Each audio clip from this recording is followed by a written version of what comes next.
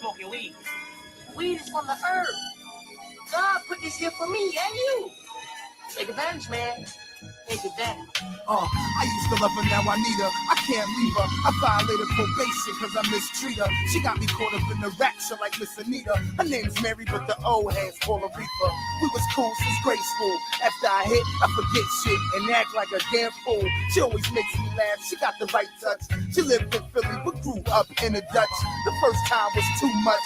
Now I lust for the head rush we get every time we fuck. I was a young buck, now I'm grown. I will never be the same if you leave me alone. You's a one of a kind, but everybody tries to clone. But you remain up in the class of your own. I can't lie, I'm in a zone.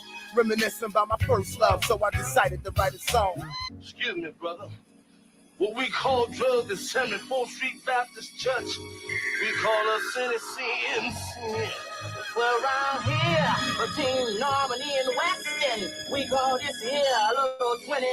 Wow. Nigga. Why don't you just give me a little bit for my cataract? One's for the money, two's for the green. Purple Kush, White Widow, G13.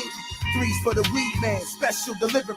If it ain't that pit, please keep it away from me. I smoked out of blunt racks, smoked out of bongs. I smoked out of one that was 6 feet long. I smoked from the chalice with the dread from the available Cincy. Star put me on my ass. I mixed it with the bomb, mixed it with the hash. Never sniffed coke, shrooms made a nigga laugh. I smoked high grades, government tested. Smoked roach spray like niggas thought the weed was infested. I been here, been there, and came back. Catch me at the spot where you cop your green at. Smoked so much my memory scarred. Shit, I can't even remember my last bar. Damn. And I've been getting high all week. Hey, Dad. Ain't like you got shit to do tomorrow. You don't have to go to work. That's right. Hey. Let's still let you know. You ain't got shit to do. Yo, what's going on, y'all? What's going on, man? Chaos in the building. What's going on? Wait for the fellas to pull up. I sent out the bat signal. 420 is the sign when we're gonna be at. Hey, look, man, this murderer's road. I know, some people watching the football games. Some people games just went off, but listen, we got some things to talk about right around here, man. We got some things to talk about. We was getting into it real good at the end of the show earlier this morning. I mean, with the boxing and shit. And I started liking the talk at the end, but guys was giving away too much of the show. I need y'all to come on back. I need that same energy. I know everybody busy. You know what I'm saying? I get that. I just left the hospital. So last night, Alexander Usyk won the belt, but we got a little bit of excitement to pull up into the building.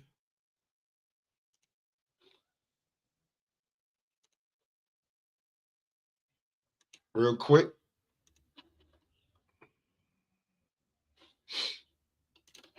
Daniel Dubois jumped up in the ring.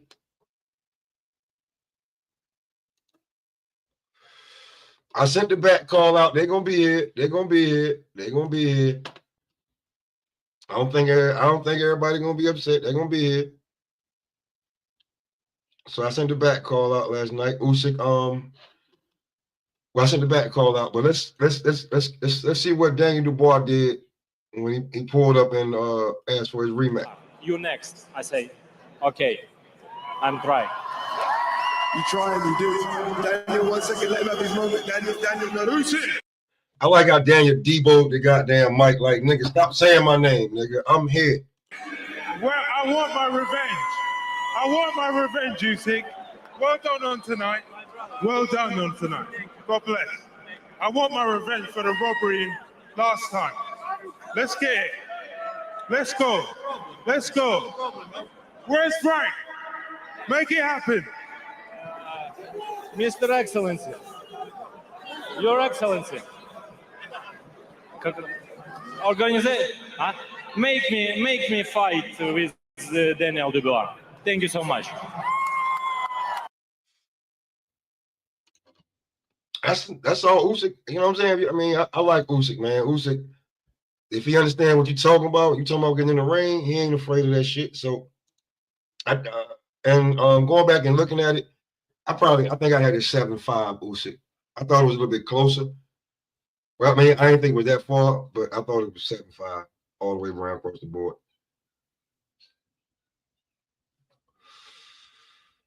So, and Chaos U is here for the chaos, man.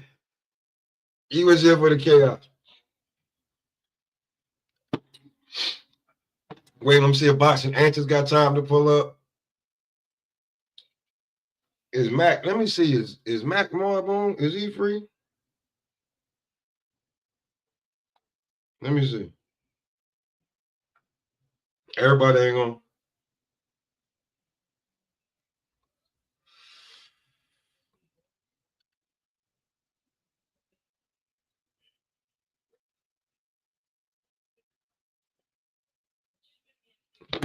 I be trying to get him up. Blue Hustle, what up, Blue? What up? What up? It's in the link is in the chat, man. We can get back to what we was talking about.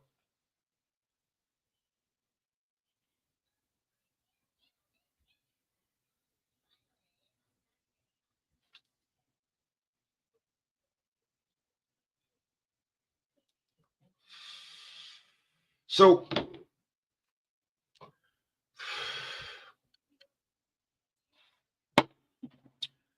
you niggas that started off with the with where Usyk got and who he gonna fight and should Daniel Dubois be getting that? Should he get that fight against Usyk and should he be overlooking Joseph Parker? He feel like the way he just ran down on Usyk, he feel like he got Joseph Parker. He's not letting that happen again. So, what do y'all think about that?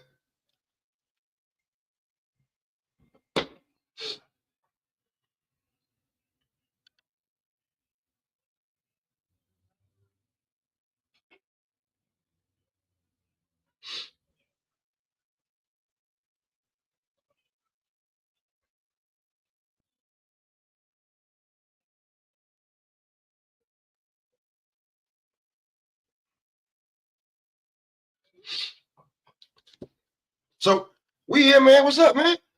Come on, man. Come on, man. This Murda Room, man. Who up next? What y'all think about these? Because February is right around the corner. Come on. February right around the corner. What y'all want to do? You know what I'm saying? I think we grown enough to know that we can talk about this shit now. Come on now. February right around the corner. It'll be here. Let me see.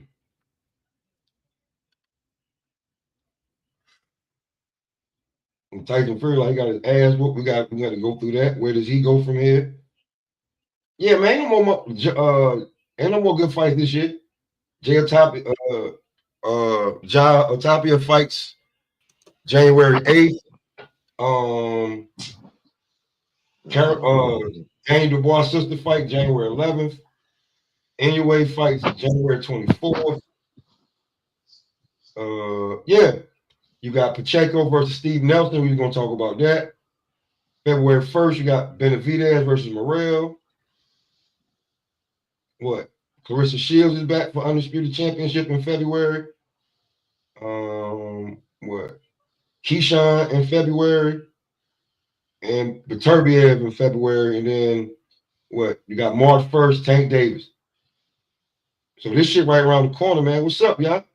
Ain't no more fights this year worth of fuck. Yeah, ain't no more fights this year worth of fuck. What we talking about, Blue? Shit, just moving and grooving. What you smoking on? This the last of what I had. What was this shit? Animal House. Oh, Animal House. Mm-hmm. Mm-hmm. I went and got a few. I went and got Animal House. I got this shit called 641. You know, the niggas don't even be having names for shit no more. I got some Well, other. a lot of times what they do is whoever the grower is, they'll come up with the name, or they'll just combine, Yeah, names it's a together. hybrid.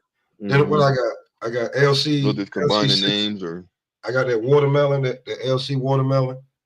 mm-hmm. I went and got a couple. You know, bro, I got the dispensary that the nigga got Ace for $10. Well, that's I mean, is it? Yeah, Is it's shit that I was selling in the street. He got that for $10. Like, if he had it for too long and he got a new shipment coming in, because when you got the new shipment in come from Cali, you got to, you know what I'm saying? And his shop is right in the front of the reservation. So he don't go no higher than like $35 on the eighth. He's killing the entire reservation. And this month he got 20% off just because it's Christmas. Oh, that's what's up. That's what's up. A lot of people do a lot of specials. I do specials too. Yeah, bro, that's how you got to do it when you got the shit. Yeah. Hey, Golden, don't be talking from the chat, man. But yeah, we had some fights we was gonna talk about when we was getting into it. You know what I'm saying? Do I have bold number? I hope bold see the shit and pull up. But Jay said they on their way. You know what I'm saying? Gooch, everybody on their way. I said it, bro. Everybody's in February. We got February coming up and middle of January. I mean, ain't no fight that's meaningful until January 24th. Anyway, fight.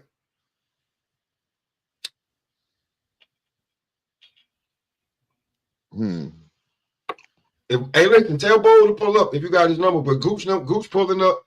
Shakur, not Shakur. I hit Cam. Jay gonna pull up. I don't know what Boom do. I'm trying to save Boom. I won't get Boom and none of this shit. You took his number down. You put it in the private channel. No, I sent Jay a message. He said he's gonna pull up. I don't know. No, I'm saying bold. Oh. Yeah, Bold put his number in the private channel. Again. Did you take it down? I took down Jay's number, man. I think I got his number. Okay. Yeah, I might have to. People gonna be pulling up around 4:30. Around 5 o'clock. You know what I'm saying? 5:15. They's gonna be pulling up because originally I had it for 5:20, but that's some free time, so I had to jump it up. What time is it right now? What time? 4:20, my nigga. That's why I played the Weed song before I came on. Okay. But until we get what's going on with the Daniel Dubois. Now listen, I'm gonna tell you something in the chat. Captain Chaos is here for the bullshit. I didn't tell him. He watched the live from this morning, and he's gonna be for the bullshit. I'm gonna go ahead and tell you. You hear me, Blue? What? He's gonna be for the bullshit. Word. And he don't care. He already went. He go at any and every fucking body. So don't, you know what I'm saying? He's an asshole. So look. You see this right here? See this right here? He loves, so you're gonna either have to ignore him or but that's my guy. He love to troll. So we're gonna move on from that. I'm just letting you know. I don't want you to be like, yo, who the fuck is this in the chat, Pop? I already told you. No, it's all good, man. Shit, it's all good. You know what I'm saying? So we off to might have to I think my headset's at 40%, so I might have to put my headset.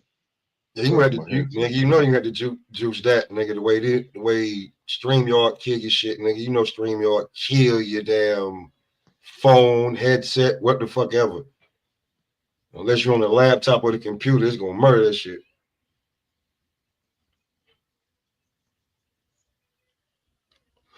I'm not. Listen, what's up? Let's get back to that Daniel Dubois and what he gonna do.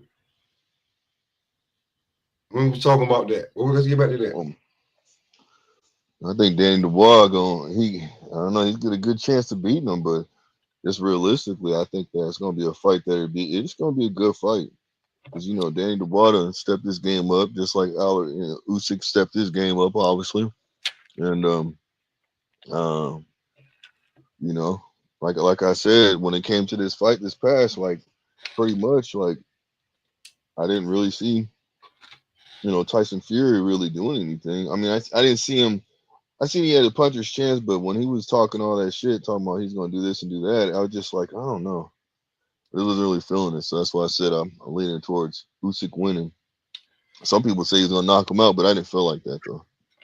He was talking about in the 8th round or some shit like that, but I didn't feel like he's gonna knock him out. I just feel like he's gonna win the fight because his footwork. You know what I'm saying? I don't see how Tyson Fury was gonna be able to switch the game up. If his first time he came in lighter, and then the second time he want to come in heavier and lean on Usyk, and I'm like that. I don't see how that game plan is gonna work. He never. And it didn't work, as you can see. He never implemented the shit right. He definitely never implemented the shit right.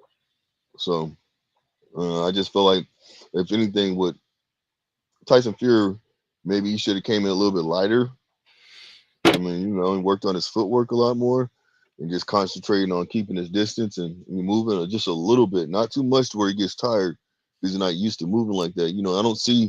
I don't see Tyson Fury as a mover like that. You see what I'm saying? So when he was moving, that takes away from his battery.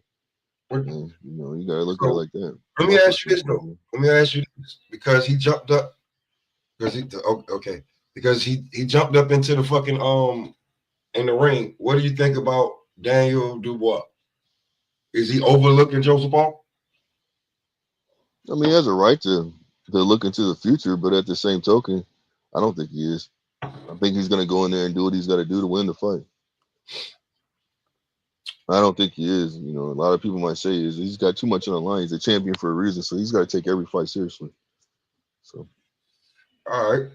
So, before everybody gonna start pulling up, AC was good. What's good, bro? What's good?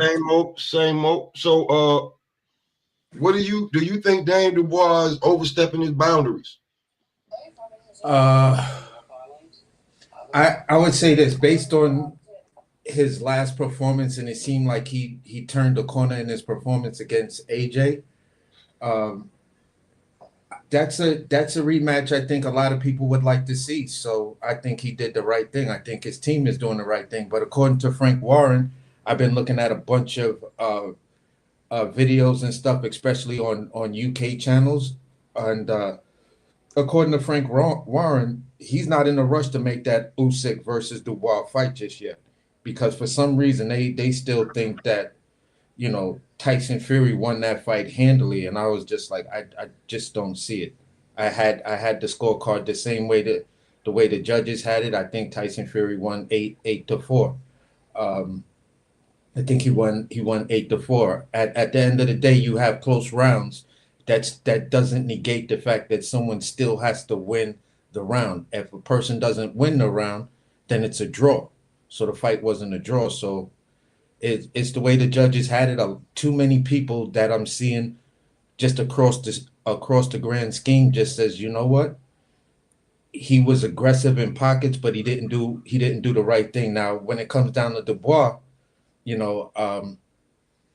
they may be trying to talk Dubois versus Tyson Fury if Dubois gets past what's his name, Joseph Parker.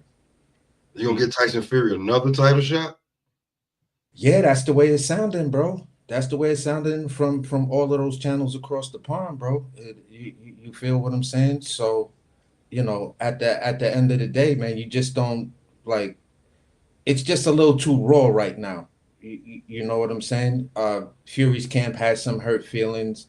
Ben Davis coming out, Francis Ngannou coming out. It's just a small hand pocket of people that saying Fury won. Even AJ was saying, no, Alexander Usyk won. I was scoring the fight. Just like all of us, we had me and you, we had it tied by the 6th round. Mm-hmm. We had it as a draw. So, it's just a matter of playing out and see what happens. Now, whatever happens with Alexander Usyk. We'll find out if he's going to stay in the game because remember, I think he did say at one point if he became undisputed, he was going to retire. And then there was the rematch. And then he was saying for a hot minute. Now, I don't know if these reports were true or not, but there was some alleged reports coming out from the UK that he was talking about retiring after the rematch. So we got to see. This is why I've been trying to find new younger heavyweights that I could kind of get behind and say, yeah, I like this guy. I want to see where he goes with it. So, Jay, what's good, man? Now we can get back to this heavyweight talk. I'm glad we got a heavyweight up here. Okay. We get this heavyweight talk, you know what I'm saying? Because we talking and you living it. That's what I'm saying. Right. I say it like this, man. Usyk's gonna fight Dubois for a second time. If he becomes undisputed again, he'll technically be 3-time 4-belt undisputed champion. And if you ask me, that'll make him the greatest 4-belt champion ever.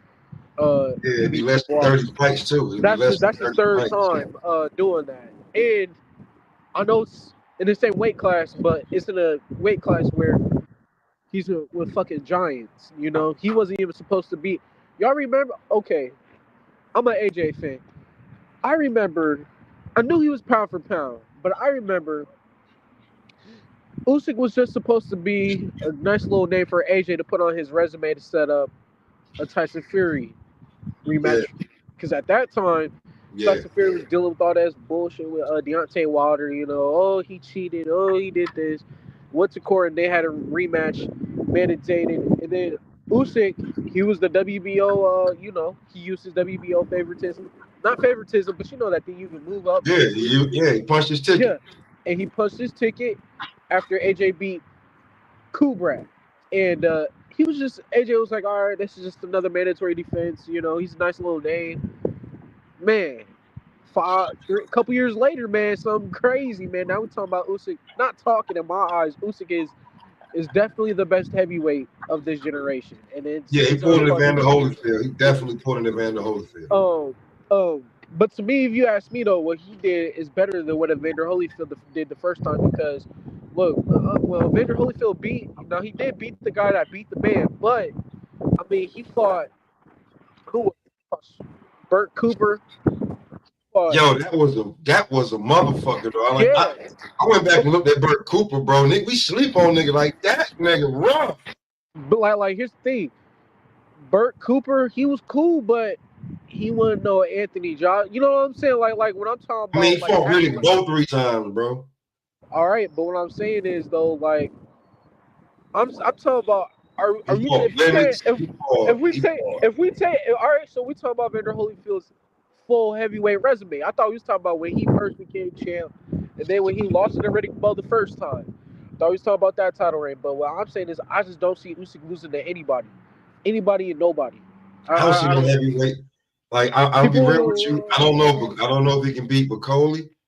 I think he beats Bacoli still. Bacoli, because like. I think he beats Bacoli too, bro. Bacoli's just too slow. He's too slow and too. It's not that.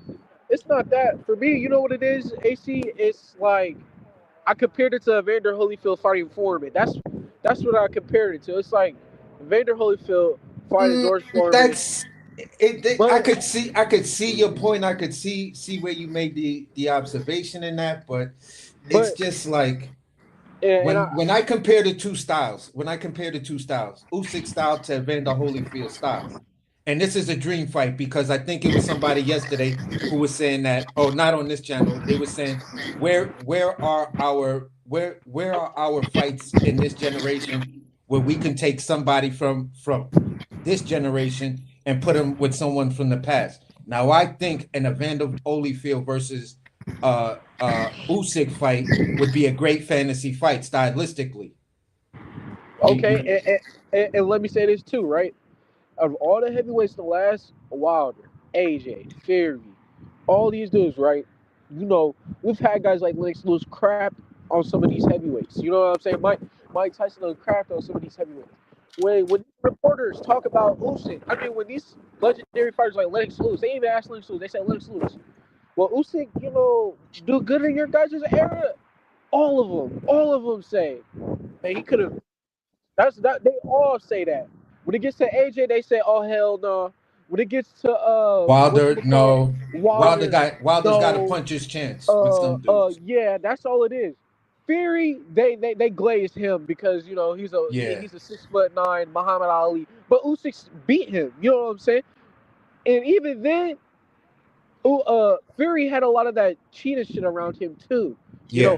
Usyk has none of that. Usyk, pure talent, Christian, hardworking man. And what's crazy about Usyk is he started boxing late. You know what I'm saying? He started boxing. He was like 16 because he couldn't play soccer. It was too expensive. And you got and like I said, man, he just came in. He beat guys like Chisora. He beat guys like AJ twice. He beat like who he got to fight at this point. Fury twice. Somebody said, "Oh, he got to beat Wilder." At that point, For what? At that point, I'm a Wilder fan. I'm a Wilder fan, and that shit makes no sense. You know that what I man said? Don't got to give Wilder a fucking thing. AC, this is what I said. At that point, Wilder's a fucking charity case. Yeah, like he's just doing that shit. He's just doing that shit to put Wilder. You doing what Tyson Fury did with Dillian White and Chisora. At that point, you just like, hey, fuck it. I beat AJ twice. I beat Fury twice. At that point, Usyk's doing it for the money and the bread.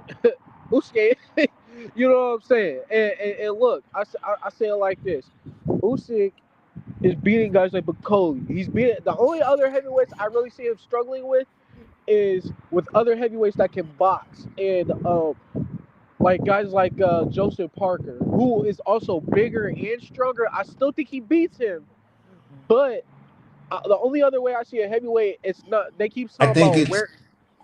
I was gonna just kind of piggyback off of what you're saying. I think it's in this new stock of heavyweights that it's a couple of guys that look like stylistically they'll give him trouble, and I think if he gets cracked with some of these young dudes' power, it might not go well. He could be stopped on a TKO because he was just hurt that bad. And I say some of these young dudes, they got some retarded power.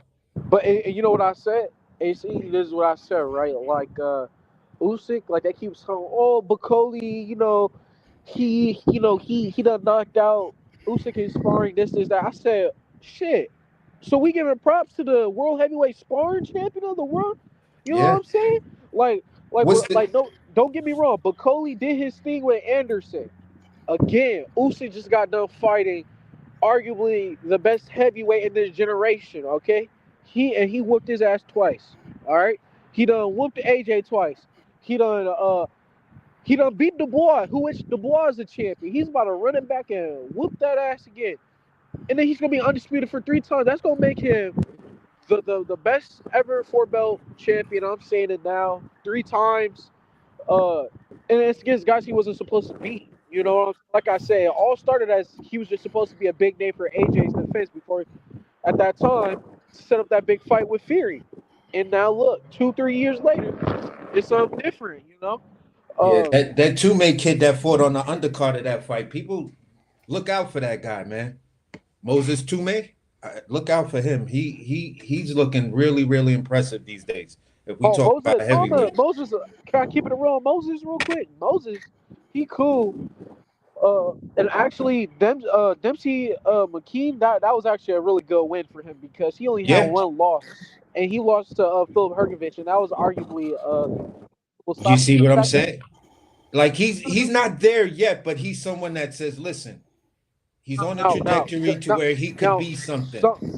Now, somebody like Johnny Fisher, oh my God, I don't want to talk about him no more. Johnny Fisher, they robbed that man, David Allen. They robbed that man. They robbed him. I don't know if y'all seen that fight. But Johnny Fisher, they was talking about Moses potentially fighting Johnny Fisher because he a knockout puncher. But I said Moses versus Bakoli. Is he too green for Bacoli? Moses versus Bacoli. Yeah. Is he too green? You a heavyweight, so I'm asking you the question. Well, is he too green for somebody like Bacoli? Yeah, Moses.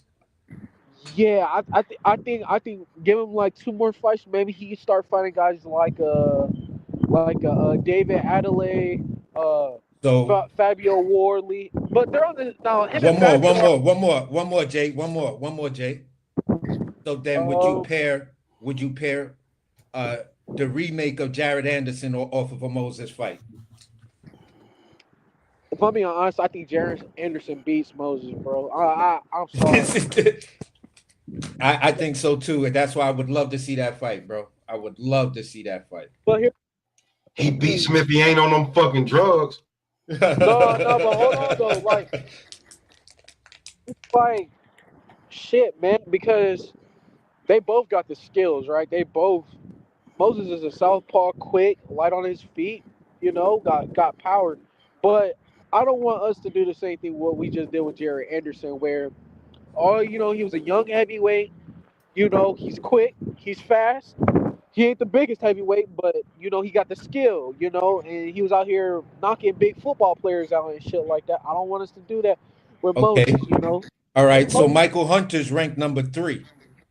He's ranked number 3. That's a good fight. That's a good fight. Michael Hunter, that's a good fight. And here's the thing, Michael Hunter got some great skill on him. You know what I'm saying? Yeah. Oh, and somebody keeps bringing up Bacoli beating Usyk. All I gotta tell you is go look at Bacoli versus Michael Hunter. That's all I'm gonna say. Like that's just that fight and tell me what you see.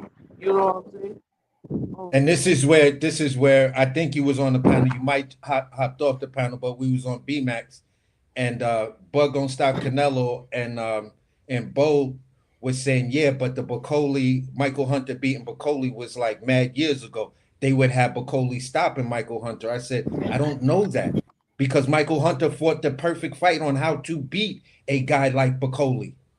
He was smaller. He was coming up cruiserweight. You know what I'm saying? Like, he was a smaller heavyweight, and he worked around Bacoli. And I think he actually knocked him out in that last round. So yeah, I see Usyk boxing circles around Bacoli. He's just too slow. If Anderson had the experience around him, we see he has the chin, but if Anderson had the experience around him, I think Anderson would have really gave Bacoli some problems. It's just he was green. You know what I'm saying? Bacoli, he was just in the power. That's all it was. But yeah, if Anderson, because he even struggled with somebody like Charles Martin. You know what I'm saying? So I don't know if Anderson, if it was Big Baby like 2-3 years down the line, I got Anderson. You know what I'm saying? It's just Big Baby is a baby in this game, really, and he took that out. So. Mac Ma, what's going on with you, big bro? What's going on, Smoke? How you feel, my brother? Man, I'm just moving and cooling, man. How we doing, bro? Hey, man, I ain't got too much time, man. I just came up to chop it real quick, man. I want a special shout out to my man, Pop a Lot of Shit, Smoke Session and Sports Entertainment, man. Y'all make sure y'all like and subscribe. Appreciate you liking a lot. Let me on, man. D Free, what's good with you? Blue Hustle, AC. My man, Big J. The Apostles up in here, the champ. One love to you, man. I appreciate y'all. What I initially came up here for, man, is totally irrelevant at this point. There's no need to even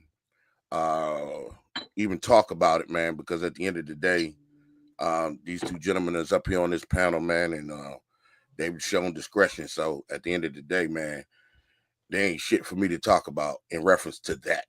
So I applaud both gentlemen, man, that's up here on this panel, man, that's going ahead and acting like men at this point right now. So it ain't shit for me to say. That being said, let me just go ahead and keep it to boxing. And I want to talk a little bit about what Big J had just said. I hadn't seen the entire fight from last night because I was watching my goddamn Pittsburgh Steelers lose. Oh, man. I'm pissed off about that. I can't even wear my jerk, yo. I got two Mean Joe Greens, and I can't even put even one of them on right now. I'm pissed off right now watching my goddamn Steelers lose. It was right in the middle of the damn fight. So I was picking my damn Steelers over that fight last night, to be honest with you. So I saw a little bit of it. I understand it went 12 rounds. I ain't gonna say it was boring, but it from what I saw wasn't a great deal of action. I mean, you guys could tell me if there was more action than what I saw. It was pretty much, just a boxing match, you know what I mean? Spawn session kind of be a little bit, man. I mean, they went back and forth, I guess, man. Y'all can speak on that more than me. So I'm not even gonna try to debate any of that.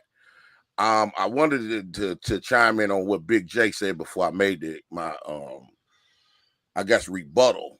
Big J, was you saying because of Usyk, which I agree is he's the best heavyweight of his generation at this point. I think that's his head and shoulders down. You really can't debate that.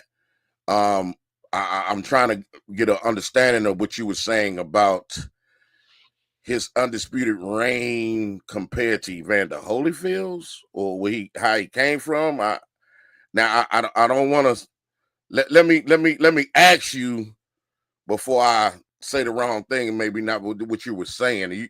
You saying that his reign and what he did was better than Holyfield's reign coming up from cruiserweight up to heavyweight? Yeah. I said Usyk's reign was better. His first reign was better. How many reigns do you have to have? I'm comparing when Holyfield first came up, right? Yeah. He beat Buster.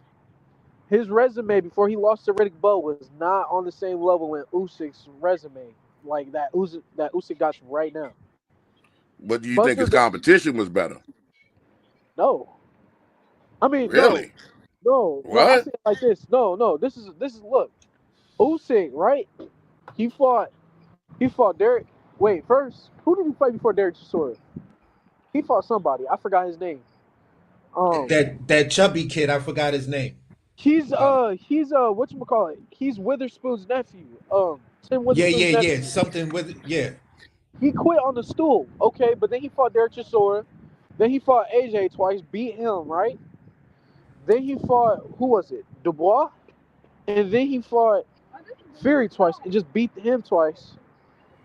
Whether Evander Holyfield fought at that time, he fought Buster. Then he fought Riddick Bowe. He fought Chaz Witherspoon. That was his name, Chaz Witherspoon. Hey, no, Evander Holyfield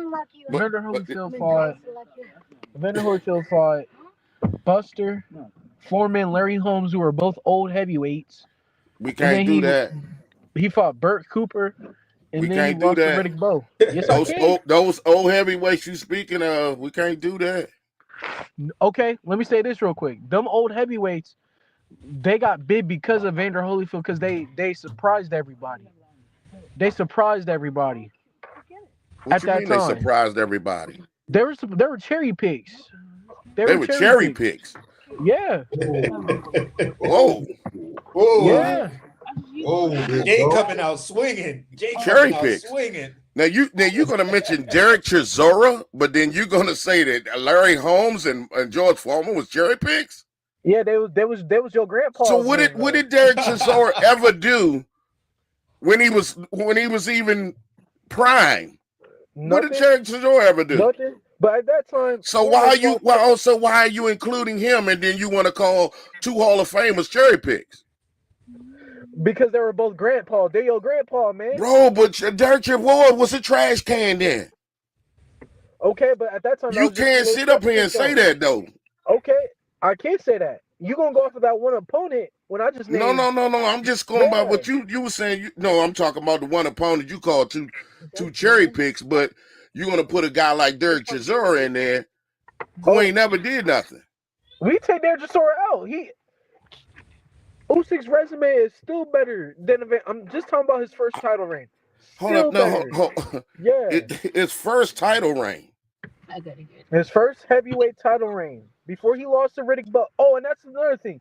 when he lost to a young heavyweight like him. It was a good fight, but then when he finally fought somebody that was young, a good heavyweight, he lost. He was Usyk young is beating too. everybody. You act like he Usyk, was old. who? Evander? Yeah. No, I'm saying he fought somebody like Foreman. Foreman got big because of how he shocked the world. It wasn't like he won that fight against Evander, but let's keep it real. Foreman had 20 or some fights back. Hold on, wait, hold on, Jay. You saying that Foreman came right back, and the nigga that beat Holyfield, Michael Moore, Foreman hit him with a 1, 2, 3. Huh? After Holyfield beat George Foreman went back and beat Michael Moore. 5 years later. 5 years later. And what I'm saying is this. Foreman got his will, you know what I'm saying? Foreman, yeah. But at that time, so you're saying, okay, Holyfield beat Foreman. I'm saying at that specific time, Holyfield fought having a damn stroke in the damn. Y'all was there. So y'all lived it, right? So y'all thought Foreman was gonna beat Evander Holyfield. He beat everybody else until he fought Holyfield. Who? Name him. Exactly. He was fighting truck drivers. Who you saying was fighting truck drivers? Evander Holyfield gave him the shot. Name him. Can you please? I'm waiting. Name who? I don't know what you're talking about. Name who? I'm saying because I said who? I said at that time that was a gift. That was a gift for Foreman. That was a gift. You said it was a glitch for Foreman to beat Michael Moore. There's some sound in the background, like a video game or something. After I'm saying at that specific time, y'all that was alive, did y'all think Foreman was gonna beat Evander Holyfield? Take Michael Moore out because that was after. At that moment, y'all thought that. Y'all thought Foreman was gonna beat Evander Holyfield. We didn't know. That was 91. That's when Foreman was trying to make his comeback. When somebody got something in the background there. Foreman came back. There's some music going on in 88? Something like that. And he trained them 3 years to get right. Hold up. Foreman. But y'all can't name me the names though. What the names of what? Foreman came back in. He fought Dwight Muhammad Kawi, who was old and out of his prime. Hold up. Foreman came back in 87. The only loss he had after once he came back in 87, he fought every single year all the way up until he retired the last time. The only person he lost to was Evander Holyfield, Tommy Morrison, and Shandon Briggs. That's it. So what I'm telling you is this. Everybody else from 87 to 97. And I get that, right? Before he fought Evander Holyfield, he fought 24, something like that times before he got his shot at Evander Holyfield, right? Most of them was truck drivers, bro. It was an old Dwight Muhammad Kawi, and it was a Cheney Jerry Cooney. But we talking about a George Foreman, dog. He would have been he was a Hall of Famer before he even came back. No, you do realize everybody that he fought up until he fought Evander Holyfield, he knocked out except for one person, which was Everett Martin. They were everybody he fought was good. You got to look at the whole AAQ of fight there. He knocked out except for Everett Martin. Everett Martin was the only person he didn't knock out when he came back. Dude, and then Thomas Marshall, I think they get Tom Marshall in that fight because they try to build him up at the Great White. Hold on. Hey, Big J, you going against? Hold on, Big J. You 19 going against a whole. You got damn near 100. Can you let me out right here real quick? No. Okay, but what I'm saying is this. I'm trying to tell y'all is this. It's like 200 years. Hold on, it's like 200 years of it. I'm watching. All right, hold on. I'm about to step out real quick. Hold on. It's like 200 years of us watching. Put all our ages together. It's like 200 years of us watching boxing. And bro, you only been watching for 90. Hey, okay. Thomas Marshall, they killed Thomas Marshall in that fight. All right. So y'all want to keep. All right. Look, I'm saying Vander Holyfield's title reign, before he lost to Riddick Bowe, right? He had 3 title defenses. It was smoking Burt Cooper, which that was a late replacement, and I get that because that was supposed to be Mike Tyson. Mike Tyson got injured. Then it was supposed to be that Italian heavyweight. He got injured, so then they replaced him with Burt Cooper, and that was a great fight. Cool, I give y'all Burt Cooper, but he fought old Larry Holmes, who this was before he beat Ray Mercer. This was George Foreman before he beat Michael Moore. I'm saying at that moment in time, y'all thought Foreman and Larry Holmes were gonna beat Evander Holyfield. Y'all thought that. Man, listen, listen, I watch the Hold up. Those, regardless if you felt like you was gonna bend and you gonna win, they were still good fights, right? No. Okay. The thing was the competition. The competition is the competition, right? So hold on. So B-Mac. All right. Do you know not Jimmy Ellis that beat George Foreman? Do you know the white man Jimmy Ellis when that Foreman beat before he fought Evander Holyfield? Have you ever heard of Jimmy Ellis? Yeah. No, I'm gonna put it this way. The white I'm gonna trucker put it guy. this You way heard of because him? I was watching boxing at that time. I'm 48 years old. I'll be 49 next month. I was watching boxing at that time. At that time, when George Foreman came back, he was knocking out everybody. When he was about to fight Evander Holyfield, he knocked out everybody when he came back. But who were they though? No, but listen what I'm saying. At that time, when he was about to fight Evander Holyfield, they were saying they didn't. Let me finish saying what I'm saying. Listen, Jay. At that time, when he was about to fight Evander Holyfield, they said they didn't know if Evander could deal with George Foreman because he was a smaller heavyweight. George Foreman was a big heavyweight. It was a 50-50 fight, literally. Oh my God. Hold up, bro. You talking about all these guys was weak. Like you wasn't around to see Pinkley Thomas and Michael Dokes and the rest of these guys. But hold on, B-Mac. I can understand Jay's point. I can understand where Jay's coming from because at the end of the day, bro. At the end of the day, Evander Holyfield fought these guys. Jimmy Ellis was 16-0. Understand what I'm saying? After that Evander Holyfield loss, he took a real light touch, and Jimmy Ellis was 16-0. He goes in and fights Alex Stewart, who was 28-3. Evander was 28-0. You feel what I'm saying? So to jump all the way down to a 16-0 guy, it's kind of like, bro. All right. I'm saying No, hold on for a minute. No. You gotta look at the competition that was back there. Whether the fighter was 16-0 or not, the boys was hell.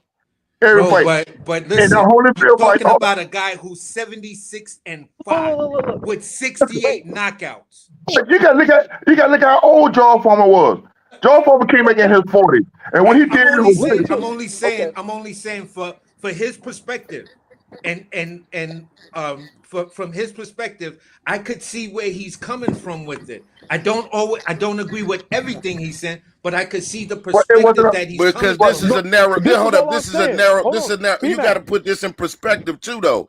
You talking about this guy was fighting championship fights before he got to be even a champion. It's my point. You're looking at his first reign because he had 3 fights before he lost the belt, and you're narrowing that down. But you got to remember the age that George Foreman was at that time. No, I'm talking about Evander Holyfield because that's what we're talking about. We talking about Holyfield. No, Evander Holyfield, and Evander when Evander was reigning, when Evander was moving up, and he was going through the ranks. Evander Holyfield was considered the best cruiserweight of all times. He was considered. Listen what I'm saying. Listen, at that time, he was the best cruiser. He was considered the best cruiserweight of all times, and he was considered the biggest challenge to Mike Tyson at that time. Listen, not only that, Evander Holyfield was the undisputed champion in the cruiserweight division. Then he moved up to heavyweight. Okay, yeah. And I told somebody this the other day. Buster Douglas fucked up the money. This is what I'm saying. Like this, on top of that, you were saying that, as far as his reign and so on and so forth. Do you think that anybody that Usyk fought at cruiserweight was going to fuck with the white Muhammad Qawi? Hell no. They would kill Usyk. The white was old. The white was The old. white would Hold up. kill. How The was he? white would What kill you mean the Usyk. white was old? The white when he fought Foreman, and that was No, like, I'm talking about Holyfield. We talking about Holyfield. Oh, Holyfield. Okay, look. Well, Because you said Holyfield. Yeah, we originally are talking about Holyfield and Usyk, right? Yeah, I'm staying on Holyfield. I'm not Usyk's jumping on married to- what Foreman did. We're Okay. talking about Holyfield. Yeah, so Holyfield is basically coming from 175 and then going up to 200. So when you look at Holyfield, That cruiserweight, that's a cruiserweight fight against the white Muhammad Ali. Yes, it was. Yes, exactly. So anybody that Usyk beat, you think they can fuck with the white Muhammad Ali? Hell no. No way. I think Tyson. I'm gonna throw something and say David Hay. You think who? David Hay. Come on, bro. Murdered the white Muhammad Ali. AC, quit smoking today, AC. Stop, AC. Come on, bro. Come on, bro. Come on, AC. I'm joking, bro. You gotta laugh. AC gotta laugh about it his damn self. You know it. Listen, you go back and look at even at the boys at the old age. The shit, man. Y'all sleeping. But hey, B-Man. My thing is this. Even at the boys' old age, they will fuck Usyk them ass up. The white Harvard. That's my point. Is that I understand what he's trying to say.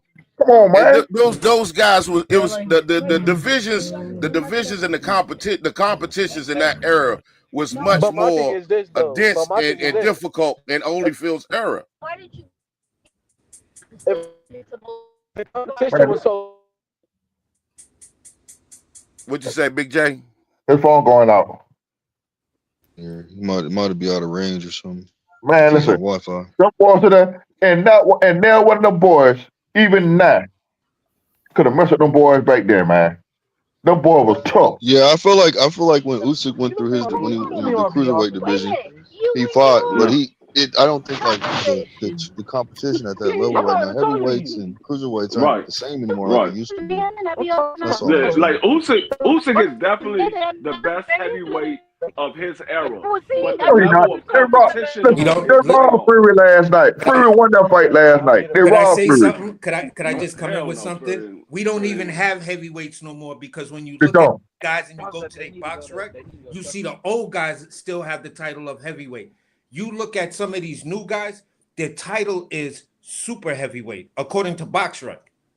But see, KC, you remember we know the super heavyweight division was coming because it was introduced. It was introduced Man, with that Lennox Larry Lewis. Holmes back when Holyfield had him would have beat the shit out of Daniel Dubois. Look, these fighters. I mean, these fighters back in the day, you had multiple fighters, multiple heavyweights. That was and AJ nowadays. And AJ. Hey, B-Man. You remember back in the day? Y'all hold on for a minute. Larry Holmes at that age would have beat the shit out of Dubois and AJ. Beat the shit all of them. And Mike Tyson was if we're talking about shorter heavyweights, Mike Tyson was a short old Larry heavyweight Holmes would have had problems with this. Hold on, real quick, because we throwing out like the major names that everybody know. I want to ask y'all because everybody boxing fans, and I was just watching the highlights real quick while y'all was talking. In this day and era, how many do you think Shannon Briggs would be a champion? Yeah. So Ray Mercer be a champion. I would have loved to see Hell Daniel. yeah. I would have loved to see a Daniel Dubois versus a Shannon Briggs. Good fight because his kryptonite was Tua. Let's go. I think a prime Usyk versus. I'm gonna tell you like this. Actually, to be honest with you, I think a lot of these heavyweights nowadays lose to Buster Douglas. A lot of them lose to Buster Douglas. Gosh. Oh my You talking because you saying the one Buster? I'm just telling you. That's, a lot of these dudes, that's a bit of a reach, bro. A lot of these dudes Look, a prime Mike Tyson. I believe a prime Mike Tyson. A prime Mike Tyson would I think would eat the shit out of would dominate. In his prime would have beat the shit out of the boy. Wait, This is what I no, want to slow say down. real quick. Slow down. This is what I want to say. This is what I want to say real quick before everybody go. D Free just said that a lot of the heavyweights now lose to a delivery pizza driver from our era. Go ahead. But okay, so this is what I'm saying. This is what I'm saying, right? You guys keep talking about heavyweights nowadays from back then would be great. How come guys like Lennox Lewis, Vander Holyfield, Mike Tyson, they all saying Usyk could beat them in their prime? They all Could beat saying who? that. You said No, they I'm said gonna Usyk could beat tell them? you why they said that. I'm gonna tell you why they said that. No, The same. no. Hold on. Listen, Because they hold didn't on. say that I'm gonna about tell you why they AJ. said that. I'm gonna tell you why they said that. Please. They said it the same reason that Muhammad Ali said Mike Tyson beats him. Okay, but hold on though. Slow down. They was giving them their props. Uh-huh. They didn't want to put them down. They was Yeah, giving them their props. but here's the issue Man, with that Lennox though. Lewis would No. Lennox But Lewis the would issue kill with that Usyk. is okay. They didn't do that to AJ. They talked about AJ. They didn't do that about Wilder. They talked about Wilder. They didn't. Usyk can stop like that, Jay. Jay, hold on. Listen what I'm Excuse me, saying. y'all. Let me tell you something. Hold on. Please let me address this in here. Let me tell you something about Usyk. I ain't gonna take nothing away from him, but the Usyk that was Holyfield now, so he would beat them boys. Man, that boy would kill Usyk to the body. Fury was hurting him last night to the body. Wait. Hold And this is the on. issue. Let me finish. That's the issue I Let me have with finish, you Jay. saying, Let me bro. finish. All right. Usyk wouldn't have been able to fuck with Larry Holmes with the jab that he got. Lennox Lewis would have dog walked him. Lennox Lewis. Hey, Lennox Lewis's 1-2 was crazy, bro. Okay, but Seriously. hold on though. He had the best 1-2. Yeah, but we're talking Like, about they, the Lennox they Lewis didn't after say that Lennox about Lewis AJ. went to Crunk Gym. Yeah, You're talking about because the if it same was Lennox Lennox, Lewis that if after it he was went Lennox to Lewis, Crunk Gym. You're talking about all of these guys after they went to Crunk Gym. That's when they became their absolute greatest. Now you take their record before they got with Emmanuel Stewart, it's a little suspect for them. Yeah. We're not gonna do Because that, a nigga like AC. Hakeem Rock, We're not doing that. AC We're not doing that. We're was not supposed doing to that. be able to sleep. We're not doing that, bro. Why? Here we go. Why? Moving it on, Okay, so all right. Should we say the move. same thing about Daniel Dubois? Let's take Daniel Dubois before he got with his new Yes, trainer. you would say the same thing. Nah, bro, we're not gonna do. Yes. We're gonna take the And Daniel I'll Dubois agree that we with know you. right now in his prime. We're B-Mac, not gonna you do say that. the same Why are we thing. gonna sit? Nah, bro. These Why fighters are we got in gonna their take a prime lesser? under When we the gonna take a tutelage lesser of fighter to someone make who a came point? out with a whole We're not super gonna take a heavyweight lesser style fighter to that make a point, dominated bro. the division. That You're doesn't talk- make sense. But B-Mac, hear me You out. want to take the best version of each fighter that you possibly can. Yeah, Why would and you that's want to under take Crunk a Gym. Yes or no? good fighter and then say, "Oh, okay, you're going to take the best fighter of Usyk and then compare him to another guy that wasn't at his best." Let's not do that. No, You're I'm gonna not take saying the he best wasn't at his of the best. best, bro. I'm saying No. if you compare all of them, you take the Lennox Lewis after he was knocked out and when he went to Crunk Gym. That Lennox Lewis right there is highly competitive. He probably would have just went through everybody in this era. You take that same Klitschko of when that he would Klitschko have. joined the Crunk Gym. It's the same thing. You take that Michael Moore and all of those guys. Once they got down with Crunk Gym, you've seen a definite turn in their abilities and everything. And I'm saying let's match that with that. They would have beat Michael him. Moore got better when he was with Teddy Atlas. But what I'm saying is this though, right? Back to Usyk and Evander Holyfield. You know what I'm saying? Because we could talk about all these heavyweights. But what I'm telling you is this: I'm not saying Usyk is better, like best all time. No, I'm talking about their title reign. That's what I'm saying. Their title reign. Usyk had a better title reign than Evander Holyfield did his first time. He went fuck with Holyfield. Period. Wait, no, You saying he had a better title reign? Okay, that's well, all I'm well and saying. fine. If you want to put Usyk's 5 fights that he's had compared to the 3 fights that Evander Holyfield had, okay, that's cool if you want to say that. But if that's what you're saying, but that doesn't match up to the overall of these 2 fighters, right? And on top of that, I would love to have seen them fight. You know what I'm saying? That would have actually been a great chess match, actually. That would have. Holyfield would have ate him apart. Okay. Holyfield And would have ate his ass apart. again, I'm again, not 100% sold on that. I don't Man, know. nigga, Steve, what hey, the hell you because got smoking, man? Evander Holyfield hey, was an extremely dirty fighter, bro. Let's keep No, it being. Holyfield fought. Holyfield was a motherfucking genius. Holyfield, you go back. Okay, I'm telling you what. Go back and look at that Riddick Bowe and Holyfield first fight. You think Usyk could have handled that kind of pressure? wait, hold Like on. that? Body weight, slow Hell down. no. No. Slow down. Usyk would Body not work have beat said Holyfield, dog. no, hold on, Holyfield time out. don't beat Because Holyfield. I no, think we're stop. being Because biased because of our age. No, he not. Wait, He's hold not How on, we being being biased. biased because of our age, dog? What do you mean? No, dog. Hey, I'm trying hold Yeah, on. he was saying to that tell about Big J. He's saying that because what I'm Hold saying on, is this. hold on, real quick. Niggas Because acting we like got I'm some saying Usyk topics. is the greatest. Hold on. We got some topics to get to. We can revisit. Just like Shakur said to Tank. But anyway, we got some topics to get to because while we up here, yo, Gooch. What up? We was talking earlier, right? And one of the topics that we was going to talk about was what? January 22nd, dog. No, 25th. 25th. 25th, I mean. January 25th, dog. So we got January 25th. No. That's totally no. You want to go here? This is B&B year, nigga. I'm leaving it at that. So we got because we can revisit that because that seemed like a good topic. We're gonna be here for a while, y'all. Diego Pacheco versus very own Steven Nelson. Headliner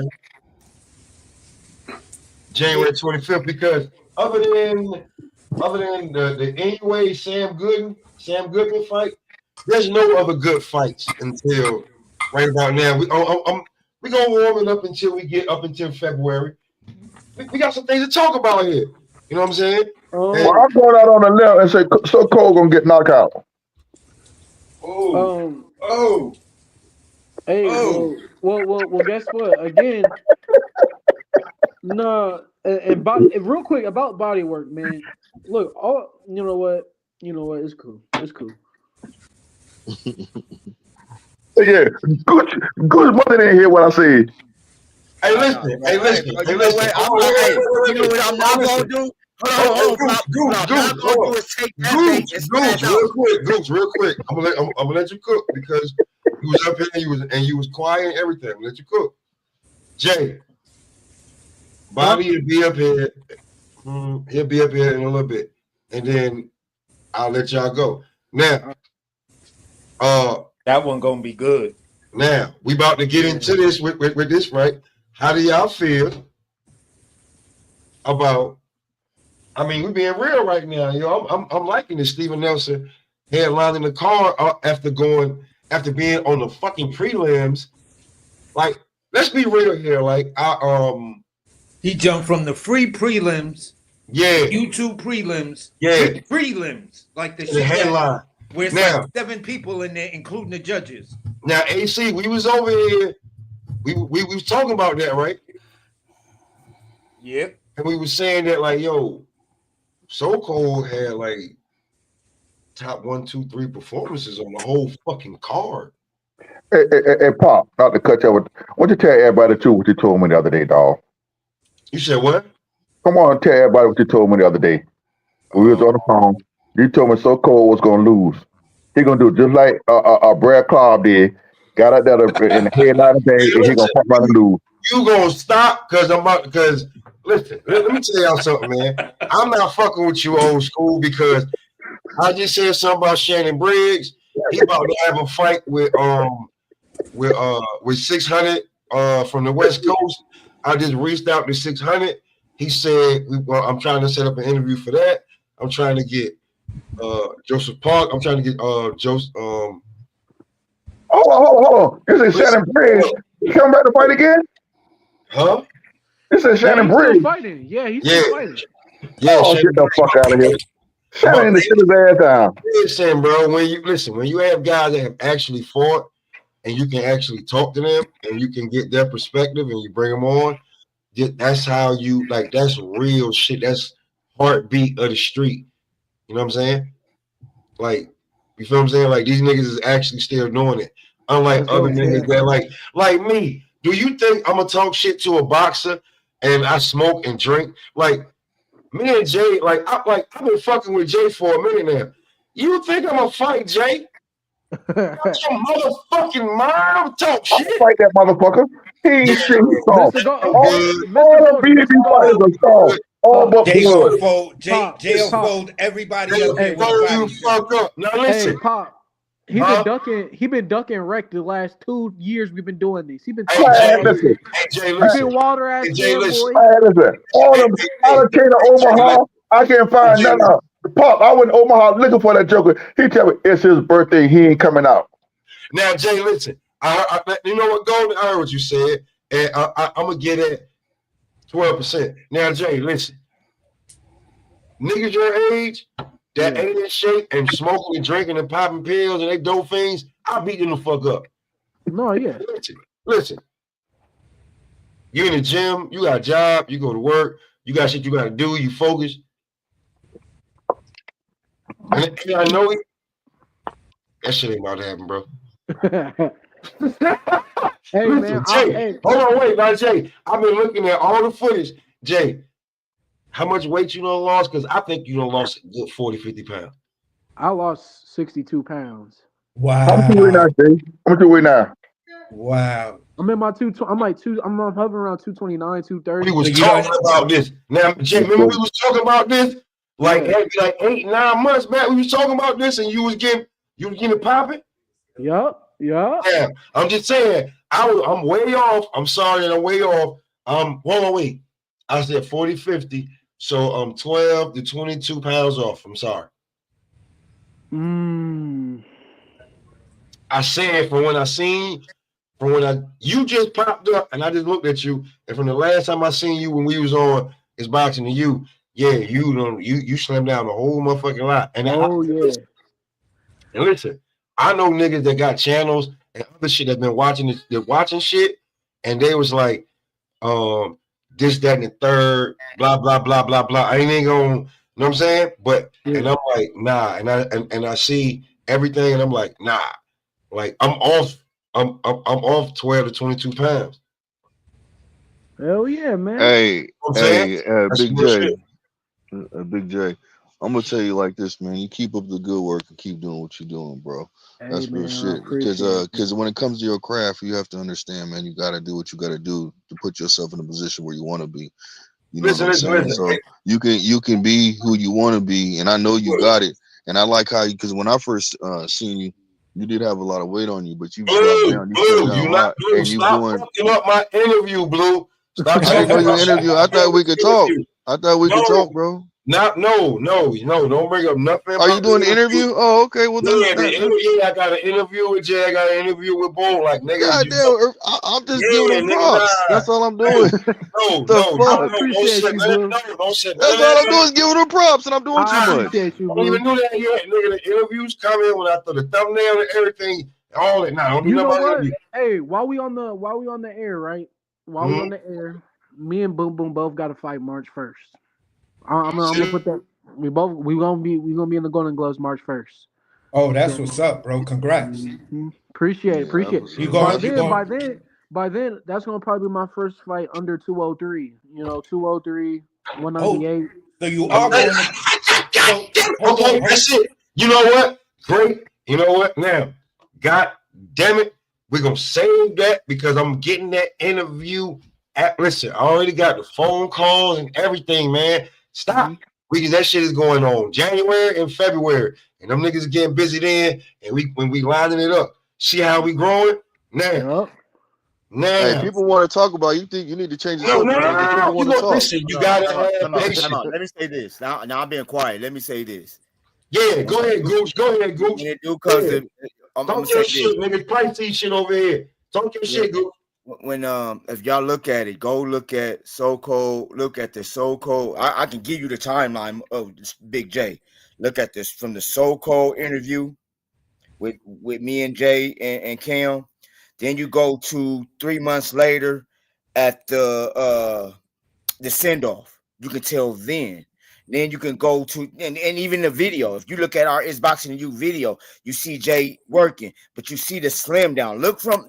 I watched it. I literally watched him drop him, and they started. If you just look at the So Cold video, and he was only 18 then, 17, about to be 18 then, right? Yeah. Yup.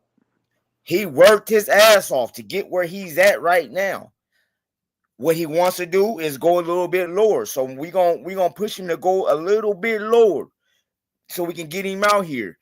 One thing I gotta say too, and Pop, fuck you on this one. When it comes to accolades over in that gym, the guru gives this young man the biggest of the biggest props. I sat down with Bomac a year ago, and he was Big J was like, "Hold on, Bomac, I'm not fighting yet. Let me graduate." So what Big J do is he takes steps into what he do. He had to graduate first. He graduated out of high school, great grades. Now he went to focus. His weight was a problem to him. He got it off. His dad started working with him in the gym. You know what I'm saying? You start seeing shit. Then you see him working as a man. Then you see him as Big J, big ups to his levels of steps of what he's going, because he's just not just a young kid that's out here. He's a young kid that's faithfully out here. And when I say faithful, I mean in his faith also, because he goes to church, he works, he ain't, you know what I'm saying? He might have a girlfriend, but he ain't gonna let y'all know about it. He ain't on no Travis Hunter shit. I'm just hell no, we don't do that over here. Understand? You ain't gonna be if we see something like that, me and Kim, no, hold on, nephew, she ain't the one. Gonna have to do the bow wow. Hey, me and Pops and Kim and my bro Lee, we gonna be like, no, that ain't the one, bro. Let's put her to the side. Let's concentrate on. Let's keep it in the ring. So long story short, man, I'm gonna say this, man. If y'all want to see the steps of Big J, just go on It's Boxing You. I can tell you. Look at the So Cold interview. Then look at why the fuck we gotta go over there? This Boxing to You, and we ain't talking about you right now, nigga. My interview's coming up later. Hey, Pop. Hold on, see, there you go. See, you walked away. What I'm saying is that they want to see the gradual weight loss of Big J. Gooch. You said fuck me for no reason when I gave him big ups to the same shit you just said. I think you just wanted to say fuck me. That's what but Pop, Gooch, I do got some footage. Of me working with Bernie, so I'll send it to both of y'all. Y'all can. Oh yeah, you didn't send me that. You didn't send that to me. I did it. I forgot about it. We started talking, and I remembered. You got hey, your messenger. It won't let me message you, bro. I have to go to Instagram. Somebody else told me that. Send me your number in your chat. Send me your number in your chat. Okay, now listen, real quick. We listen. Now listen, bro. We cooking. Bro, we got So Cold. Okay, you got Andy Cruz on that fight. Andy Cruz on that card. Go where the fuck you went? I'm about to bring your ass up here. Hold on. Let me go here. Do y'all see the chess move with that too? Who? That's what I'm saying. And I'm gonna say why. Because that gives the team to look at this young man and be like, is he ready for Keyshawn? Hey, but on that, Gooch, who's the team? What team is Andy Cruz with? Boots. What team is he with? Boots. Like, come on, man. Like, I'm just saying that gives us something to look at. That gives us something to look at when it comes to if you want to say, if everybody's saying why Keyshawn ain't trying the young man. If the young man comes out and fights spectacular, we might get to see that fight sometime in 2025, 2026. Who knows? Hey. So, are we gonna talk about Andy Cruz fighting somebody we ain't never heard of, or we gonna talk about So Cold real quick before we move on, bro? Because we got So Cold fighting Pacheco is the best thing going right now in that weight class, because everybody's at a standstill. Nobody knows what's going on, who's gonna fight who. Well, you gotta look at it like this, right? You gotta look at it like this, okay? My personal opinion, this is how I think it goes, right? No, So Cold beats Pacheco. He don't get that shot at Canelo instantly. He's not gonna get it. You know what I think happens? Keeping it real, he gonna fight the IBF champion that nobody has. Mimbilli? Everybody, listen, Mimbilli's no, Mimbilli. Oh, William Skull. You mean William Skull? William Skull. Let us look. we get because But Pacheco, that if I'm makes not sense though, bro. That makes yeah, sense when you yeah, look at it. Don't chase Canelo when there's a belt when there's a and, belt available for you right there. and here's the thing: I don't want to disrespect William Skull, but that's ours. That's Yeah. Omaha's. What Ask belt Gooch. he has? I've been saying since William Skull had got the belt, me and B Mac watched that fight. We had our debate about that fight between Skull and the other dude, Shashinkin. And I was Yeah, like, and then I said, listen, William Skull got that belt. I was saying it to Gooch. Listen, yo, see if the Turk could sprinkle some magic on and you know pay a little money to get this man ranked or get him over in the IBF so he can get that William Skull belt. yeah, man. Because Pacheco, if I'm not mistaken, is ranked in the top what 3 in every single organization. Like So, I don't mind if he goes the Mbili route or if he oh, goes the William Mabili, Skull route. Mabili, I think that's going to be a dog war because their styles are. Soko got more in the bag, but their style like they're both short, stocky, pressure. But the thing about Soko But is he's a smarter fighter. He can and he's more box. polished to me. I His see. I see Soko beating everybody, bro. I see Soko Mabili, beating them all, bro. I see him but beating hold them on, all. Mabili, he can only fight one way. That's why he couldn't knock out a fucked up Ermachenko. He couldn't knock because he only fights one way. He didn't. Soko can switch it up. He can box. He can turn into an Andre But Ward on your Mbili ass. is an But excellent then, name. Go fight but Mbili then, but over in but Canada. You but start to build then, that name recognition resume. but then you got somebody like Soko. Soko could fight like Andre Ward. And then if you want, he could press you like Mike Tyson, bro. I'm telling you this as a person that sparred him. No, I'm but what telling I'm you this. saying is he needs. Yeah. I'm saying eventually I would love to see So Cole fight the Christian Mbili because you fight him over in Canada. Look at how Mason was even on that card. You Oh, feel what I'm he was saying? on the So undercard of that Arthur Better Be versus Callum Smith fight. He got so much pop. So I already yeah, know. so Yeah. even in Canada, bro, like listen, go over there, get your props because Canada's starting to make noise right now. And Yeah. I'm gonna give a big shout out to one of my other favorite fighters coming out of Canada because Billy's one of them, and I'm gonna say Joseph Brown is at the top of the list. Big Hey, shout but you outs want to to know young something else? Joseph Brown. You want to know something else though? Soko already's gone in trash talks with guys like Edgar Berlanga. I don't. I can see that fight happening too. Not only that. Now let me tell you this. I don't think the Caleb Plant fight is gonna ever happen with Soko. I don't think that. Nah, I I don't think see that they're happening. too Caleb close. is They're too on a close. different level. Yeah, they're too close. They're like brothers. What was he? Even Bud getting ready for Caleb Plant to get ready for his fight against I would rather see Caleb Motumbi. Plant go down to 160 and just do He's damage. too big for 160. He's too big. I think He's he can talking make about moving up to 160 though. light I heavyweight. just personally think he can make 160 because Bro, he can't. No, He would. no, he's I'm only talking. saying this. I'm just saying this Uh, from my opinion. It might be a wish list type of thing. But I Okay, yeah. personally feel that if anybody was to go up or go down to 160 and give my boy Hamza Shiraz a tough ass fight to whereas he possibly could lose it, I would say the person to do that right now would be Caleb Plant. but Caleb Plant's talked about moving up to light heavyweight. So Yeah, I know because he's getting big yeah, now. He's getting in yeah. that age He's bracket, really but it's he's like, really getting damn, Caleb, like 160, bro. I he's think you would really be a yeah. monster at Cause 160. he's really getting thick. No Diddy. But um, nah, yeah, man. I think there's some opportunities for SoCo, man. Even if it's not Canelo next, I mean, there's only a matter of time before they really do have to start stripping Canelo, anyways. But I hey, want if to we see could, Soko get that belt, man. Get a belt, man. He deserves it. that's He what I'm deserves it. saying. That's what I'm saying. The Williams He School deserves fight. it, Oh my man. god. Oh my god. The Williams School fight. Don't let it be in Omaha, Nebraska. Okay, let me be quiet. Let me be quiet. Look, But Talk the it way up. they I, go back away, I, the I way said it him like and Terrence Bud Crawford go at each other, sparring and shit, and I said just it keep like doing with their this. antics, Hey, man. Soko gonna be a beast, bro. I said it like He's this. already a beast. I said, Bud don't need the Canelo fight. Let my guy So Cole become undisputed. You don't need that shit, boy. If you want to go undisputed again, go undisputed at 154. You don't need Canelo. You know what I'm saying? This is actually somebody that's in Nelson's weight class. He's getting older. He is perfect opportunity. Um, let him get why do we need one undisputed champion? We can have a couple. We can have two. We can have a pair. Two different stories, too. Two different directions, but they both undisputed champions of Omaha, Nebraska.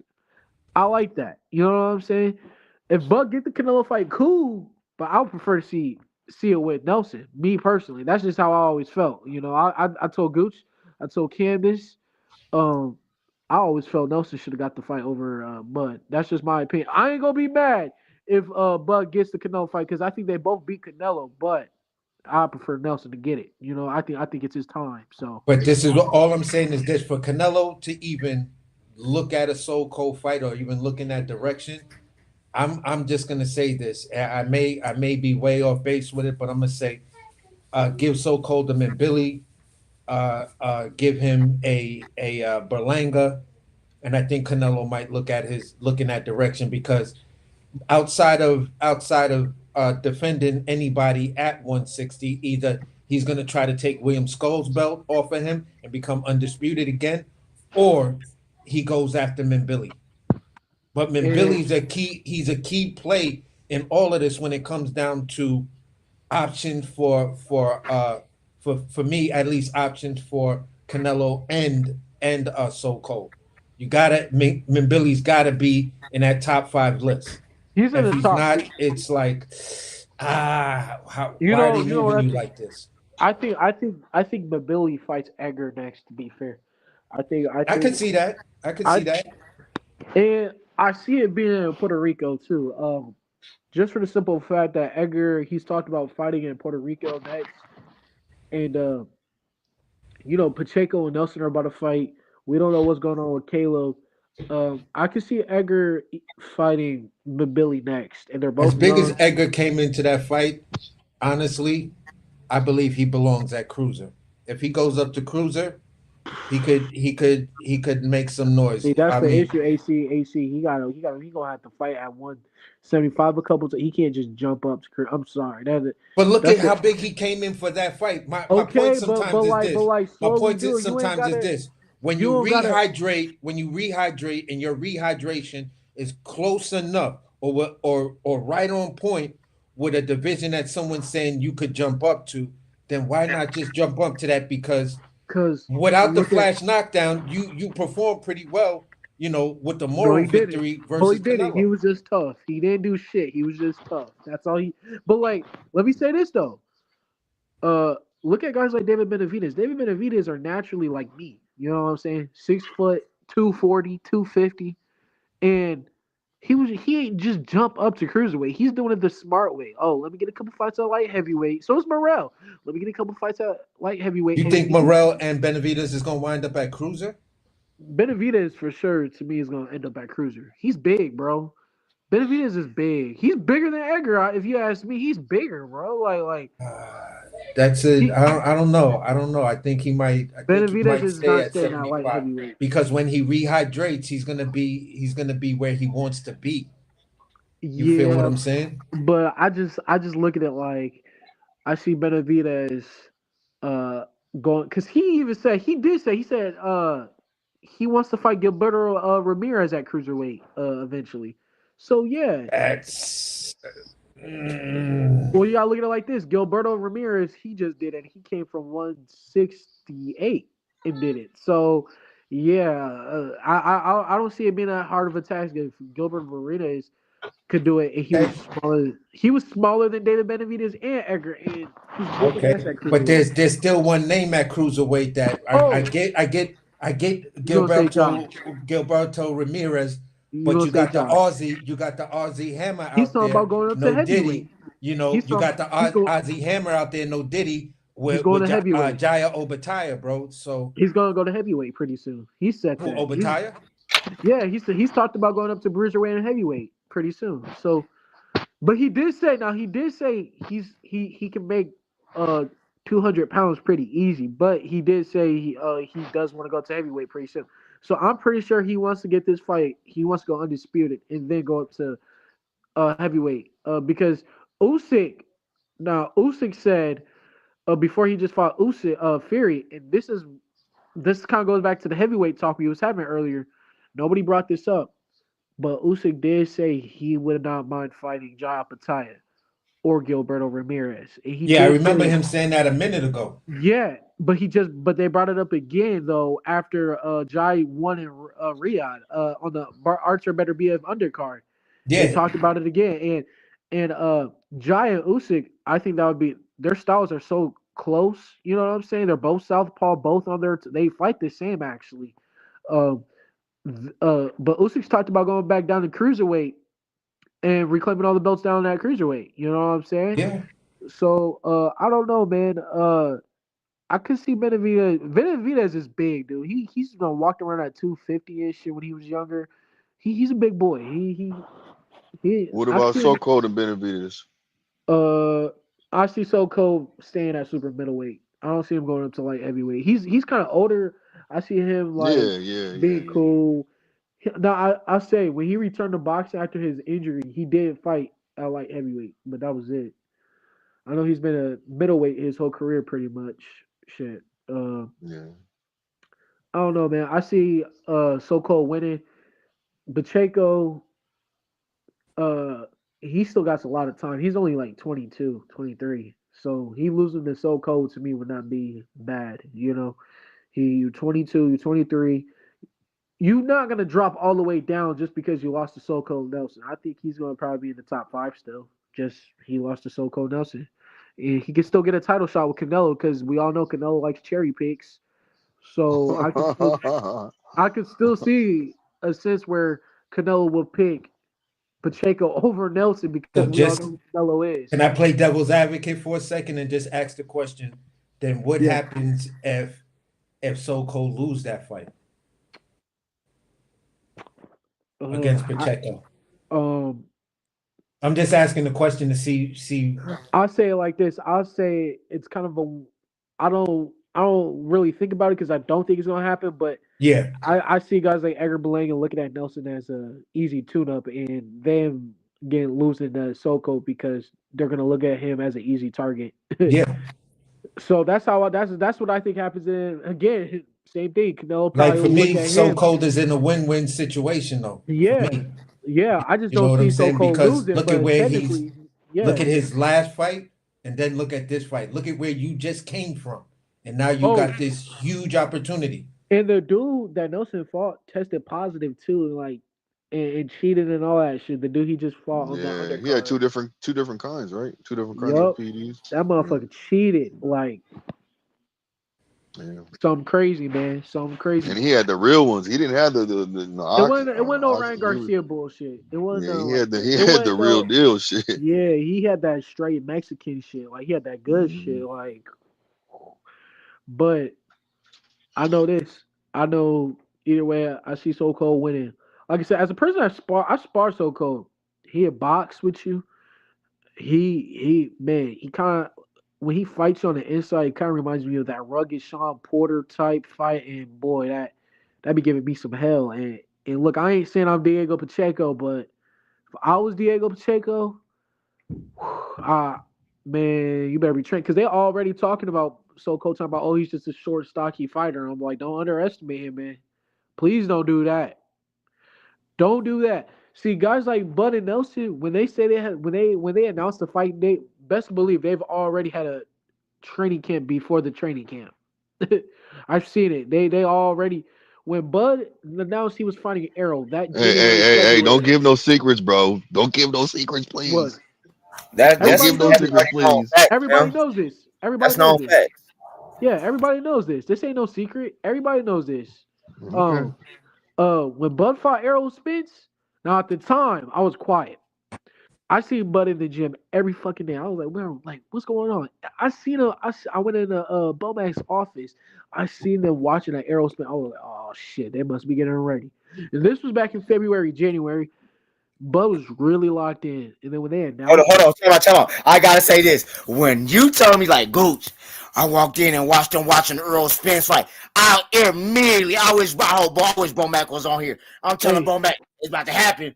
Bomac, no, Gooch, no, Bomac, it's about to happen. No, Gooch, you really think it's about? Man, listen, it's about. That's when I became the Oracle because this nigga's like, bro, and this is was January, and then yeah. Right after that, I see. Now I can let the bag. I can let the out the bag a little bit. Then it came to talks when Earl said, because I was on E3 on this one, because Q was like, man, they talking about he just telling Bud. They was talking about Bud when he was what was that tweet Earl put out here? I've been paid. Oh, he was talking about because he seen the big picture after that when Bud called him, was like, nigga, we could get this much money, but we won't. And then he was like, nigga, you ain't never gonna want. Then Earl put that tweet out, I've been played. So when that shit came out, I was ready to put money on niggas. Like, nigga, the fight's about to happen. That nigga B-Mac and there was like, nah, dog. I couldn't wait till we announced. I was telling Gucci and Kim behind the scenes because I remember Red Spikes, he pulled me to the side. He was, he's always putting me on game. He pulled me, he said, you look at Bud was shadow boxing. Nigga had ankle weights on and shit. He was weighted up and everything. I was like, what the fuck? This nigga had a whole transformer and shit. He was shadow boxing in the ring. I said, what's going on with Bud? And Red said, look at him. You know what I'm saying? He's like, he's getting ready. I'm like, getting ready. And then he kind of like smirked at me, blink. He gave me that link, like, you already know what's gonna happen. And I told Gucci and Kim, day later, I walk in. I'm like, what's good, Bo? Bo's office. There's a big screen TV where they be watching fighters. I see Arrows. I think it was Errol Spence versus Ugas. I was like, oh shit, it's about to happen. You know what I'm saying? I told Gucci and Cam on the behind the scenes because I don't want to get nobody's hopes up in the contract in because we was having the contract issues that was going on with Bud and Arrow, and I was gonna be pissed myself. But No, and I'm gonna go here. Then let me go here too, because Coach Malachi had everybody, and I told when we talked to Coach about it, like, Coach, you pulled that one off. He said, "Gooch, you almost busted me out though," because I was like, "Man, Coach Malachi, you sure you ain't playing no game?" Coach Malachi, and Coach Malachi was coming, and Coach Malachi, I remember because that's when I first met him. He was coming to Omaha, like he came to Omaha 2-3 times before the fight actually was signed, and. And he was, and shout out to Coach. Coach be putting in that work in the gym. I just want to say that real quick. So Coach Malachi be putting in work, man. I can't wait to see him February 22nd or the 15th. I apologize. The 15th, he's fighting Greg Hackett. So I mean, he's not fighting Greg Hackett. He was trying to fight Coach Floyd Malachi? Schofield Senior. No, Coach Malachi was trying to fight Coach Floyd Schofield Senior, but I don't think that went through. But he was supposed to be on that card. Hey, I'm gonna tell you like this, nigga. Coach Malachi is a dog in that gym, bro. He came to B&B. He knew what it was before he started recording or anything. I walk in. He was 40 minutes on the step ladder. Just I was like, damn, like he was just working, man. I was like, ooh, you know what I'm saying? And look, Coach Malachi's short, but he in shape. He's strong. Yeah, he works out every day. He a little pit bull, right? He a little pit bull. Like, don't mess with Coach Malachi. And Greg Hackett. Hey, shout out to Greg Hackett though. I mess with Greg Hackett though. Greg Hackett is. Yeah, he's fighting. I didn't mean to mention his name, but he's fighting. Schofield. I know why you said that though. Brian Greg Norman. Hackett, he's still. Greg Hackett be fighting everybody, man. He fought what's his name? He fought an old. Hey, but the Hackett, Greg. Thing I like about Greg Hackett is he has a true love for boxing, man.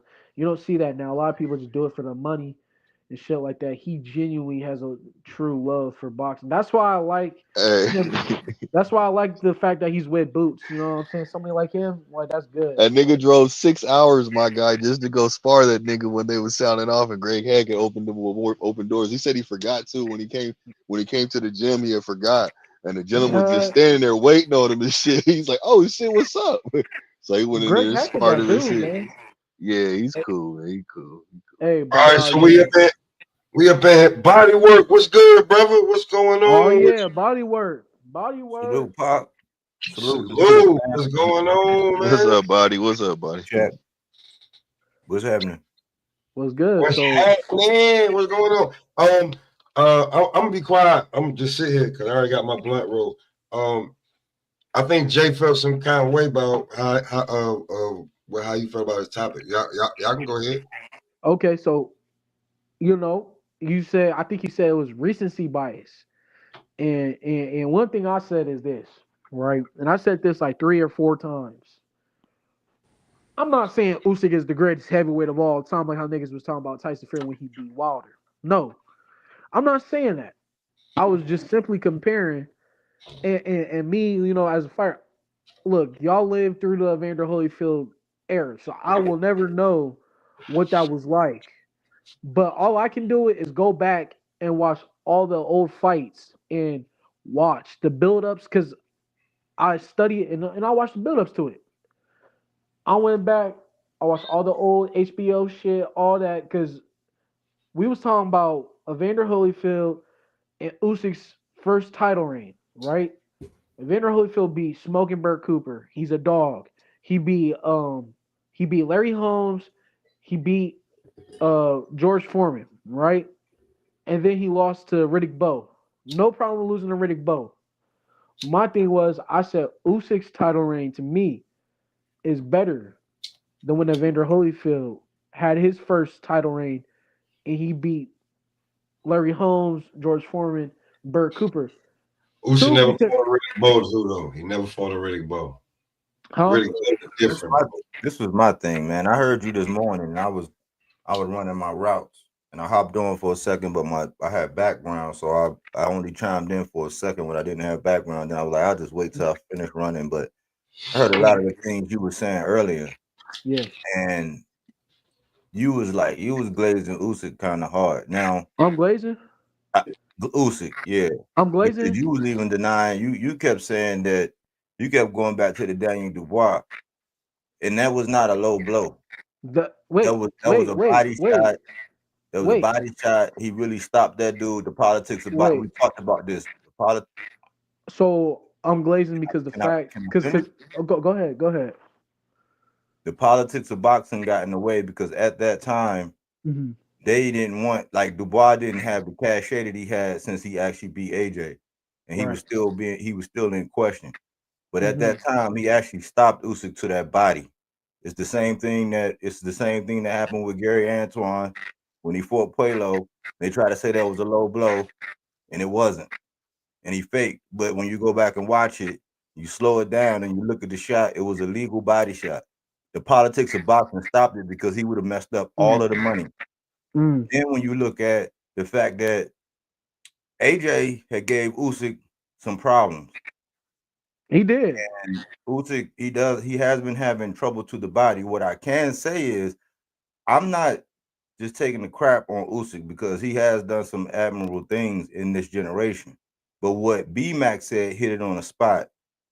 That crop of heavyweight fighters back then, like he said, was way more denser and way more thicker than it was now. The heavyweight division of this era has just now kind of made a resurgence, but it's not even there yet.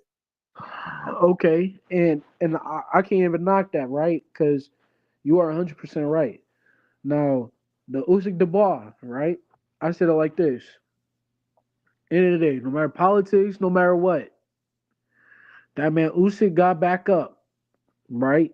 If he was so hurt, I don't care if it was 5 minutes, 10 minutes. If he was so hurt, if Dubois knew he hit him, and we all know, like, Dubois is a power motherfucking puncher. We seen what he did to AJ. We seen what he did to Phillip. We seen what he did to Big Baby Miller. If he was so hurt, I think Dubois only had one fight where he didn't get a knockout. I think he got like 91 knockouts. And Usyk is so weak to the body. He couldn't target any other spot to the body. He couldn't. And people would keep saying, "Oh, he was mentally, you know what I'm saying? He was gone after that." Whose fault is that? You know what I'm saying? You in the boxing ring. You could have made it clear and be like, all right, bet. I'm gonna knock your ass out. Cool. It's not ruled a body shot. It's not ruled a knockdown. You wanna, you know what I'm saying? These little weak ass politics. All you had to do, I'm gonna take it from you. I'm gonna go knock your ass out. I'm gonna go handle it myself where I don't need. There ain't no question. I'm gonna go handle it. The boxing fight went on for a good couple more rounds. And then what he do? He fucking quit. Usyk hit him with the jab, and his ass fell to his fucking knee and quit. That's what happened. Whether because look, cool. Y'all want to say, oh, well, no low blow. It was a real shot. They robbed that man. Well, he robbed his fucking self by quitting on his fucking knees like he did with Joe Joyce. You know what I'm saying? That's how I feel about that because that's the thing that kind of pissed me off. sometimes you're gonna have to go. You're gonna have. It's easier said than done. I ain't even gonna lie and say it's not. But if you know you hurt a man like that, and you know the power that you got in those hands, and you know you got him, you know you feel like, oh, the referee, you gonna knock his ass out. What Yeah, I I mean, seen though was, go I ahead. don't disagree with that. Like the result was the result, and yeah, at the Yeah, end, that's all I'm Dubois saying. took his share of flack because of the quitting part at the end. But it is kind of demoralizing to a fighter when you drop somebody. He pretty much stopped Usyk, and they keep it going. And we've I'm seen not this saying, before, like yeah, with the Lomachenko and Gary Russell, Mr. yeah, Gary Russell. When he and dropped him, he didn't get credit for the knockdown. It can change a fighter, but this is the other point that I was saying as far as Usyk goes okay, to prove a okay, point. Fury fought Ngannou, and yeah. many of us, just like when Ortiz and Tio fought, a lot of us had Ortiz winning, a lot of us had Ngannou winning. That's another case where they didn't give that decision to Ngannou. One, he took off the last round, like Devin did, like Loma did when he fought Devin. He took off the last round, but Ngannou really won that fight.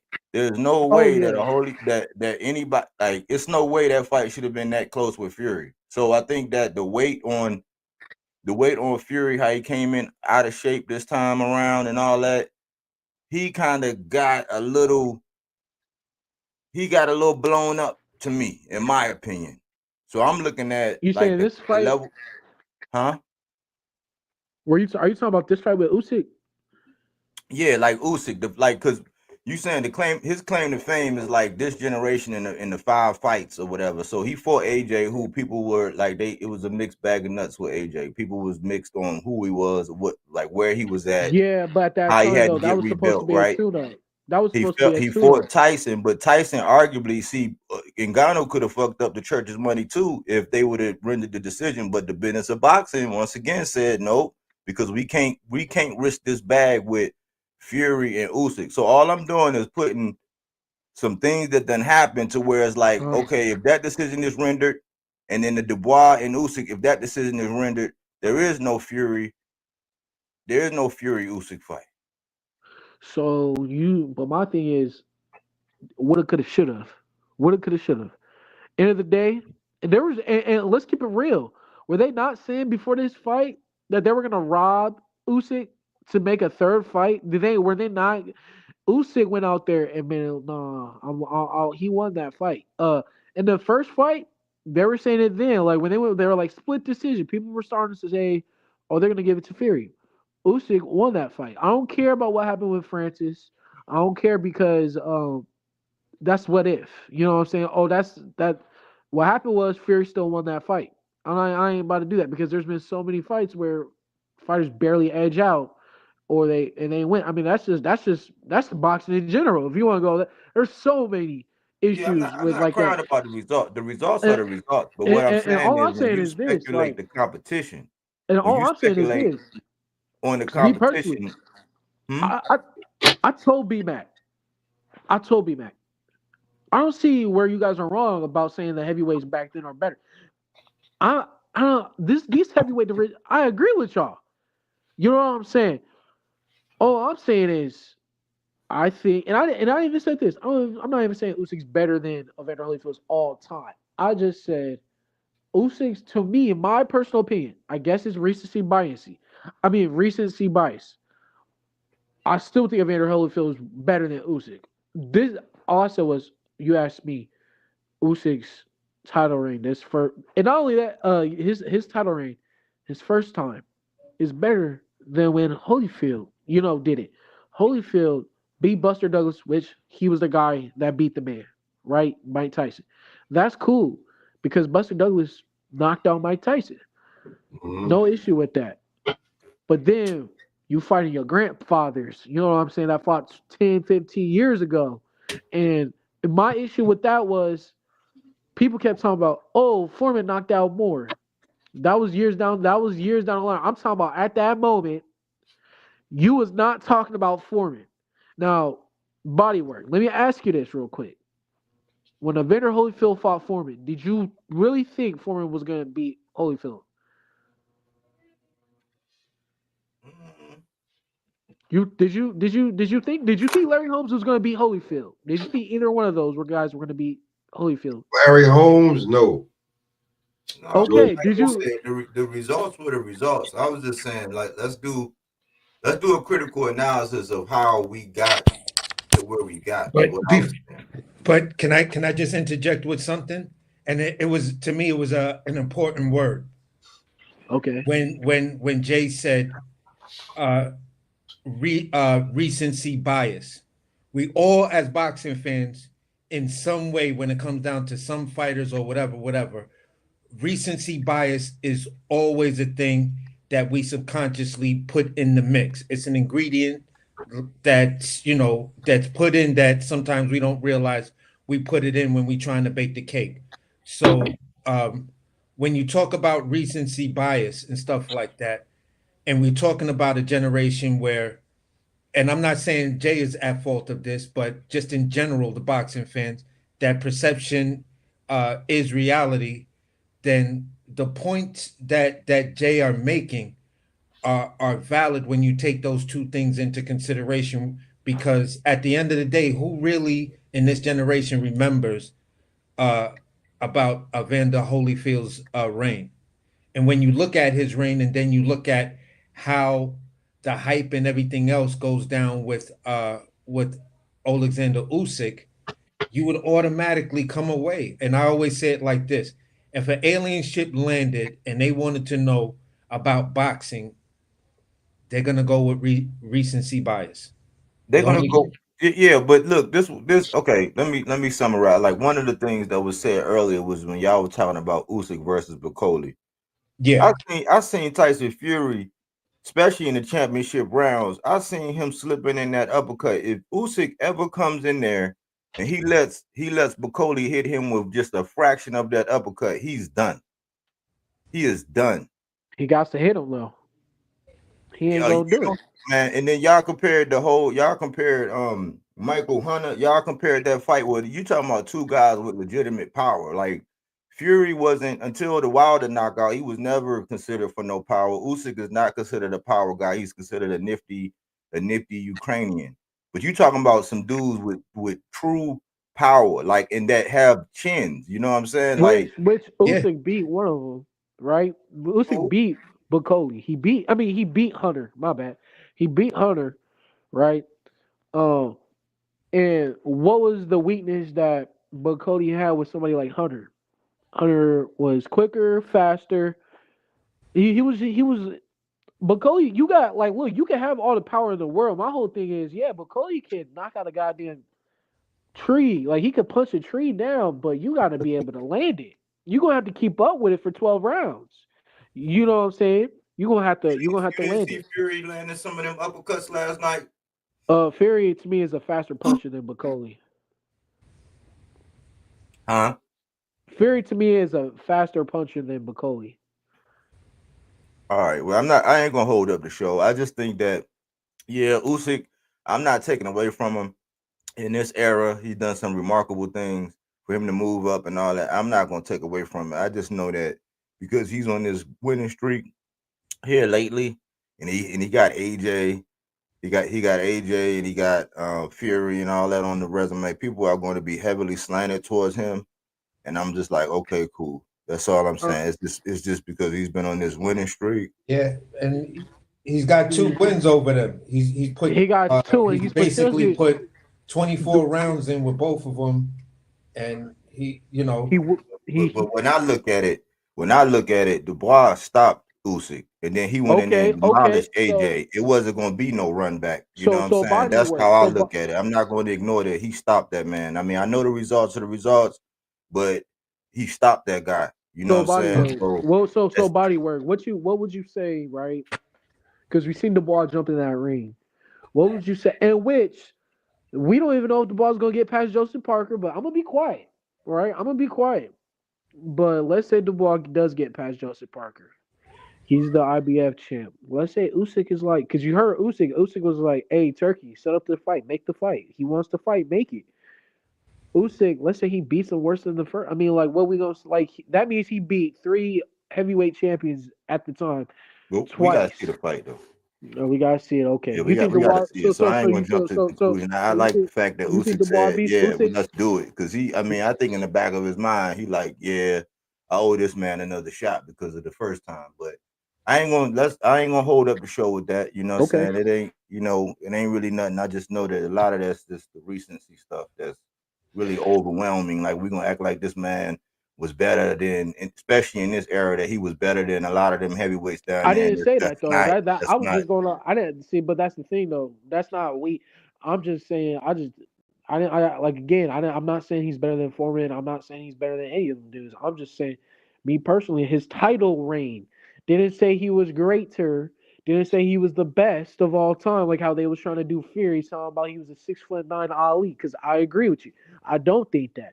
I just said me personally, his title reign from when Holyfield went from beating Buster Douglas to losing to Riddick Bowe, it was not better than when Usyk's title reign that he's on right now. It was not more impressive to me. He fought Burt Cooper, right? Burt Cooper was a dog. He fought two grandfathers, and then he lost to Riddick Bowe, which was the first actual after Buster Douglas was like the first actual young. He was undefeated. Actually, was like okay. You know what I'm saying? Bo was the baddest, bro. Bo was that I'm not dude. gonna argue that either. I mean, You I'm not know, that's gonna all argue I'm that either. saying. I'm Bo not was the saying baddest, man. Riddick Bowe, yo, he was Riddick the Bowe baddest. He was the discipline would have baddest man, been bro. top, would have been one of the best heavyweights. I think he beats Lennox Lewis if he, you know what I'm saying, he's disciplined. That's just me. I think he beats guys like Tyson. I think he does because he can fight on the inside with him too. That's why Holyfield lost. You know what I'm saying? But that's just my opinion. But I mean, I get what you're saying though too, body work. I get, because now everybody in general is gonna say Usyk is like how they did Fury when he beat Perception is Paul. reality. It's just we in that age, bro. Perception is reality. You perceive that you went into two wars with two of the highest rated heavyweights that are out in this generation. You went to war with AJ, two fights. You went to war with Tyson Fury, two fights. The question mark in Alexander Usyk's career and the thing he needs to answer to solidify the argument to where people can say, all right, here's the dream matchups now.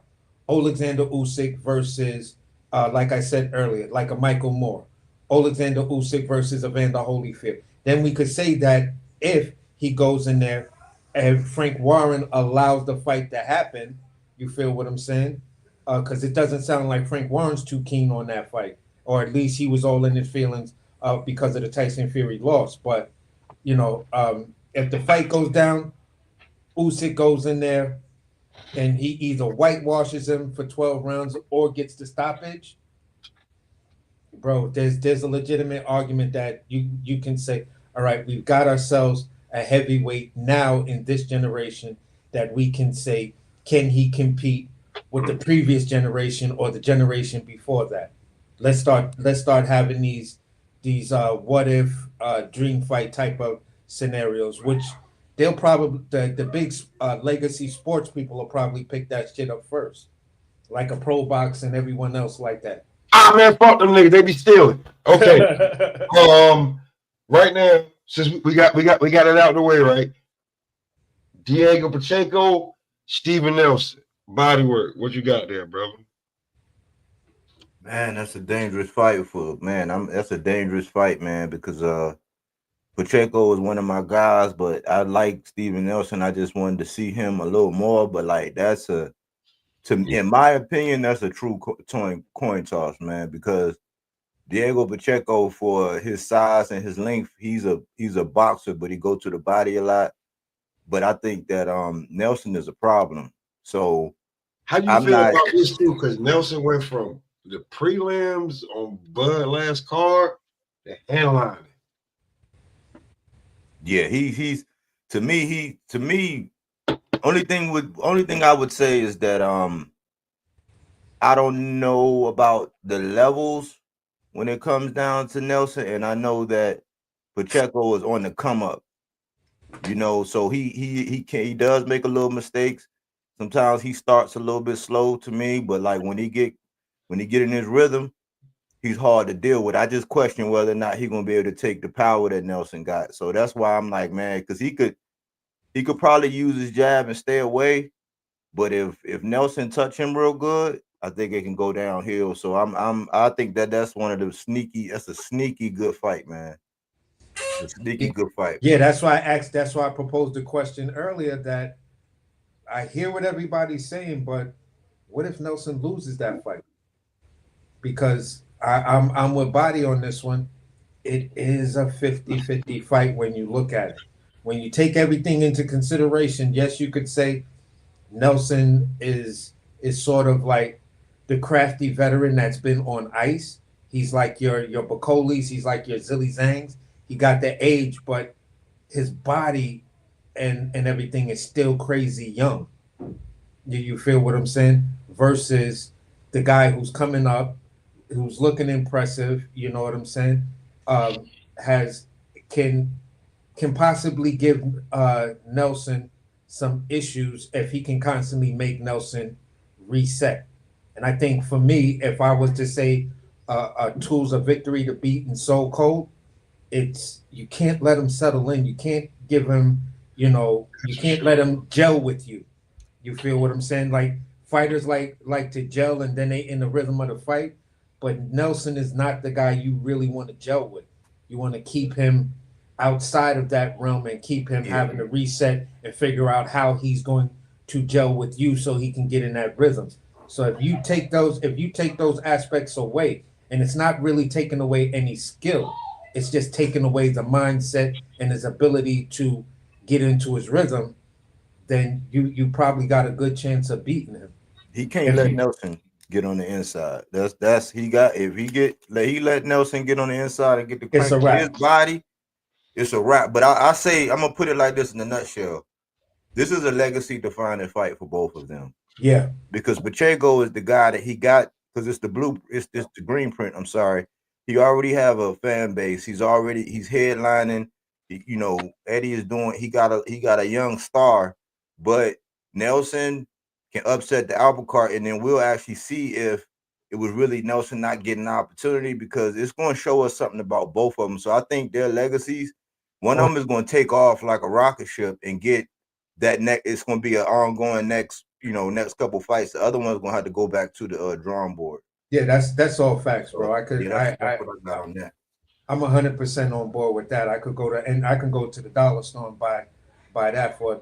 You feel what I'm saying? But it's like all of us here, especially those that are involved in B&B,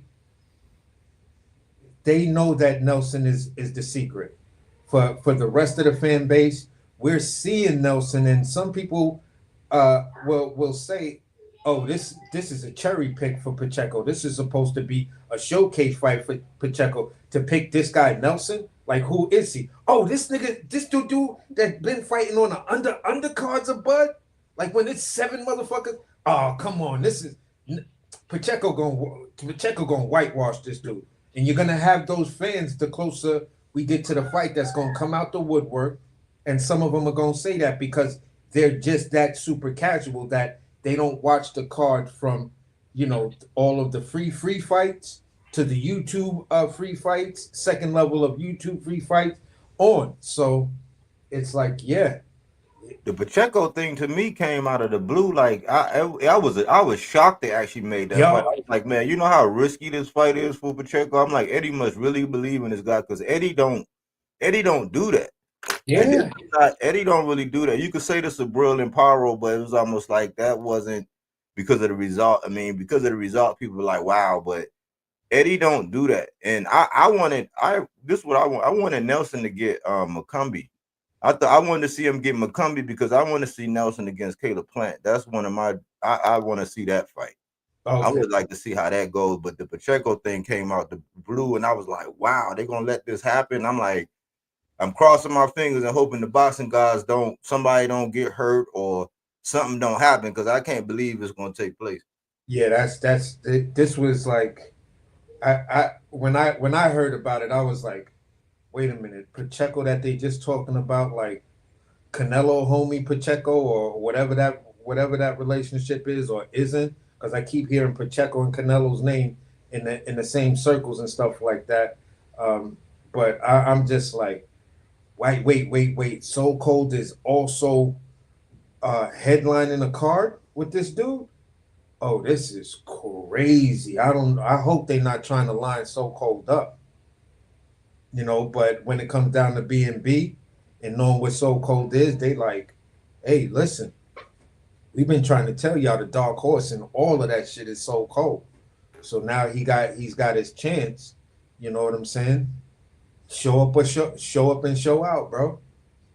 Because this is where you can be the relative unknown that just comes out of nowhere, and the thing going into the fight after this, if you get past him, is So Cold, the Cinderella story, and they'll be asking the question after the fight: is So Cold the true Cinderella story of this era? Look at his past, look at this, and now they're creating this aura and this thing around So Cold, and you feel what I'm saying?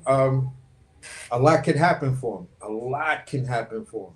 But if he doesn't get past him, I really don't know where So Cold goes because of his age and everything else. So to me, it's kind of like a must-win type situation for So Cold.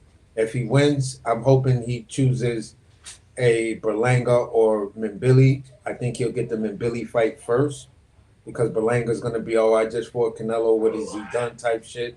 They're gonna run that. But Mbili's like, yo, we could do this shit in Canada. I don't give a fuck. Put Joseph Brown on the undercard. Whoever win, I want to see them beat up Berlanga, man. That's what whoever win, I want to see. I want to see them beat up Berlanga, but it's a must win for both of them, in my opinion, man. Okay. Bo, what's good, bro? What's going on with you? Yo, what's up, fellas? What's good, bro? Maintaining. What up, Bo? Chilling. Yeah, man. As far as that fight, man, look, Steve Nelson is supposed to lose this fight. He's supposed to lose this fight. He's fighting a younger man. Steve is, granted, he doesn't have a lot of miles in the boxing, on the boxing plate, but he's still up there in age, and he's going against a young dude. You know what I'm saying? Now, I believe, and I know they probably already studying, Pacheco was soft to the body, man. Soft to the body. I seen him get hurt to the body, even in sparring. So if Nelson, you know what I'm saying, once they do their homework and they notice that, I will go to Pacheco's body and eat him up right then and there. And then in Pacheco last fight, he had a little resistance, you know what I'm saying? So I know they studying that. But Stone got his last stoppage off a body shot. Right. That's what I'm saying. But I'm saying like Pacheco's soft to the body, and also Pacheco last fight, he had a little resistance in his last fight. It was his last two fights, actually.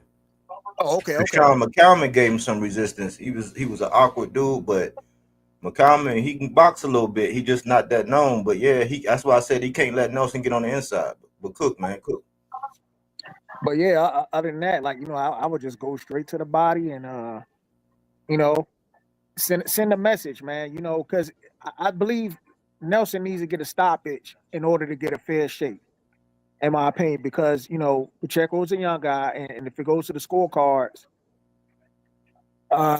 you know how it is. You know what I'm saying? So boxing. Yeah. So I just think he gotta stop him or at least drop him a few times. You know what I'm saying? Send a statement. Now, Bo, let me ask you this question. Let's say the fight does go to 12 rounds, and So Cold does drop him a couple of times. You feel what I'm saying? And do you think So Cold wins the moral victory if they rob him, like you saying there's a possibility of? Does he win the moral victory, and becomes the people's champ because everybody says, yo, listen, that's just like the Boachuk versus Virgil shit? Well, he'll definitely win the moral victory. It just, you send it, if you send a statement and you get the win, that puts more pressure on some of these guys at 168. Especially like Especially if he somebody dropping him. like Belanga walking around like he actually won a Super Bowl, man. Exactly. Well, this is my thing with Berlinga. Once again, if y'all, I hate to keep doing this on pop shit, but nigga, we wanted Berlinga 2 years ago. Shoko did a whole interview and he was like, "I want Berlinga." Then they had a Twitter beef. Berlinga was like, "So you ain't shit, basically. Who'd you fight?" Basically, it was some of that nature. So my thing is, if we beat Pachenko, quiet as kept, start watching what Berlinga starts saying. Berlinga gonna wanna get that, because simple fact of the matter is these niggas been talking shit, and when So-Called towards Achilles, that was supposed to be, that's what from my understanding, that was a fight we was looking at. So if we, I ain't gonna say if, when we beat Pachenko, because like you like if y'all listen to Big J, them ninjas is already, they probably didn't study Pachenko. When once a name comes out, Bomac's on it. He's gonna find out every weakness you got. Then he gonna make sure you calculate on his weaknesses if you listen to him. So, Gooch, can I ask you a question then, real fast? Who's the upset? If I'm asking it right, who's the upset? Of course, it's gonna be when Soko wins, he's gonna upset Pachenko, because everybody thinks that Soko is not like y'all everybody saying it's his age, it's this. But once again, let's talk about it. He has no wear and tear. Only wear and tear he has was on his Achilles. Yeah, but arguments. Go ahead. I'm sorry. But then you know what I'm saying. But then who has so-called really fought, and then you know what I'm saying. So it's up to the gurus on this one. I feel if they like I said, So-called been working already. He's already in camp, so he's been in camp almost a month already, plus the pre-camp, plus you know what I'm saying. So I think he'll be ready. Is Pachenko team gonna be ready is the question for me. Okay. All right. No, I get what you're saying, but basically what I was saying earlier, because I just kind of like saw that dynamic, to whereas because So Cold is always fought on the undercards of Terrence Crawford, now he's jumped all the way to a part where he's the second half of the main event as far as the two fighters are concerned. You know what I'm saying? I can easily see the argument, and I can easily see where everyone is going to pick Pacheco, you know, as the winner, just in the boxing, whatever. And I could see where some fans will totally make that weird ass leap to say that So Cold is a showcase fight for Pacheco. You feel what I'm saying? Because they don't know who So Cold is. Right. So that's what I'm saying, man. I think he got to stomp Pacheco out, man, just to put the pressure, because you already know Belenga gonna be like I said. He gonna be like, "Yo, who you for? Oh, you just beat Pacheco. Like, who else did you beat? You don't deserve a match with me." Even though Belenga ain't fought nobody himself outside of Canelo. Yeah. And that's gonna be the issue. That's why I'm saying, for me, when I look at it, knock off him and Billy, then see if you can get a William Skull, or you go straight after William Skull. You feel what I'm saying? And then Billy, and then turn around and say, Belenga, you still gonna run from me? Because you know I've been chasing your ass for 2 years. This is the problem I have with boxing, right? Because you got boxers who privilege just based on their background. Because Belenga has a Latin background, Puerto Rican descent. They gonna baby the shit out of his ass just so they can milk the cow. Something like how they do like certain Latin fight, like Canelo for once. You know what I'm saying? I'm not saying Canelo, ain't shit, but he been baby. Like they kept him away from certain fighters. It's because they want to keep that cash running. Like we got to put him in winnable fights, and you know what I'm saying, keep that money rolling. Berlanga is a hype job, man. Oh yeah, he definitely. I'ma say it. I'ma I stamp it. call him Bumlanga. Salute to the OG Crush too, man. Hey, salute to the panel, man. What's going on with y'all? Hey, y'all cooking, man. Berlanga. Who the fuck is Berlanga? He did nothing. I mean, outside of Canelo, all right, that's not enough, dude. You gotta do more. You still got a young ass career. I'm tired of these fighters thinking that they get one marquee name. They ain't really got to do much after that. Not if your career is still going on. Fuck you mean? But he definitely is an overhyped dude, and I see him getting his ass whipped. So if he do get in the ring with Skull, I got Skull breaking the fuck up. Shit, they ain't gonna put him in a fight for him to get his ass whipped. Nah, they ain't gonna make that happen. I know it's wishful thinking, but you know, just like with Jaime Mejia, it's gonna come. Karma don't forget a damn thing, and it's gonna come when it's least expected to his ass. So when he think, oh, we got a sweet cherry, it's gonna be sour than a motherfucker. As Jaime Mejia, that shit was coming. Should have been happening. Oh yeah. And it wound up happening. Same thing gonna happen to Berlanga. If it's not anyone that we know and he knows, that's gonna give him that work.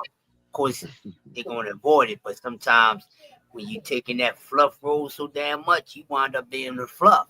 So it'll happen for him in due time. We'll see. You gotta ask why I like your cherry. I like it. I like your cherry reference, Crush. I like your cherry. Your cherry. He said it's gonna be sour. It's gonna be sweet. Yeah. How y'all feel about the fight yesterday? How did y'all look at it? How did y'all score it? Usyk and Fury fight. I scored it the way the judges had it, 8-4. I'll be right back. I scored it 8-4 in favor of Usyk. I feel consistently through the fight, he was always checking off the box for being aggressive, and in my opinion, also landing the cleaner shots. Right. I missed the first 3 rounds. Okay. But I'm gonna go back and watch it. But it looked like it was competitive from round 4 when I saw it. Yeah. What about you, Blue? Shit, I thought the fight. It was, man. I'm gonna tell you this like this, man. The first fight was better than the second fight. That's how I was waiting to hear. You know what I'm saying? The first fight was better than the second fight, man. And the way he came in with the game plan, I didn't appreciate it, didn't like it. I figured why come in heavier and try to lean on him when you know this man is a mover. I didn't see it. You know what I'm saying? And you know, I felt like he just I just didn't like it. I mean, it was a good fight, yes, but the outcome just wasn't feeling it. And I mean, you got some people saying that they feel Tyson won the fight. I don't see where they saw that, but you know what I mean. But it is what it is. Yeah. But I just felt like. Go ahead. Go ahead, Blue. You good? No, I just felt like, you know, the body work was way better in the first fight. You know, when he ran from that, I just thought he was gonna come in this fight really trying to impose that. You know, the body work crucial, but he didn't do it, man. Like, he did it a couple of times and it just wasn't enough to where I felt like he gonna win this fight. Because in the first fight, I felt like, damn, he about to win this fight. And then it was just different. It was just, you know, he lost stamina. I mean, he lost his his endurance wasn't there no more. He basically got tired from running around the ring. And that's why I was like, man, he should have been working on that so he can keep it up. And I felt like he would have been able to pull the fight up, because I felt like he was, when it came to going to the body, he was kind of winging his punches a little bit, and he was missing a lot of shots in the second fight. I don't understand why he didn't utilize the uppercut. Shit was right there for him. He ain't even. Well, he did. I mean, he waited to the championship rounds to do it. Yeah. It was later on in the coming in. Here's the thing, though, right? Like, there's like things like the thing I noticed about Usyk, like we always say, like again, like go to his body, you know, throw the uppercut. shit like that. But there's something that's making him not do this obvious thing, and that's because Usyk is doing something, bro. Like Usyk is doing something to him that's making him feel uncomfortable to do it. He's making it hard for him. Just So the it's fight. not as easy as it That seems. footwork and flinching, bro. His flinching and his footwork is so Because from is the I'm, really street, really from the good, I'm street, gonna man. that come shit. in and say his angles, the angles that he brings to the table, and the fact that he's one of the best heavyweight counterpunchers. Now, if you throw the uppercut, the issue with the uppercut against a really good counterpuncher is the counterpunch to the uppercut. And this is where, early and often, my thing was this. Tyson Fury kept on trying to switch up.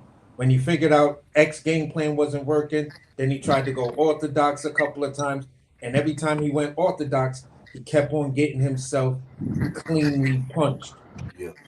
You feel what I'm saying? So every game plan he had, Usyk had an answer for it. When you come in and try to clinch him and lean on him, what did Usyk do? He just took a step back. The same thing when he went to the body. He took the first body shot, whether it was clean or not, and then he just backed up, reset, and then said, yeah, he's out of range to throw the uppercut now. If he tries to throw a second uppercut, I'm going to lay his ass out. So to me, it was like one by one, step by step. I just thought, for me, I just felt, I hear what you're saying, Crush, and I hear what Blue is saying, but I'm saying this. For me, the second fight was so much better because they were so technical. Like if you love the sport of boxing, the second fight had everything you wanted to see. Right. Yeah, the second fight was definitely more tactical. And another thing I wanted to add on, the first fight, he didn't respect Usyk's power, but he wound up respecting Usyk's power, which led to him being a little more tactical in this fight.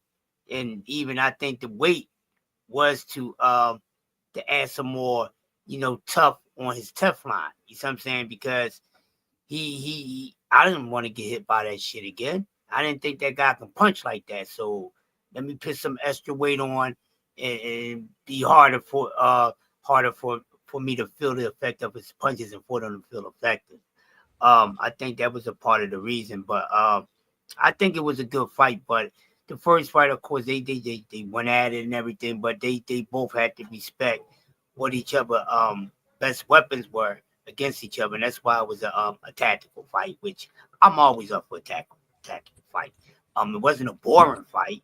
I don't know what people be looking for all the damn time. Y'all don't understand boxing.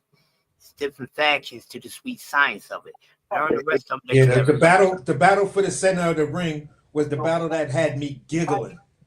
Like, literally, when I'm looking at that fight, and I was like, look at these niggas battle for dominance of that center of the ring. Like this is the underlying battle. Like when you watch two grapplers grapple, you feel what I'm saying, and the audience is booing. But if you know Brazilian Jiu-Jitsu, you like these niggas are scrapping. So for me, I'm looking at it and I'm like, yo, this battle for the center of the ring, boy, this shit is crazy. This shit is crazy. I think sometimes, a lot of people, when they look at heavyweights, man, they expect the knockouts. They're not really expecting, technical boxing and shit. You know what I'm saying? They expecting a stoppage. That's how people normally look at when heavyweights be fighting. All facts, I get. Yeah, that's definitely what they look at, because the person who actually changed that dynamic in the heavyweight division was fucking Mike Tyson. Because up to Mike Tyson, fighters like Larry Holmes, boring as a motherfucker, but is giving you the most technical fights you've ever seen. You feel what I'm saying? You look at overrated. Huh? No, that's another argument another day. So keep going. Yeah, but basically what I'm saying is, when it comes down to that shift in dynamic, because with the Mike Tyson era, you also had the introduction of the super heavyweight. You feel what I'm saying? So you got two dynamics. Now you got the knockout era and the super heavyweight era, to where it's all of those super heavyweights, or who was considered super heavyweights, were coming in knocking motherfuckers the fuck out. Period. No ifs, ands, or buts about it. You feel what I'm saying? So we got accustomed through the 80s and 90s, or relatively the 90s and the early part of 2000 of watching, you know, the super heavyweights put the beats down on everybody. Then you have the Klitschko era, which slowed it back down and said, now we're going to go to the technical side of boxing. You feel what I'm saying? Then comes Deontay Wilder, the knockout era. Then with Deontay Wilder, on the opposite side of the coin across the pond, the other half of that knockout era was happening with Anthony Joshua, putting everybody he was getting in front of, knocking them smooth the fuck out. Like his first 19 fights was damn near all knockouts. So yeah, this is what we've got accustomed to, and now that okay, it's shifting back now to the technical era. But you still got Martin Bacoli, you still got Moses. I don't want to fuck up his last name, but the Moses guy. You got the it's other Thomas. dude fighting on Top Rank. You got Moses these guys Thomas. that are coming out all over again, young heavyweights that are bringing back the knockout era. So, all right, we had one hiccup to whereas we got to watch a technical fight between two guys that are not really known for the knockout, but known for boxing. You know, and that's the way I summed it up. I was like, yeah, I'm not mad at this fight. This is the type of boxing match I'd watch these type of boxing matches every day, all day. Because if I'm looking at the sweet science of it, you feel what I'm saying? I got everything I wanted to see. Everything I wanted to see in a boxing match. You know, so that's where I wasn't mad at the fight, and I kind of, in my opinion, entertainment wise, without all the showboating and shuffling and people scoring a round as, yeah, the guy fainted a lot in that round, so he won that round. I'm like, but he didn't land a punch. But he fainted a lot though. That's not a scoring blow. That's not that I can't give him ring generalship. So the second fight for me was far more entertaining than the first fight. You know what I'm saying? I get where people are saying because it's the first one. It's like the first Fast and the Furious. You feel what I'm saying? After you get the first one, sometimes the sequels just don't hit that well, but the storyline might be better. So it's those little type of takeaways and shit like that, bro. And you know, and that's just what boxing is bringing us today. In the heavyweight division, you still got a lot of young niggas that's coming up that's putting motherfuckers to sleep. So we gonna see that all over again. I have no doubts of that.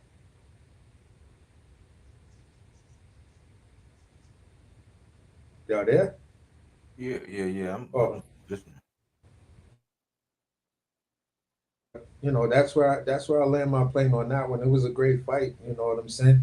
But for me, the fight that I really, really enjoyed was the I still enjoyed that Boachuk fight, because that Boachuk fight kind of said, listen, I really want Charles Conwell to go after Boachuk,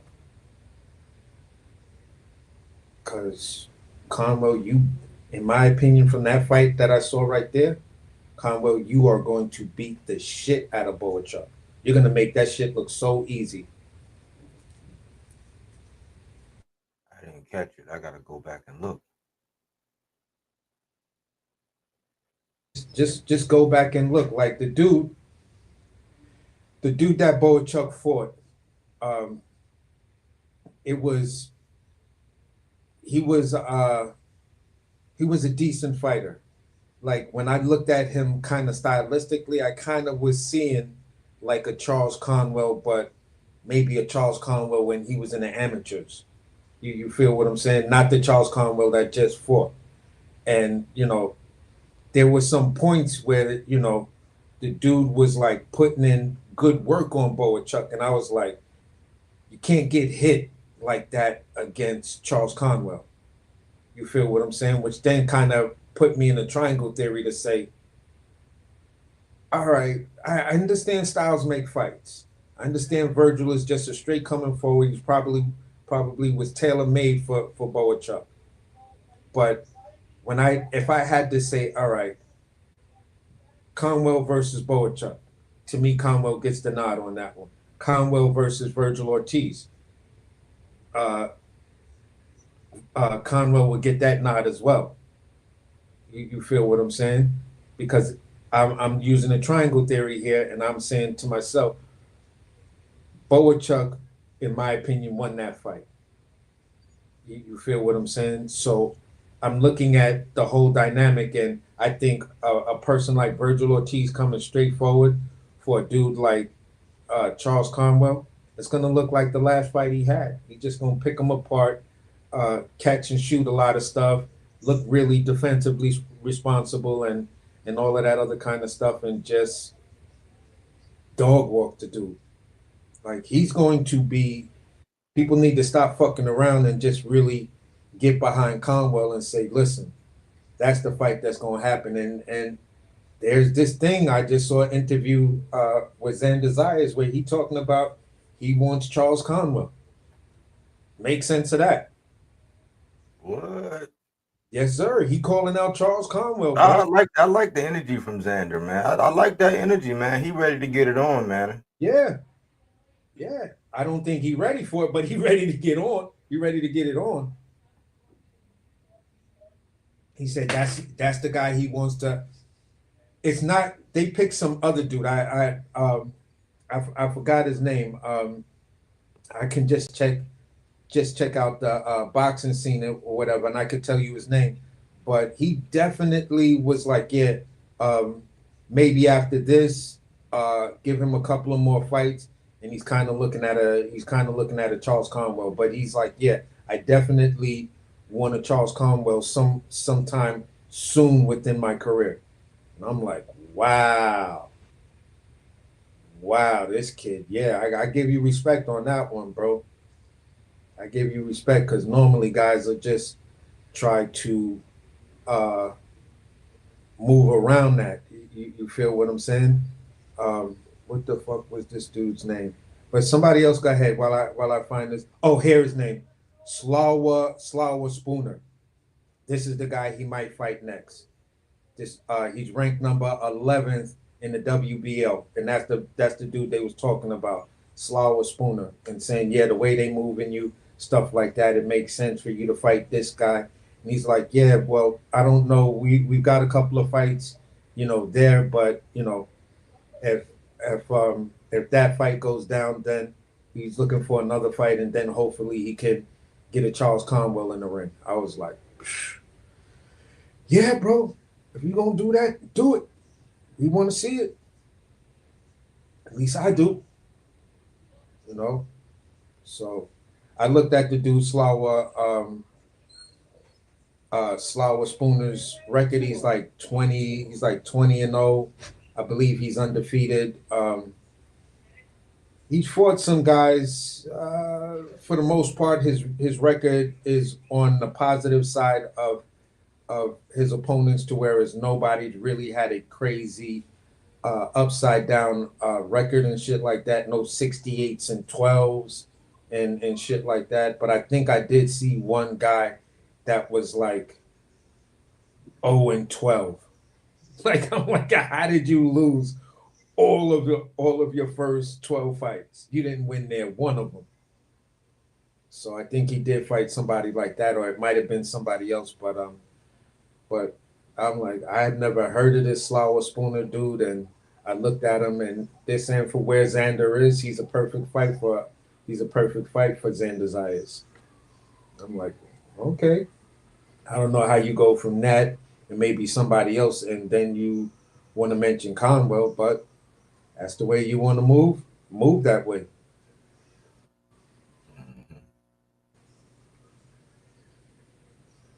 So,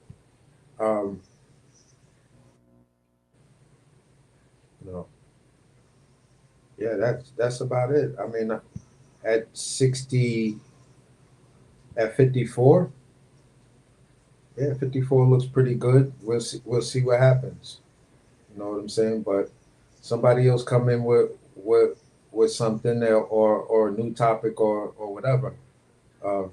I didn't see the other fight on that same card where old boy what's the name said old boy got robbed, but it is what it is. But I wanted to ask you, Body, what's up with Vito Milanicki Jr.? Because I see he's ranked also at 160 by the WBO. I think he's still he growing, man. He gonna be bigger than what expected. But I hadn't seen any recent news about him. I hadn't heard anything. Nothing popped up for me. Yeah, that's why I'm asking, because nothing popped up, and it's like, you know, when is he really going to get in the mix, or is he still too green? I think that's who Xander. That's the level where Xander should be. But I guess they're not gonna put two of their top guys. Like, I don't think they're gonna put two of their top guys like that. I mean, not top guys, but two of their young rising guys since he went over there to Top Rank. I don't think they're gonna do it. Oh, Vito Milanicki's with Top Rank? Yeah, he came from PBC. That's where he was making his bones at, but he went over there to Top Rank. Okay.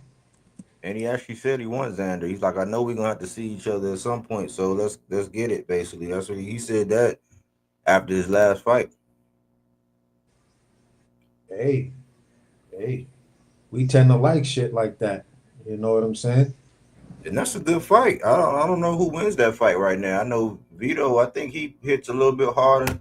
I think as far as versatility, Xander showed a little bit more wrinkles, but Vito looked like he could thump a little bit, man. He looked like that power is jaw like real. He's still growing into his man body. Xander still is too, but that's an interesting fight for a lot of different reasons, man. Yeah, yeah. And every time I talk about 154, 160, I'm like, yeah, you got some young guys that are coming up, and are I don't know if they're overlooked. I don't know if they're too green yet, but you know, I always say, yo, my the homie Bodywork is has put me on to Vito Milanicki, and you know, Vito Milanicki Jr., and we just got to see where a lot of his stuff. He look Italian like a motherfucker. Well, I wouldn't say he not really like one of my guys. I just been seeing him grow, and I've been following him. So I was trying to still figure out, is he real? Because I thought that it was branding for PBC. I thought they were branding because they kept having him and that other guy, one other guy that they kept putting on cards. I'm like, why they keep highlighting? It was just trying to have some diversity. But when I seen him his last fight at PBC, and then I seen the first fight he had at Top Rank, I said he coming into his own and he dedicated. You know, he be training. He was training with Tank, and he was in the gyms with them. He been around some people, man. He a little bit more than what the eye behold. But he ain't really one of my guys. I know. Oh, okay, all right. I seen him coming up. But what's up with Jahai? Yeah, that's a good one right there. What's up with Jahai? Where Pop go? Yeah, but Vito's 20-1. He lost. I'm right here, bro. I'm right here. I ain't went nowhere. Starting a new year, man. Everything gonna be different. I don't know when Job probably gonna. I don't know, because you know there's a lot of smoke at 160. Oh, I seen something, y'all. I don't know if y'all talked about this. Ramos basically saying, you know, he think he gonna do something with Jamel. What y'all think about that?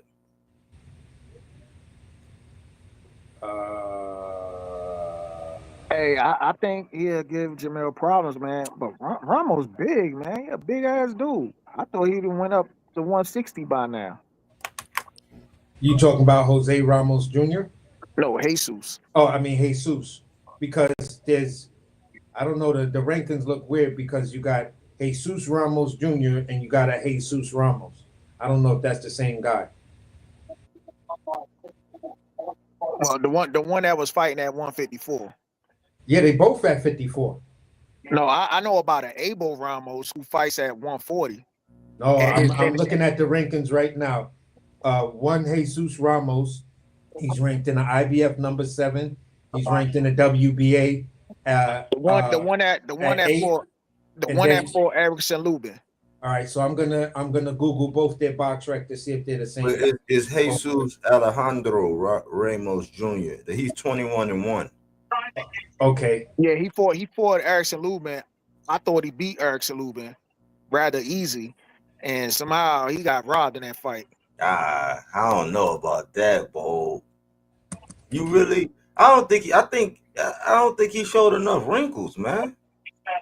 I'm saying, but I thought he beat the man. I thought he easily beat Lubin, man. Like to me that them scorecard, I said, man, that was a robbery right there, man. Like he to me easily beat what's the name? But with him and Jamel Charlo, reason why I think it's gonna be tough because Jamel Charlo hasn't fought in like how long? Yeah, the Russ. I think that Russ, but I think he Well, gonna actually, both Ramos. of them ain't fought. Both of them ain't fought in a time. I think he gonna clip Ramos, man. He gonna make a statement to be like, listen. But we'll see, man. That ring rust is real, man. And Ramos is a big dude, man. He ain't little. He a big ass 154 pounder. Yeah, he got that overwhelming, but I question his power, man.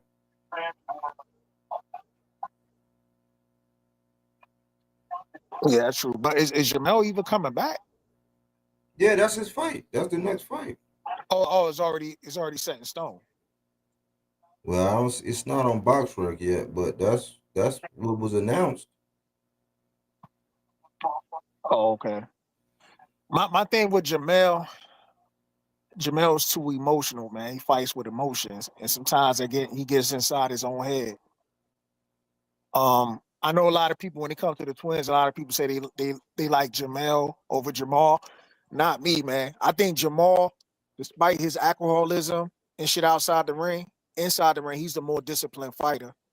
He's the guy that execute the jab. He has one of the best jabs in the game, and he's going to get on it. Jamel, he just gets in it and try to get into a dog fight, and that's why a lot of times he be behind on the scorecards. Like when he fought what's the name? Tony Harrison. Yeah. Yeah, dude was piecing Jamel ass up. Jamel was sitting up there just trying to knock him out, get him out of here. I mean, but he caught him because Harrison was fucking clowning around. But other than that, he was easily outboxing Jamel. So when it comes to that, right? All right, because I'll try to move on to February anyway. Before we get to March. We can't skip it. You know what? Let's go. We'll go backwards from that. Now, you know what? David Benavidez, David Morrell.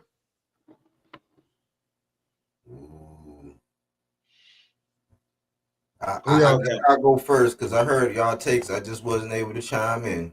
Go ahead. Y'all think that y'all up here thinking that David Benavidez is just gonna wash.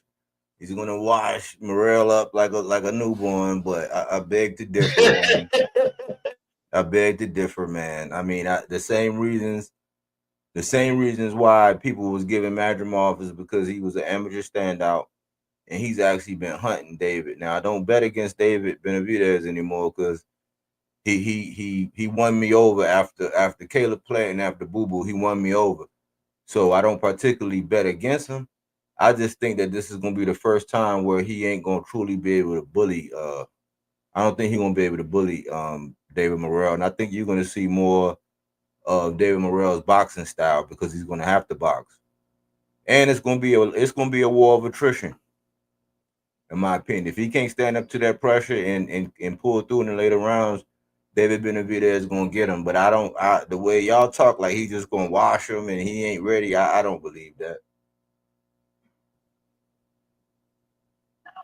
Hey, my thing is, I wasn't impressed with Morrell's last fight, and a fight he had a while ago when he fought Calvin Henderson.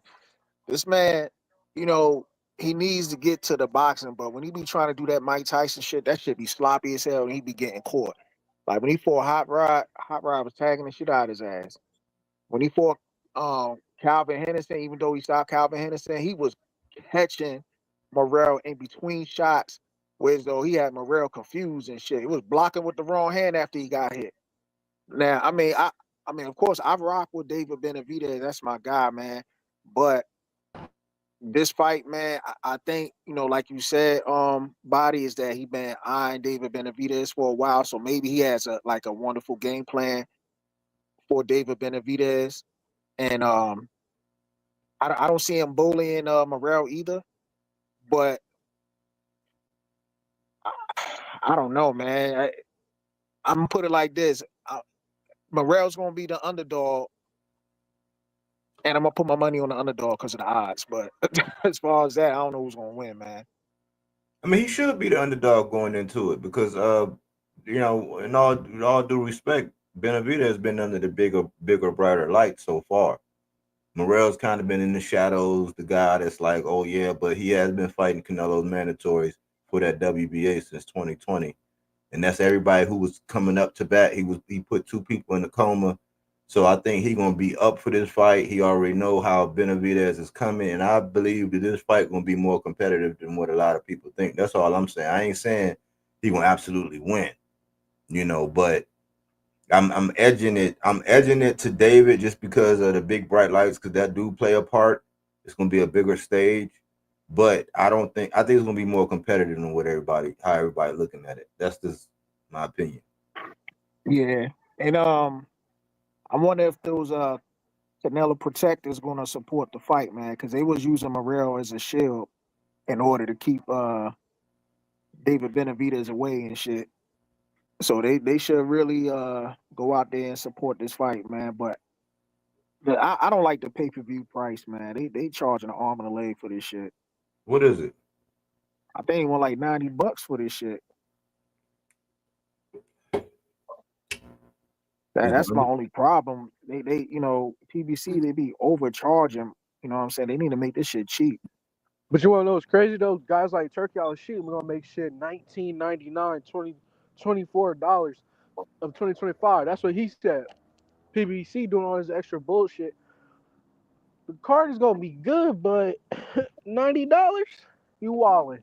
You walling, in my opinion. Yeah, I ain't paying that much, man. You know, it's not just because of them two. I mean, just in general, man. When I see a price like that, man, I go straight to streaming, man. Because I think the only time I paid for a fight that was expensive was really outside the Floyd joint was probably like the Crawford and Spence fight, because I really wanted to watch that shit with no buffering or nothing. And I wanted to see the reaction of, you know what I'm saying, these Spence fans and shit.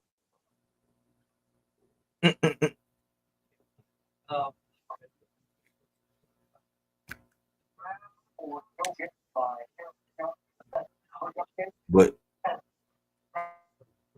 somebody talking. But AC, That's somebody's background. you thought, but AC, you think David Benavidez is going? Because I know you high on David Benavidez, right?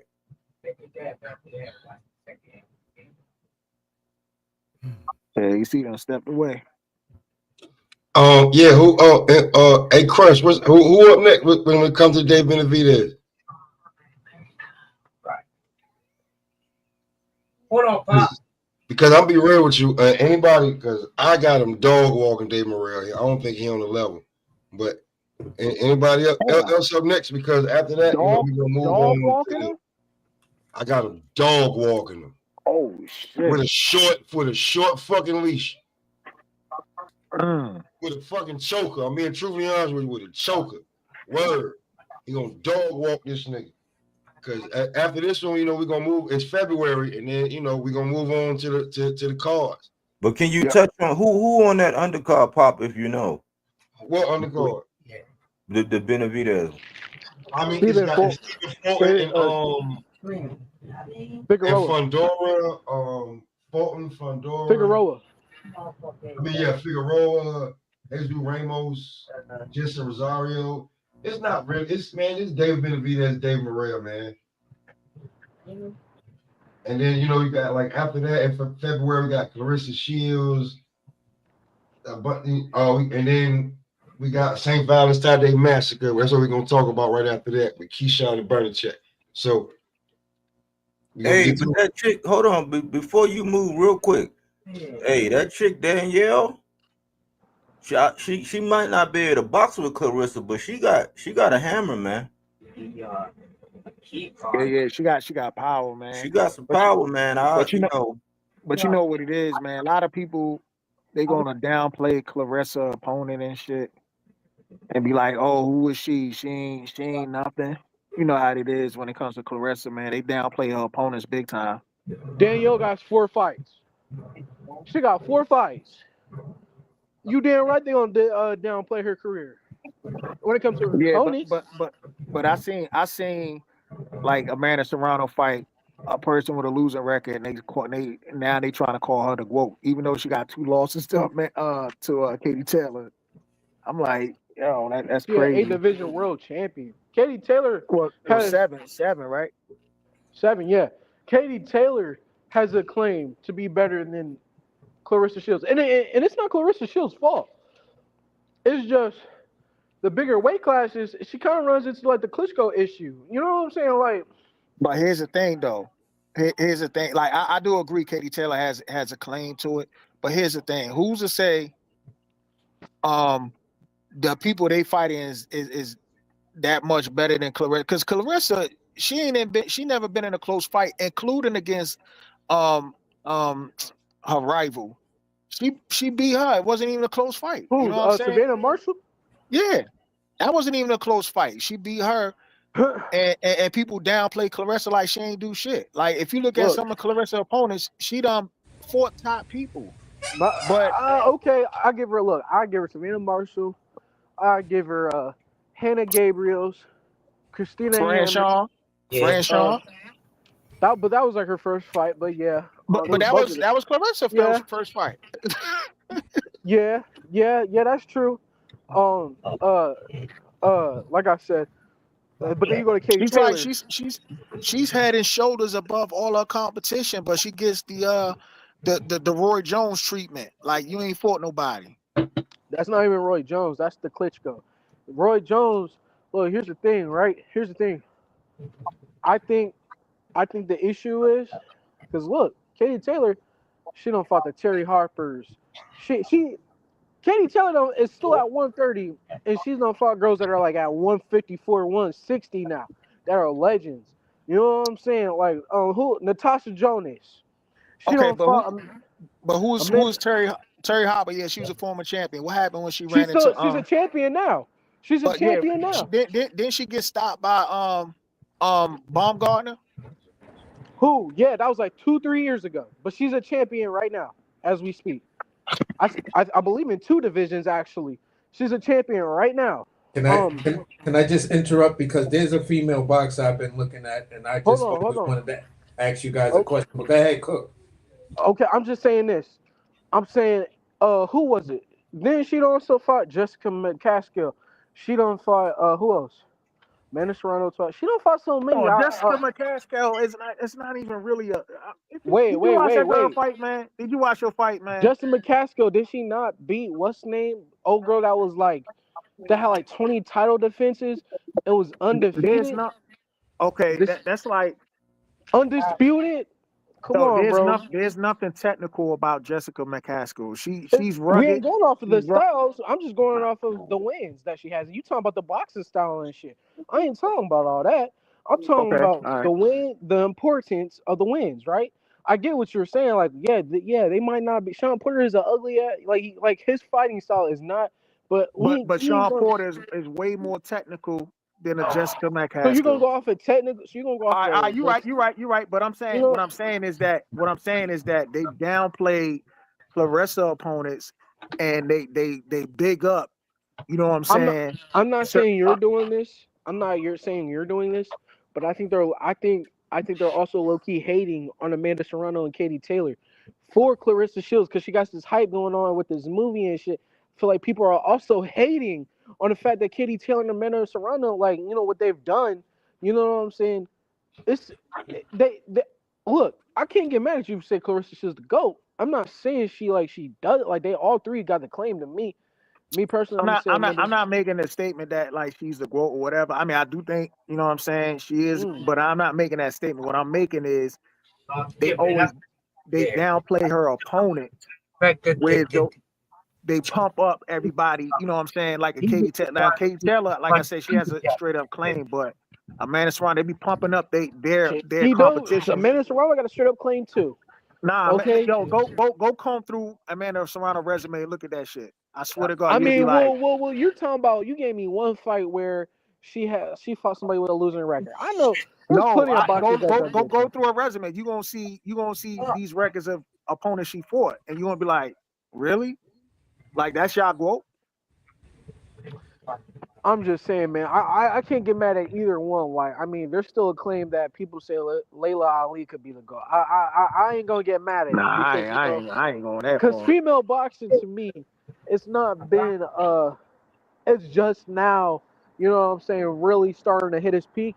At the same time though, Layla Ali did knock out every single girl she's been in the ring with, right? Man, Layla Ali, I'm gonna say Layla this, Ali bro. I think avoided what's the name? I'm gonna say this. I think when you had Christy Martin, when you had Christy Martin and you had Layla Ali in women's boxing, and Wolf, And Wolf was a dog. Yeah, but people were talking about Wolf. female boxing, and then it kind of died out. And then when it died out, then you know, you had the rise of the Clarissa Shields and Amanda Serrano's and shit like that. But when Layla Ali was fighting, people talked about female boxing as much and as often that they was talking about male boxing. The two went hand in hand. You would cover some male shit, and then you'd be like, yeah, so let's get into Layla Ali or Christina Martin. Yeah, okay, now I get it. The competition wasn't the same. So I want to say Layla Ali ducked and Wolf. That's cool. That's safe for another day. Okay, that's cool. You think that? All right, that's cool. Did. She ran that who and Wolf for. All that nonsense. She did. I got a question for Big J too when y'all get done. Okay. What's good? We at a crossroads again because I didn't see. In my opinion, Katie Taylor didn't win. I know the results, but Katie Taylor didn't win neither one of them Amanda Serrano fights, in my opinion. Oh, okay. So I mean, I'm saying you want to flip flop it either way. I think Amanda Serrano and Katie Taylor both got a claim that I can't get mad. I said this about Clarissa Shields, but what I'm not about to do is because people been hating on. Okay, they've been hating on all three, but like Clarissa, I think it was Bull that just said people were trying to downplay Clarissa, but like after the Katie Taylor and Amanda Serrano fight, look, man, she was getting all salty and shit about the fight, man. No, because she had a whole issue. She was having a whole issue. She got mad at Cameron. You don't Bull was saying the opponent, though, Big J. He was saying they downplayed Clarissa's opponent. Okay, I mean, well, shit, but Clarissa be hating on Katie and Amanda though too. So it's like, you talking about? I mean, there ain't nothing you can do really. Like we all know how great Clarissa is. I mean, like, it doesn't help. It's like the Shakur shit. It does not help when you do what you do. It's gonna only make your opponents looking better. It's gonna make the opposition look even better when you come out say goofy, crazy ass, dumb shit, you know, on the internet. I'm just keeping it real, bro. It's good. It doesn't help when she's beefing with these niggas that don't even box, and they're like, oh, and they're fact checking her, and she looking stupid because she wants to. I'm gonna tell you what helped me with Clarissa, Big J. Right. I had to separate her outside the ring shit from her inside the ring shit. I can't stand her outside the ring, but inside the ring, she's the nicest, in my opinion. And I don't do much content on her, man. I just had to give her a props. But here's the question I wanted to ask. Okay. Can someone, because I've been trying to find it, but it's only but a handful of fights that I can actually find. And Damn, then I just forgot her first name, but her last name is O'Shea. Something O'Shea. O'Shea yeah, Jones. Yeah, yeah, O'Shea Jones. yeah. She's nice. She's nice. She just won the belt like a couple. I think she's from New York, if I'm not mistaken. She just won. She just won a title at 154. Yeah. Yeah, I think she's from Ohio. Is she from Ohio? Yeah, Ohio, I think she's Ohio. from My Yeah, bad, my Ohio. yeah, bad, she's my from bad. I Ohio. New York, I was not New trying York. to get I'm the thinking of somebody else. I'm I was thinking Yeah, of trying to somebody because get else. they're saying I was they're trying to get the comparing. interview. I was trying to get the interview, but we was having technical difficulties. Yeah, they're comparing her like with like a younger version of Clarissa Shields. Okay. Well, here's I the don't know thing with about that, but I don't No, know I about just that. seen I just seen one interview where the guy was like, like I'll say this. gushing over her and shit like that. Like you're doing this. You're looking impressive like Clarissa Shields. I mean, there are some out there saying that you could be the next Clarissa Shields of boxing, and I'm like, I don't know if Nah, O'Shea man. Clarissa, Jones man, won O'Shea much as I hit her Jones to Olympics outside the if me, ring, she's an Olympian. here's the thing. Here's yo, the thing, much as I bro. hit her outside the ring, Clarissa is technically sound, man. And Yeah, she and didn't that's look like she cool, had and that that's kind of cool, power but until she went to heavyweight.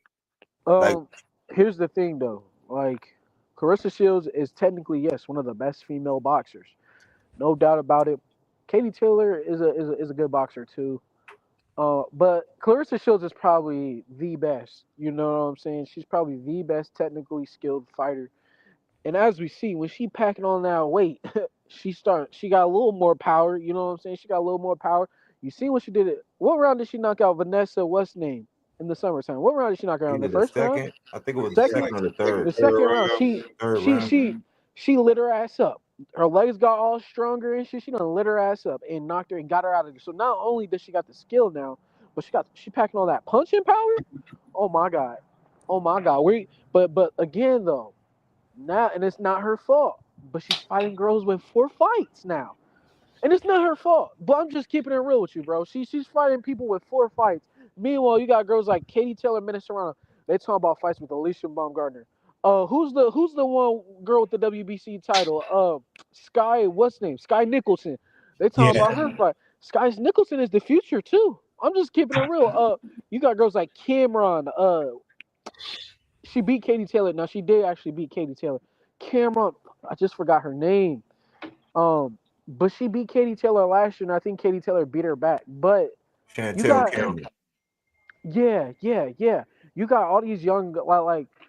There's nothing wrong with you saying Clarissa Shields because Clarissa Shields dominant, but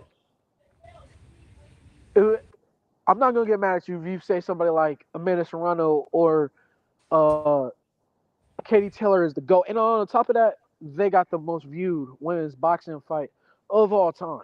You know what I'm saying? That just kind of adds to it. You know what I'm saying? It does something to that resume.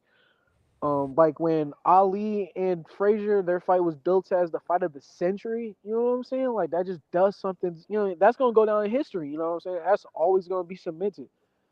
It's not a knock on Clarissa Shields though Let, either. let me ask you one last thing, Big J. What's good? Name me a fight where they announced the winner, but you didn't agree. Just tell me one fight. I didn't agree. Like in general, like just Like, yeah, you saw the fight, like the Virgil and Boatruck. Did they get that decision right? Belichick won that. What? Belichick won. Okay. All You right. talking about in this fall? You talking about fall, right? Like when they fought. Yeah.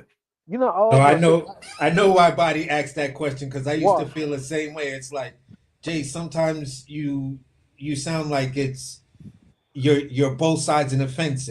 You feel what I'm saying? Oh, okay. So, So do you want me? All right. So cool. This is what I'm because I don't want to sound like I'm no, it's not. disrespecting anybody. It's just I don't want to sometimes. disrespect. I don't want to. Look. No, it's I just don't want to. sometimes in your analysis. Although you be on point with it, you feel what I'm saying. Although you be on point with it, it's just like sometimes it may come across that you can give your opinion on both sides. It's And two I think faced. It's yeah. I get it. Okay. So look. All right. You want a more clear statement? Cool. I think me personally, Amanda Serrano is the GOAT. I mean, Okay. that's my opinion. I just think Amanda Okay. Serrano is the GOAT.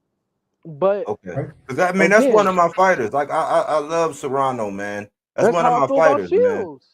That's I how I call her feel the about Punisher. Shields. But again, I think like again, and it's not her fault. But when you're fighting a female at heavyweight, 4 fights, and you have 12, 14, or how many of her fights Clarissa got, and you're quote unquote the GOAT, you're just finding the best opposition, right? So I can't knock her for it. But that's at the same time, that's not Amanda Serrano and Katie Taylor's fault that their opposition is just that much better either. You feel me? Like they both Okay dealing now. with what they got. Okay now. Cause I'm about to start some shit. And then because I'm gonna start some shit and I want to see what everybody do now. Because What's good? St. Valentine's Day Massacre. Oh, the Blair Cobb pulling up on Bud. That shit. Ooh, now, see, that was cool, right? But yeah, I thought that was real cool. I was like, I like that one right there. February 14th. Blair Cobb's nigga get a little freaky ass on somewhere too at the same time. Yeah, But, hey, look. No. This is what I'm talking about. Living on the card. Dennis Bernacek versus Keyshawn Davis for the WBO lightweight title. St. Valentine's Day Massacre. Who you got? I got Keyshawn, of course. I think this fight is going to probably be Keyshawn's hardest fight. I got to go into majority decision. Decision. I think and look, I'm a BMB fighter, so I'm gonna say it right here first. Take my bias out. I do see Keyshawn winning, but Barancek I also think is underrated, and his IQ and his skill. He comes from that Ukrainian style type boxing. I think, and on top of that, he's older. Madrimov. This is Keyshawn's Madrimov. Is basically what you're saying. Yes or no? Yeah. But and on top of that, we forget that Barancek just came off of beating Emmanuel Navarrete. You know what I'm saying? So he's not just a belt holder. He beat somebody. He's been the underdog. He beat somebody that he was already supposed to lose to. So Navarrete? The same Navarrete that was getting schooled by Conceição, that Navarrete? But nobody expected him to win, Bo. Bull. Nobody didn't think Barancek was going to win. I agree with you, bro. Look. I agree with you. I thought Conceição, me personally, you take them knockdowns out, I thought Conceição won that fight. Yeah, I thought he won that fight too. Yeah, he did. That's how, because Conceição just schooled him, old boy. But Barancek beat Navarrete. Navarrete is that guy too at the same time. I ain't about to say, huh? He a weight bully. He a weight bully, but he moved. Oh, okay, but he moved back down to one. That's why he moved back down to 130. That was 135 when this stuff happened. Bro, he looked the same. He used to blowing up. He used to making the weight and then coming in, rehydrated. That's why he going back down to 130.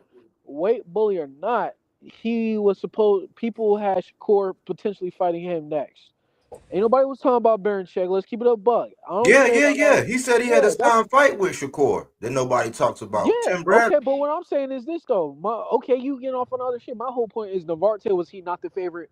Was he not? I didn't hear one person on this panel say, "Oh, I think Barancek's gonna win." I didn't hear nobody say that. I heard, "Oh yeah, Navarrete's gonna win." I don't think he was the favorite going into that fight, man. I think Navarrete was the favorite. I thought the fight was a 50-50 going into it. You did. They thought Navarrete was going to wash him, man. No, I'm talking about going to have a title, and that was going to set up, because he was going to be, think about it, with his name and his background, he was going to have a title at 35. He didn't pass the test. That's why he went back down to 30. But they remember Navarrete came off that controversial draw with Conceição going into that fight. They still had him beating Barancek, bro. I didn't hear nobody say. I don't know, man, because I remember Timothy Bradley was like, "Yo, like this Barancek dude." Bro, go to the odds. Let's look that Pop. If you can look that up, please pull that up, man. I wasn't hearing nobody saying Barancek was gonna beat Navarrete. No matter how we feel about that Conceição fight, I didn't hear nobody say that. I heard, look, because at the time, most of the titles were vacant. At that point, Shakur was the only one that actually fought for the vacant belt, and Tank was technically emailed the championship. So look, you had those two, and then Loma and Kambosos was announced. They wanted Navarrete, Navarrete to win that fucking belt, man. Yeah, he was the favorite. They wanted come on, bro. Navarrete to Let's have the not be belt. funny. Navarrete was the Let's not favorite be Hey, going funny. into that what fight. was the Nobody what had was the Barichek odds? winning. What was the odds on that fight, Smoke?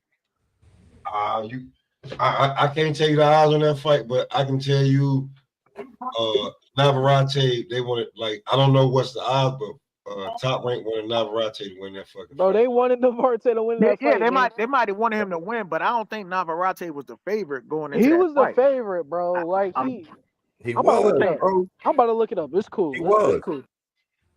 He was the favorite, man. Word, because when Barichek won, niggas was like, oh shit, and the way he was doing them, niggas was like, oh. So I just remember that shit. I remember that shit a lot. I was like, nah, Navarrete was the favorite. Navarrete was minus 700 to win that fight. The odds was he was minus Against 700. Barichek? Yeah. Yeah, bro. He was Man, minus no. 700, bro. Like I just pulled it up. They had Baranchek a plus 370 on FanDuel, a plus 350 on BetMGM, a plus 450 on DraftKings, a plus Come on. 425 at Caesars, a plus 400 on Betway. Come on, man. Like Nobody let's knew keep who it. Barichek was, bro. They Exactly. didn't So know. Yeah, they didn't know who Baranchek was. They thought they was Nah, gonna slide him, they and he was had gonna get a to know belt, who and he then he was was. gonna I make mean, the fight with him more attractive. the dude was an you Olympian. getting Bo, you getting all technical and shit like the bot like No, we're talking I'm saying, about. but they had to know who he was. He was an Olympian. How did they Okay, not that's know who he cool. was? That's cool. But like we talking about the world. The world knows more Emmanuel Navarrete way more than Barichek. All right, like, and we all know this. That's why people in general are still underestimating Barichek now when he's fighting Keyshawn, because we know who Keyshawn is. Motherfucking world still don't know who Barichek is, and he's the champ. Okay. Let me ask Bo. This is a fun fact. Since this was the same time, in that same car on in that same window, Brian Norman was a plus 370, a plus 350, a plus 340, a plus 380, and a plus 350 on all those sites I just named against Santillion. Oh, but Santillion was a beast though. Yeah, but that's because Brian Norman in his previous fight, the man, he was struggling. He technically almost got knocked out. You know what I'm And the saying? fight before that, he was struggling. The fight before that. Yeah, luckily they stopped it on a cut. But the fight he got before that, dropped. even the fight before that, he was getting clipped in that fight on that Shakur undercard, because he was also on that. Yeah, he was on that Shakur undercard when he fought De Los Santos, and he was like, he was supposed to knock Buddy out, and he was struggling. And then the next fight, he got dropped, like Bull said. So yeah.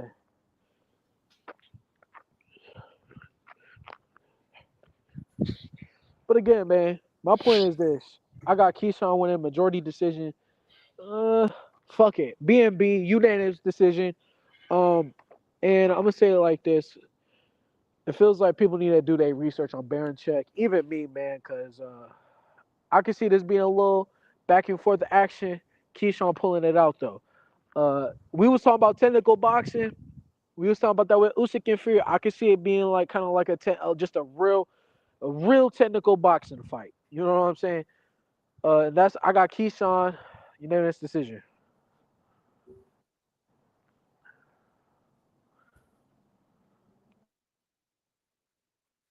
I don't know, man. I know he's expected.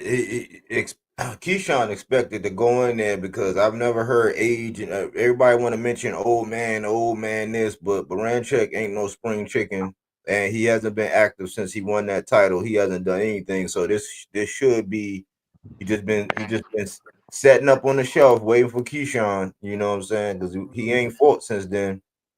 Yeah, Madrimov really wasn't fighting My either. thing with this Keyshawn fight, I got Keyshawn winning. I just hope Keyshawn doesn't take this dude lightly, man, because Baranchek he's a tricky fighter. You know what I'm saying? And he a little dirty too. So he got to be careful about that. So.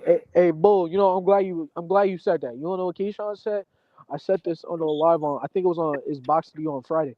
I said it seems like Keyshawn is the only one that understands, because they what was it? It was when he was at the Navarrete fight. against Valdez. They asked him about it. He said, "Man, I know." He said it like he was like, "I know Baranchik is gonna be that guy." So it sound, at least from what he's saying, he knows what Baranchik is. He was like, Baranchik, he's a champion for no reason, and he's definitely gonna give me a hard match. So he definitely he knows what it is. It's a lot of respect there, in my opinion. He got a little bit because he talk greasy to everybody else who he ain't fighting, but he got a They lot not of the respect champ. for Baranchik. They not the champ, bro. Like they not the champ. Yeah, You he know, just can't take Baranchik lightly, man. that's all he's doing. Baranchik will get inside his head. Baranchik will punch you in the back of the head and shit. Fucking do some crazy shit while the referee ain't looking. So he got to keep his cool in that fight. Yeah, man. That's not saying like that. Don't take the kindness for the weakness either. You know what I'm saying? I don't mean Keyshawn thinks he's gonna lose. No, if anything, I look at that's gonna make him train even more harder because he knows the fact that he knows what's ahead of him and what could happen if he doesn't. Oh man, I just think that's gonna make him want to turn up even more. But Smoke said he was going to start some shit, and he running around talking about he going to knock Tank out, but he ain't saying that about Baranchik, and that's his next fight. I'm confused. Hey, hold on, wait, before we get him, Crush, how do you feel about this? Ain't nobody knocking out Tank. Come on, go ahead. Whoever is next. Crush, Blue, how you feel about that? I think they both gone, man. Wait. Hello? Shoot, hey Blue, you there, Blue? Hey, he ain't there either. AC, Dang, man. AC ain't there either. Blue went into the bushes like Homer, man.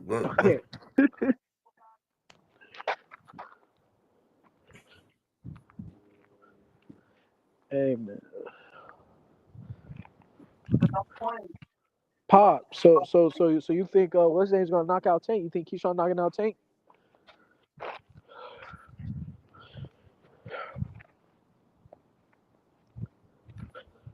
Oh. No, I don't think. I don't think anybody's ever knocking out Tank. Me personally, I just don't. Okay, so do majority of the panel think that Keyshawn gonna win this fight? Yeah. Yeah, I got Keyshawn winning. He should. Okay. He got the juke on the side and everything. All right, now let's move on to 8 days later. I'm gonna get to Big Bro fight, but on the card we got Joshua Batista versus Callum Smith. How y'all feel about that? Oh, that's gonna be a good fight. Joshua Buatsi and Callum Smith. Yeah. My fault. You got it right. You got it right. Yeah, Buatsi, yeah. Yeah, cool. Buatsi is a dog, man. He's out there. I think he trains out of Andre Ward's coach, right? Virgil Hunter. And ever since he's been with him, he's looked good. Who did he fight? He looked good in his last fight. He fought Old Boy, but then before that, he fought Dan Aziz, and Dan Aziz was supposed to be some type of big problem. I feel like he would kill Anthony Yarde. I feel like he would murder Anthony Yarde. I don't know, man. Anthony Yarde ain't like that no more, bro. Who's he fought? He got Anthony Yarde got heart though, man. That's you got heart. That motherfucker, okay. he took it to Better BF. Okay, but my thing is this though, right? Anthony Yarde is only getting older, right? And he's been fighting dudes that are trash cans. We don't know who they are. Like they are. Can you name his last opponent he fought? Can you name it? I ain't see his last fight. You probably didn't even know about it, but he fought. No, I know he fought recently. I didn't. Yeah, but like, come on, bro. Like, but at the end of the day, man, like Buatsi, look, the man ain't conditioned. My man was dead tired. You ain't see Buatsi last fight? My man was like, I did. Oh, you talking about the AJ card, right? And then Buatsi seemed like he always get hurt a lot of times. I'm like, man, bro, he ain't never been. But my thing is this though, like Yarde, like look, Buatsi, like he may not be the most fan friendly like boxer, but like his competition compared to Yarde is not even on the same like yeah, he fought Better Biev in his competition is not good as Yarde, man. Yo, What? Bawasi ducked the smoke with Bevo. I ain't never What? seen y'all duck Bro, smoke, no, man. no, no. Hold on. Slow down. Slow Y'all down. said, Slow down. okay, better BF. All right, Oh. let's get to it. Y'all say, man, you know, I don't want to, you know, let me go sign to a new promoter, man. I ain't trying to fight Bevo. Bro, hold on. Slow down. Okay, look. I get that. I get that, right? But my man Buwasi is the WBO interim light heavyweight champion of the world.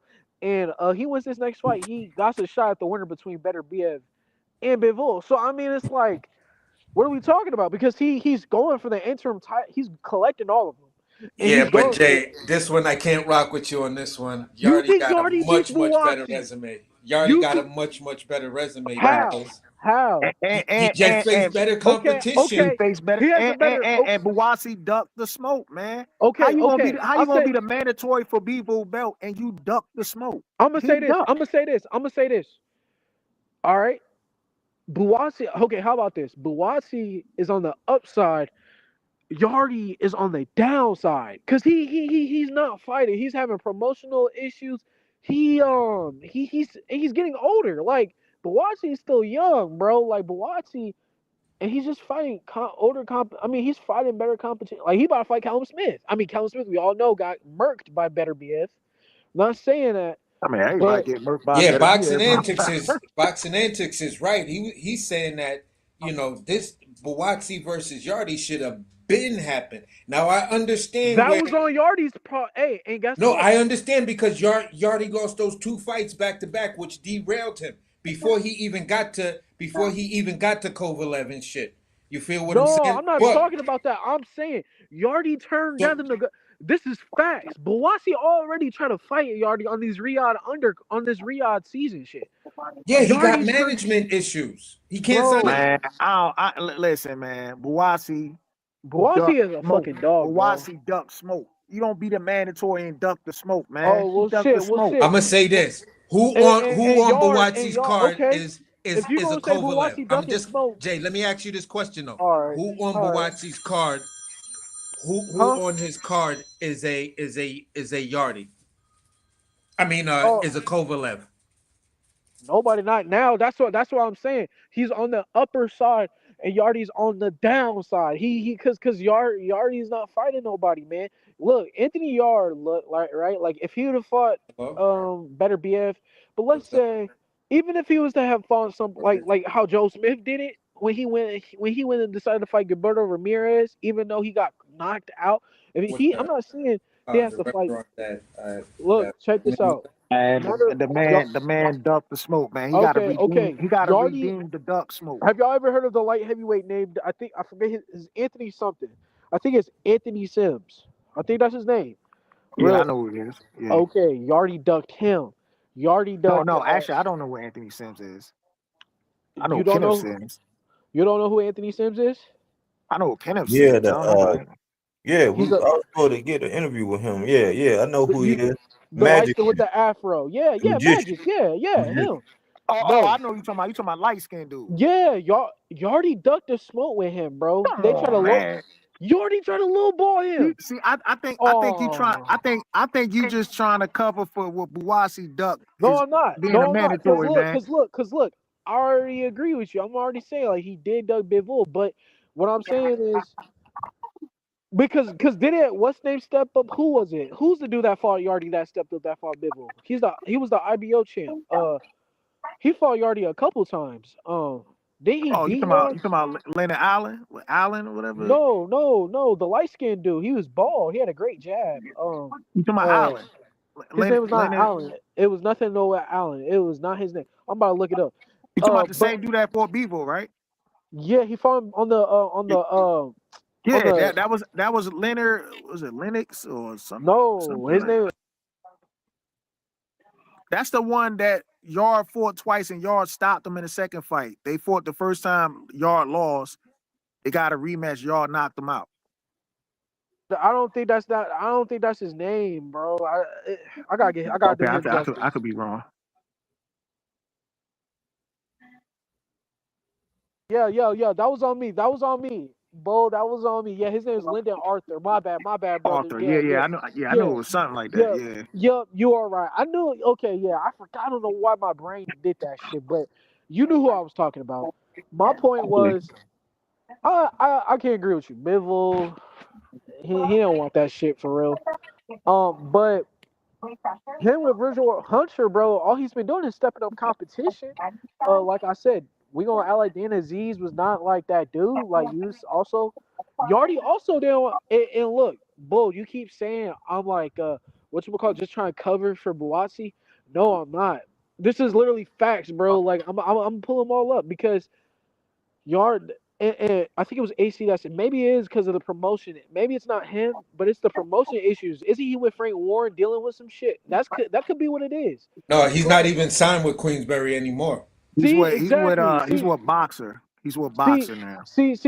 That's the thing, right? Like that's the They thing. both So, with Boxer now, right? no, Buatsi's with his own. Yeah, Oh wait, no, but Boxer. he is with No, he's with Boxer. Yeah, Yep. yeah.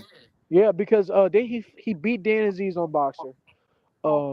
I think he did sign a contract with Boxer. But then again, and also, what's name? Usyk's boy. That's that light heavyweight. Dan Lapin, the tall, scrawny dude. Anthony Yarde ain't trying to fight him, and he holds an interim title. So it's like let's stop it because we all forget like Usyk got to like a protege under him. That's a light heavyweight. He fought on the Fury Usyk undercard, and he's like 6'7", 6'8", and he's like a interim champion. Yarde ain't fighting him. You know what I'm saying? So Buatsi is the WBO champion for a reason because he's fighting these dudes Yeah, and he he's ducked the stepping it up. smoke, man. He ain't won nothing. One thing, like I'm just saying, man. One thing I know about Anthony Yard. Anthony Yard, when he fought Kovalev, he stepped up to the plate. You step up, but when it gets the hardest, you When it was quit. time to fight Better BF, he stepped up to the plate. Okay. Buatsi was like, yo, I gotta get the hell out of here, man. Shit, let me leave Matchroom and shit. So Go somewhere else. so is Virgil Ortiz a duck, even though he was a mandatory to fight Bud, Hell but he yeah, he a decided duck. no, he just You wasn't don't ready think for he that ducked shit. Bud, man? You don't think he ducked Bud? No, he wasn't ready for that shit. No, Bro, he ducked him twice. You the mandatory. He a smart boxer. He was walking around saying, "I'll fight anybody," and then when he's the mando 2 times for Bud, he decided to walk away. The first time he said, Wait. I don't care if I'm ready, but I still want to fight Bud. Wait, did he Then that not fight say got after turned Maurice down. Hooker? Did he not say when Bud pressed him on that shit? Did he not say, "Yeah, I ain't ready for Bud," and moved up? Did he Nah, not say? he said in the ring when he fought Maurice Oh, Hooker, he said y'all might think I'm not ready, but I want that fight. All oh of yeah, a that's sudden, right. Because who did what's name? Did he fight the Meat Machine after that? Yeah, you right. Yeah, yeah. yeah. He because he knocked out the Meat Machine because Bud knocked him out. Yeah, you right. 100%. But what I'm saying is this, right? Me personally, Buatsi versus Yardy, let's see it. All I can say to you, Bull, is let's just see this shit. Let's hope Yeah, Yardy I succeeds. want to see it. I want to see it. I just want to see it. I'm not saying y'all gonna win and whatnot. I'm just saying one thing about y'all. At least y'all got heart, man. He stepped. Y'all He got like heart, yo, but he not. But it's just yo, like, go ahead. like who be the first one to step up to the plate to face a better BF? It'd be like, yo, I want to fight him, knowing that this motherfucker just stopping dudes and shit. I don't think he really gave a fuck because he knew about his shit. I think he knew what he had. But that's cool. But boxing is not a tough man sport. You know what I'm saying? Boxing ain't a No, tough but man. I'm saying he was taking it to better BF. Like He you saw the was. difference. Like when Carlos Smith fought better BF, Carlos Smith fought scared, man. That motherfucker was Bro, waiting to hey, get knocked out. in the first 10 seconds, the fact that Better Be just closed the distance on him like that, I was like, oh yeah, it's done. It's done. Like, yeah, I know what you're talking about. He was intimidated. It was that Mike Tyson effect. He was intimidated. He was. Hey, but my point is, I think I got Buatsi beating Callum Smith too, man. I got him beating him down to the body, knockout, and that's how I got it. Now I will say this though, Carlos Smith can punch. He can punch, but at the same time though, he be trying to fight he be trying to fight on the inside with a lot of these smaller fighters. And that's not the good idea. You know what I'm saying? What was it? Like when he fought Canelo, he made that fight too easy for Canelo. No matter how tough he was, bro, he stood there for Canelo to punch him on them arms and rip those shots. So he just stood like he didn't do nothing. And it was the same thing with Man, Benavidez. I ain't gonna lie, man. I thought that motherfucker got paid did not do shit in Yeah, that fight. that's what I'm saying. He didn't do shit against Benavidez either because he be trying to fight with it. Nah, he tried to like throw something at Better Beer, but once Better Beer stepped to him, that motherfucker said, "Fuck it, No, I'm out." Bull, you were right. I'm talking about his game plan in the sense of he be trying to fight the shorter man's game plan. Like if it's not somebody that's skilled enough, that has the IQ and the experience and the champion, bro. He like Buwasi. I feel like and Buwasi's way too technical, bro. Like, and that's his issue. He's gonna try to exchange with it was kind of like Errol's problem when he fought Bud. Why are you trying to like Errol likes to lower himself down to the smaller fighter. Like when Errol Spence fought Sean Porter. But that's Earl Spence fighting style. You know what I'm saying? I Like get that that, but that's the issue. That was also because his he wasn't going to outbox no Crawford. but that was also his issue with well, you're right.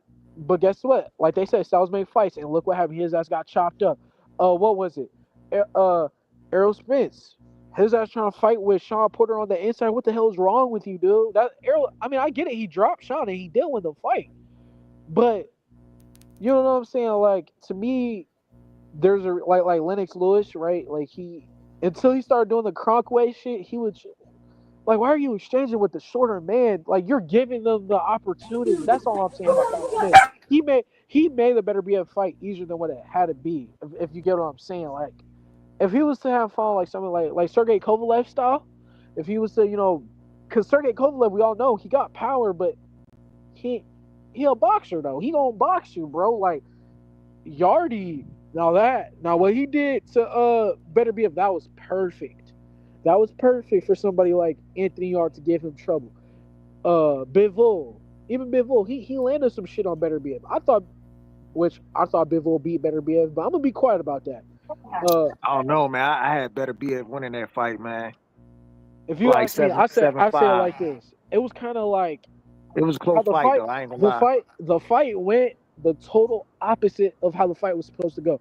Arthur Better BF landed way more shots on Bivol than Bivol did on Arthur Better. I mean, than Bivol landed on Arthur Better BF. If you ask me though, Bivol landed the more, you know what I'm saying, like the more Yeah, he had the eye-catching shots. He had the more eye-catching shots. Like he stopped Better BF in his tracks a couple times, like with some hooks and shit. Like that was like, whoa, like you know what I'm saying? Like he kind of caught Better BF a couple times coming in and shit like that. And when he would do that, to me, I guess that would give him the good moments of the round. But my point is, shit, I just want to see Buwasi versus Callum Smith. And then guess what? You beat Callum Smith. Shit, let's see Yardy. Now, I think Yardy versus Benavidez would be a great fight. I've been calling for that fight, bro. I think that fight would be great. I've been saying, listen, if Benavidez is going to prove to the world that he's really a contender at 75, you got to take out a Yardy. I think Yardy can Nah, beat man. Benavidez. I mean, hold on. I mean, he just fought fucking Alex. What's his name? He just beat what's his name? The Ukraine but Yardy's dude. a different beast, though. That Ukraine dude he fought is better than Yard. I can't that say was that. I can't say that. That was a former lineal champion. But here's where you go wrong though. That dude only fought twice in like 4 years after he lost. Yo, he fought 2 times last year going into that and that man fight. is 40. That man is 40 years old, bro. He is 40. Nah, he was 30. He was like 37, right? Oh my God, that's old enough, like, come Hey, on, boxing antics, man. You can pull up, man, so we can get global on this bitch. No, I'm saying, but we can't sleep on that dude. No, I'm not sleeping on. I'm not sleeping on him. But what I'm saying is, Yardy's the younger, stronger we fighter. Global, baby. No, Yard is around almost the same age as Vosdick. And I had to wash my motherfucking bitch, man. You remember Oh, her, nigga, her hair is so fucking straight, bro. Missy's hair is so straight, bro. It's fucking ridiculous, bro. Hey, AC, so let me ask you this question. So if Vosdick and Yard was the fight right now, who do you have winning the fight? Yard. Yard. Oh, no. What? Nah, yeah, you right, Bo. You right. But you can't do that. You can't do that triangle effect shit. You can't do that. You're right. You're right. It's no trying. You're right. Everything is different from It's each opponent. different. I think David Benavidez would be in a lot more trouble with Yard because of how explosive he is, and it would draw. Because David Benavidez, one thing about him, he likes to let his hands go. But like, what's his name? He be leaving himself in dangerous positions where if Yard was to connect on him, oh my god, bro, it would be trouble for Benavidez. Because Benavidez, he's not like a one punch power type dude. He throws a lot of punches and bunches. And Yeah, somebody like he Yard, catch you in his trap, then it's just like multiple and punches Yard coming out. is really athletic. And one thing about Yard is he can time your ass, and Yard can knock you out with one punch if he wants to. So if I could see a scenario where Yard catches Benavidez with like a over right hand or some shit, like, and then that's when we'll see Benavidez. You got that chin, bro. You really, you know what I'm saying? Should you just go back? You know what I'm saying? Should you chill out? Should you, because Yard to me got that type of power. As you see, Alex, if Alex had because Alex is a power puncher too, but bro, Yardy. One thing I'll give Yardy, his style is just explode. Like he's just a fucking athlete, bro. He's a beast. His nickname is a beast for a reason, bro. He's strong as hell. He's strong. I'll say that. But anyways, no. Pop. Who's after that? Buatsi Callum Smith fight. Who's that? It's the Zhang Adjit fight, right?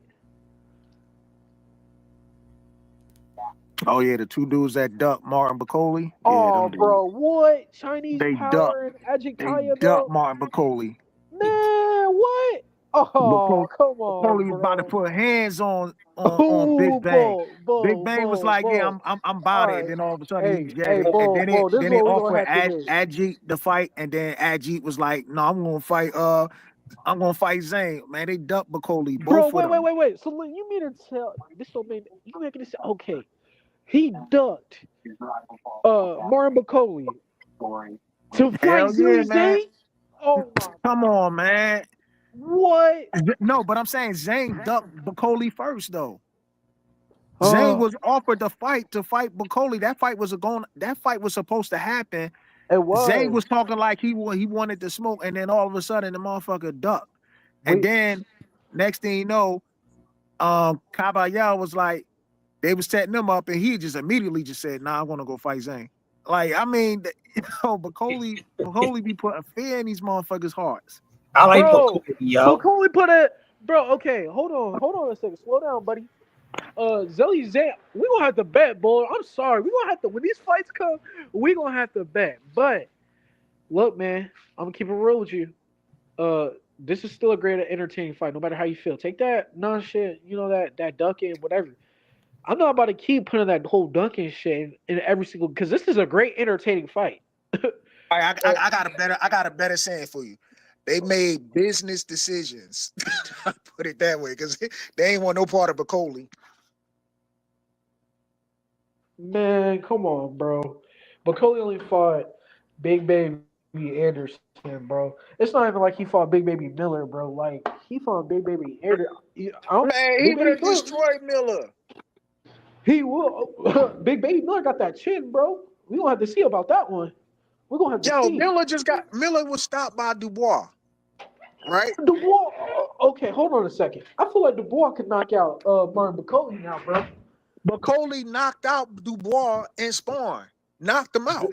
Dude, and guess what? Philip Hergovich beat the shit out of Dubois in sparring too. Look what happened in the ring. No, I said knocked out. I don't care, bro. He like sparring don't mean shit to me, bro. As a personal fight, you can look good in the it's familiarity though. Like think about it. Shakur used to spar Jamel Herring, right? So going into that fight, why was he bullying Jamel Herring leading up to that fight? You talking about where's my belt? Going in there crashing his his training session. I'm like, damn, man. I ain't never seen Bro, that's Shakur that one. You're fucking giving me confident. one scenario, bro. You're giving me one scenario. Like Muhammad Ali was getting his ass whooped by light heavyweights. Them niggas didn't want to fight him in real life though. That don't mean shit. Like that don't mean nothing to me, bro. Because guys like sparring to me is supposed to help you. You talking about it? That's the issue with boxing nowadays. They just want to use that shit as a Hold it there. again. You know what? Martin McCulley is the sparring heavyweight champion of the world. I gave him that credit, bro. I gave him that. Like, but in a real ring, bro, I need to see some shit. You know, you I'm can't get. saying he for him stopping um Jared Anderson, that shit done put fear in some of these heavyweights' heart, man. They like shit. They turning down a fight. They like, man, I ain't fighting that dude.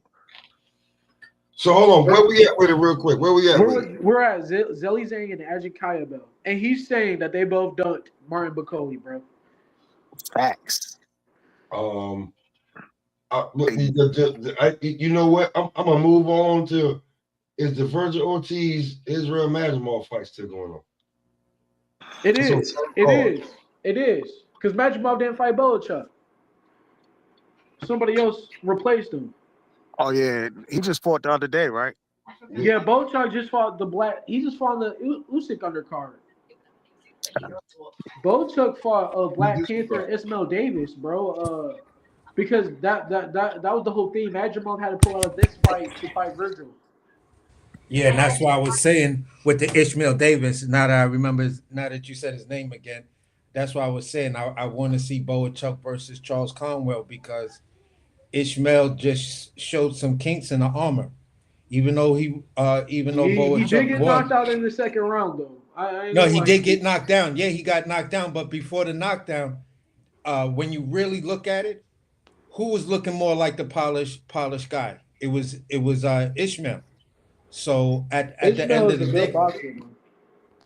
at the end of the day, like when I saw both of them in close, yes, Boachuk is horribly dangerous in close, but I saw some little holes where I was like, you can't be getting caught with inside that pocket like that with a nigga like Charles Conwell, because he's coming with a little bit more heat behind those punches, and I think he might sit you down or really hurt you, because Conwell knows how to take it downstairs and then run upstairs and then take the fire That escape might be back a hard one. downstairs. That's gonna be a hard one for Conwell. I ain't gonna lie. Boachuk is low key underrated too, man.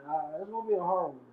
No, The it's a only great thing, fight. one thing I don't like about Boachuk, man, he fights straight up, like standing straight up, like there's no bending his knees or nothing, man. That Are you too upright? yeah. There you go, Crush. You right about that shit. And that's why I'm saying for a person like Charles Conwell, from what I saw in that fight, it just made me leap to this side of the street and saying, listen, Conwell beats Boachuk and he beats Virgil Ortiz easy.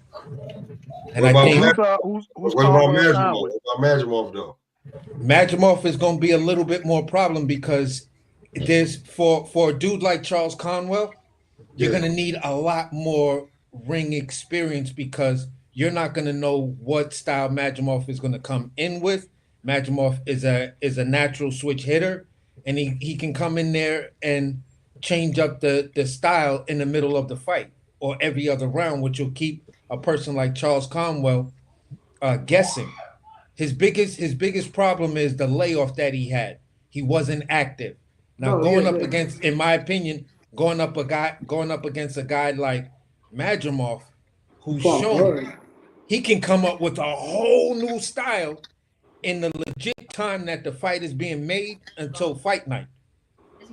So that tells me he's got an amazing camp and a camp that could really dissect things. Well, he be in there with Dimitri Bivol and shit like that. So That's why I'm like, listen, man, this is like Conwell. I like you a lot. You feel what I'm saying? But right now, I don't think you beat Madrimov. I think Madrimov beats Virgil. I think Madrimov beats him. I think Madrimov is gonna make Virgil look like an amateur. So this is my only concern for that fight. He was already cutting weight to fight Boachuk. Now he got to recut weight again because he had stopped because of the whole, whatever illness. So now he got to recut weight again. That's kind of dangerous, man. When you got to cut weight, and then you don't have a fight, and then like maybe a month or two later, you got to recut weight. That shit could really backfire. Yeah. Yeah, I mean, but this is why we've been, at least over here and then Bodyworks thing, we've been advocating for fighters to fight more closer to their walk around weight, so you don't put yourself and your career in danger like that. Like, I'm gonna say it like this, right? Like, we all just talked about my weight and shit, right? Naturally, like, cause I was talking to Bo Mac and them motherfuckers think I can really, like, cause my body type, them motherfuckers really think I'm gonna just tell y'all, I can tell y'all this. Them motherfuckers think I can get it down to super middleweight, light heavyweight. I don't think I can. So I ain't gonna push that shit. With the science up to date, hell yeah, you could do it. Yo, you gonna be like the next David Benavidez, yeah, man. Cause Bernie told me, right? Like, I'm gonna tell y'all this, and again, hey Pop, I'm gonna send you that footage, me and Bernie tonight. Since I got your number, I'm gonna send it to you. But me and Bernie, we was talking, and he was like, "Hey Jay, one thing," he was putting me on game. He was like, "Bro, like, you could really be the next cruiserweight champion and shit like that." He was like, motherfuckers that go to heavyweight and shit like that, they do that shit for the money. They don't really do that out of legacy. You look like you want to do this shit for your legacy. You know what I'm saying? He was like, you could really get down to middleweight. You know what I'm saying? Don't limit yourself. You could really get down to super middleweight if you want to. Yeah, you know, 168. How tall are you, Jay? I'm 5'11" and a half, 6 foot. You know hell what I'm yeah, saying? you could get down to 168, bro. And I'm only 19, so I might be like 6'1", 6'2" when I'm fully grown. You know what I'm saying? How much you weighing right now? Right now I'm in my 220s. You know, I'm cutting away. I want to slowly. I don't want to, because last year, right, what I did, I got all the way, like, from 2022 I was 260, right? I cut down eventually all the way down to 215, and I lost a fight because I just cut weight. It wasn't like I was eating healthy or nothing. I was just eating little food, and the food I was eating, I'm gonna be honest, it wasn't no like good real food. It was like shit. I might eat a bag of combos or some shit like that, or yeah, you got to get them yams in your system, man. Or if I wasn't doing that, the only meal I'd eat was like some chicken and rice. That is it. And I would drink my water, but I would get them baked yams in there, bro. A baked yam has more. I'm starting nutrients. to add, like when I get done training, I go get some electrolytes, you know, shit like that, and I start adding some more strength and conditioning in my shit, you know. But anyways, yeah, man, I agree with you guys. I think you should walk around your natural weight, which eventually when I cut off all this weight, I think, you know, I trained my body to do it. I think I could do it, and I think Madrimov should do the same thing, because I really think Madrimov could fight at 147 if I'm being honest with you. You know what I'm saying? Hey, Big J, I got something for you, man, to do. Take some CMOS, my nigga. That shit is fire. It helps you. You don't have to eat that much. It gives you energy. It does a lot of goodness for you, man. It replenishes the minerals that your body naturally has, everything like that you don't have when you get old. When you start getting older, you start What'd you losing say? those Say it minerals. again, Blue. CMOS. See, that's what I got. Okay. I'm gonna just tell you this, you guys. Yeah, because I got some other shit I can hook you up with too. Hey, all right, bet. That's what I take this shit like that. I'm gonna put my number in the chat for you. Okay, I got you. And then listen to this though. Nelson got his own CMOS too. That he be. Oh yeah, see, you know he knows what it is. That's what's up. Yeah. I just got my own. And it feels good. It helps my body. So yeah, all right, bet. I'm gonna hit you up after. Yeah, that shit helps your brain too, my nigga. Yeah. I'm also saying this, Jay. Get your yams, bro. Yams. Eat some tofu. That shit has a lot of the nutrients that the body needs within a 72-hour period. So it's like every 3 days. And what's also there is yams have a protein that the body interprets as it has a element in it that the body interprets as protein. So then you won't face a protein deficiency, which a lot of vegans wind up facing because they get accustomed to certain things. If you're gonna eat like that, you still got to put in those good probiotics, You things gotta like switch it up on them. specialty vinegars and organic soy Oh, sauces. man, body off it. Go ahead and finish. Go ahead and finish, Yeah, AC. no, but 'cause, you know, basically what I was saying was, you know, you've got a lot of it's a lot of things out there that are you can just go to your regular supermarket for. It doesn't require a specialty store that you can generally eat that'll do you real well. Like eat your raw kale.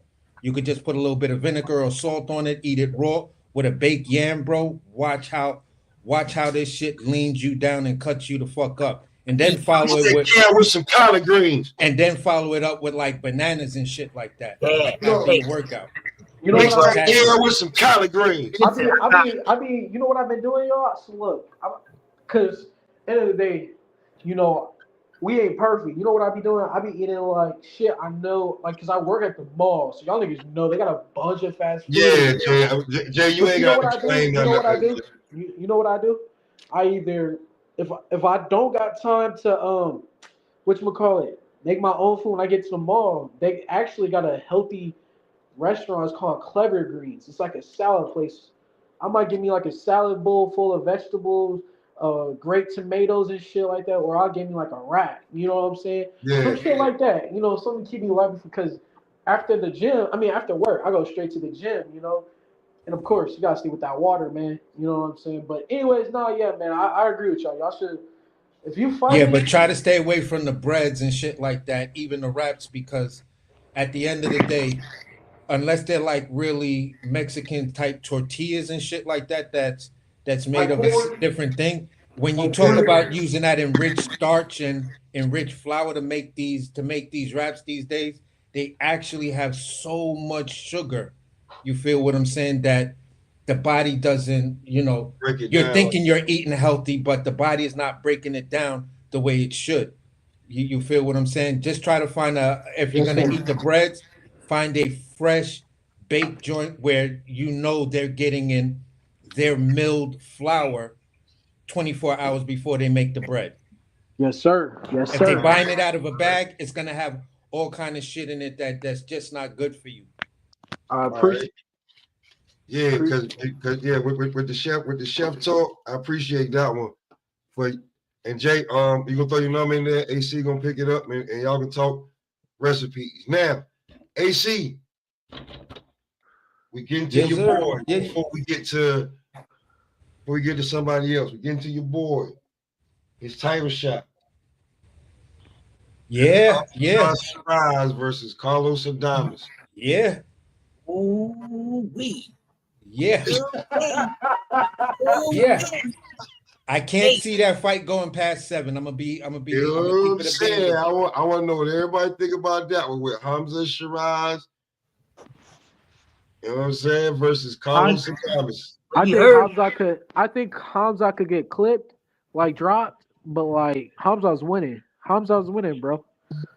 Uh, Carlos Adonis, he's good, but he only got power. You know what I'm saying? He didn't really know. Did Bud whoop his ass at Gleason's boxing gym in New York like Oh man, why you want to Oh yeah, bring that's that fine. damn shit? That sparring session.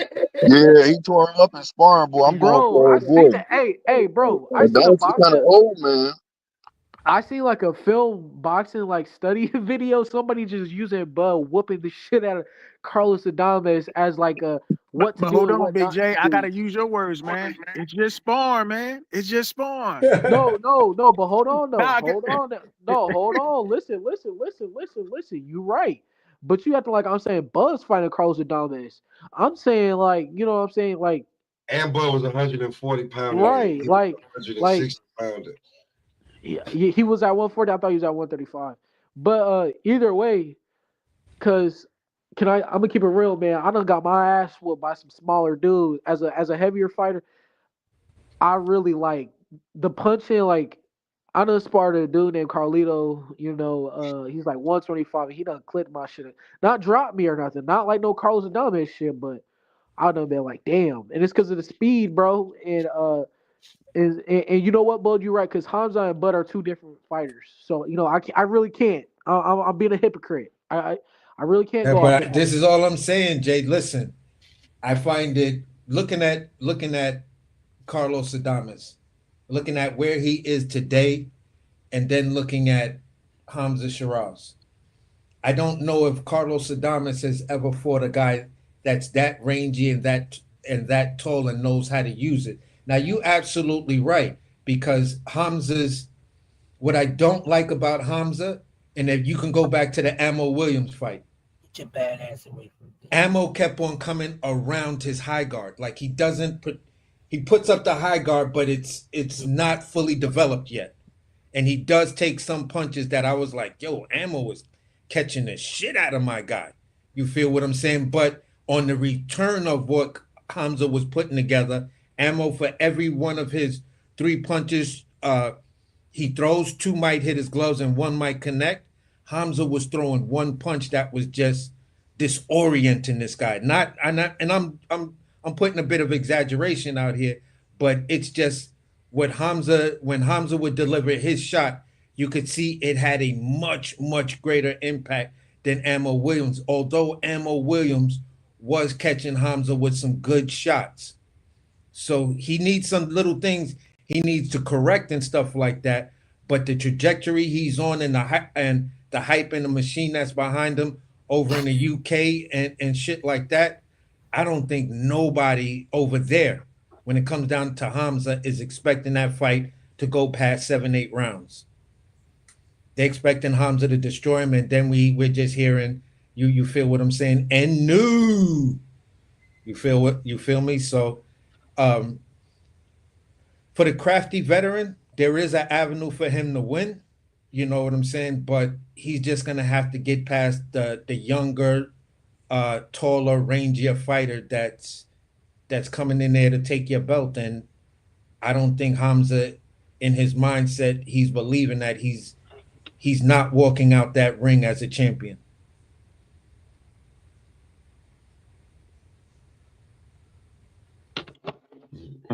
Anybody else think Carlos Adames got a shot? Because I don't. He got the power, but nah, bro. I think he got a shot, man. I think he Yeah. got a shot. He got the power. Just because the Ammo Williams Shiraz fight, I saw some holes in Shiraz game. You see? I think Adames could capitalize on it. And he could go to the body because Shiraz don't block his body. He just keeps the high guard. And Adames will go to the body on him. Yeah, and that's what I said. He's got some holes to clean up because And Adames got great stamina too, bro. He'll work your ass now too. Like, yeah, and this is what I'm saying. Hamza's still relatively young, but he's like Keyshawn right now. He's like Abdullah Mason right now. These are young guys that, because of their performances, it's having them being moved on the fast track. So I would have loved to see Fedora and Hamza, see what that looks like. But anyways, keep going. Man, Fedora gets murdered by Hamza. He does not know how to fight that lengthy body. If Fedora fought like Hamza Shiraz, listen, I'd be like, I don't really see anybody really, as far as the young dudes and stuff like that, really beating Fedora, because he knows how to use every inch of that body type that he has. And I can't say that about Fedora, but I could say that about Hamza, because as I watched his fights, I was like, yeah, it looked like he working on this, looked like he developing that, looked like, this one, he was trying to plug up some gaps in his talent and possibly introduce a new tool, because at the higher level, he's going to have to fight better than what he's fighting. You feel what I'm saying? But it still doesn't take away from the fact that he's got all of the right tools. He's got the right mindset. He's got the right people, putting him, developing who he is. Now, against a Carlos Adames, I've known for a minute that's always been the play. So we'll see what he does against Adames. If he wins that fight convincingly, you feel what I'm saying? I believe after that, hell yeah, the next fight we see is some sort of unification with him and Lara, or if that's Lara that's at 168, who's the other belt holder? Jenna Beck. I think Jenna Beck still beat. I think Jenna Beck beat Shiraz. Jenna Beck You beat think Shiraz, so? man. I think But- once Shiraz comes into his own, I think with Jenna Beck still being at 160, that's the issue. That's the thorn in the side. That's the banana peel on a wet commercial floor. Is Jenna Beck already showed signs that making that weight can be tough for him. Did we see that So I last think fight? Jenna Beck gets the fuck out of. of. If he beats Laura, I think Jenna Beck gets the fuck up out of Dodge. No, he's gonna go for undisputed, bro. He's gonna go for. Jenna Beck ain't gonna take that fight, bro. Not against Bro, Shiraz. he done got so many titles, bro. Like He's gonna go against. He's looking to fight. He's looking to fight Daniel Bentley. Who's that? Oh, Bentley? Did he already beat him? Yes, and he wants to rematch Bentley.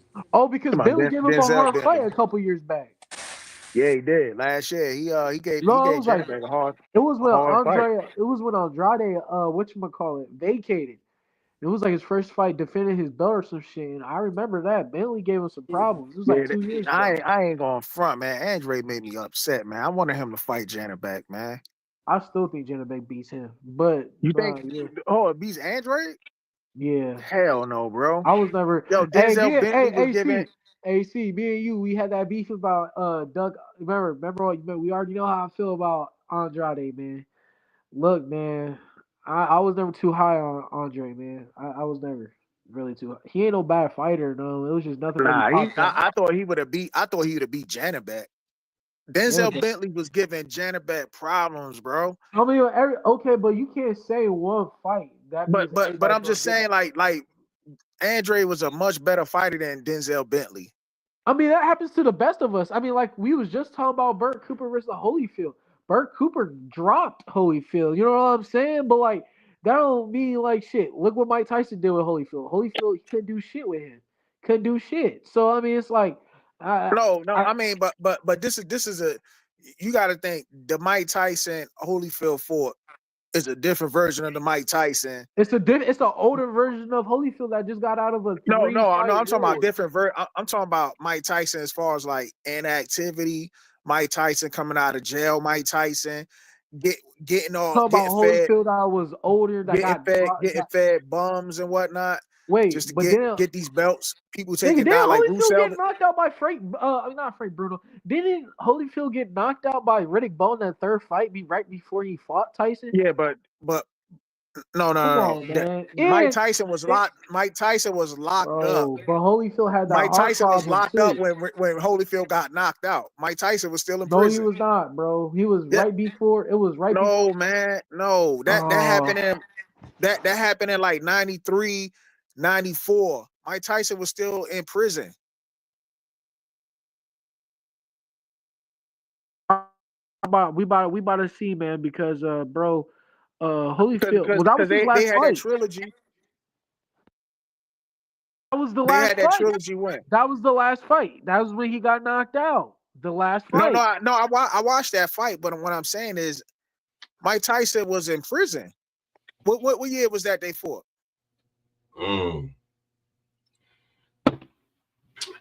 I'm not being mean. I don't really want to go look. But I'm gonna be real with you because I'm just saying. Like I pulled up Evander's box rec. The last he lost to Michael Moore. He won the first fight, majority decision against Riddick Bowe. Then he lost to Michael Moore. Then he beat Ray Mercer. AC, he had a stroke in the ring while he was fighting Michael Moore as well. But go ahead. All right, so he goes up and he beats. He gets back in. He beats Ray Mercer, unanimous decision, and then Riddick Bowe TKOs him in the next fight. Yeah, he lost 2 times to Riddick Bowe. He won 1 fight. He lost twice to Riddick Bowe. In 1992, that was the first time he lost to Riddick and had Bowe. a stroke and had a heart problem. It was older than Mike Tyson already. Like, bro, like I don't want to hear that excuse. No. I'm not saying it. I'm saying Mike Tyson was a different Mike. Mike Tyson was in prison. When he got out of prison, they started feeding Mike Tyson bums and shit just to get his name back out for marketing purposes.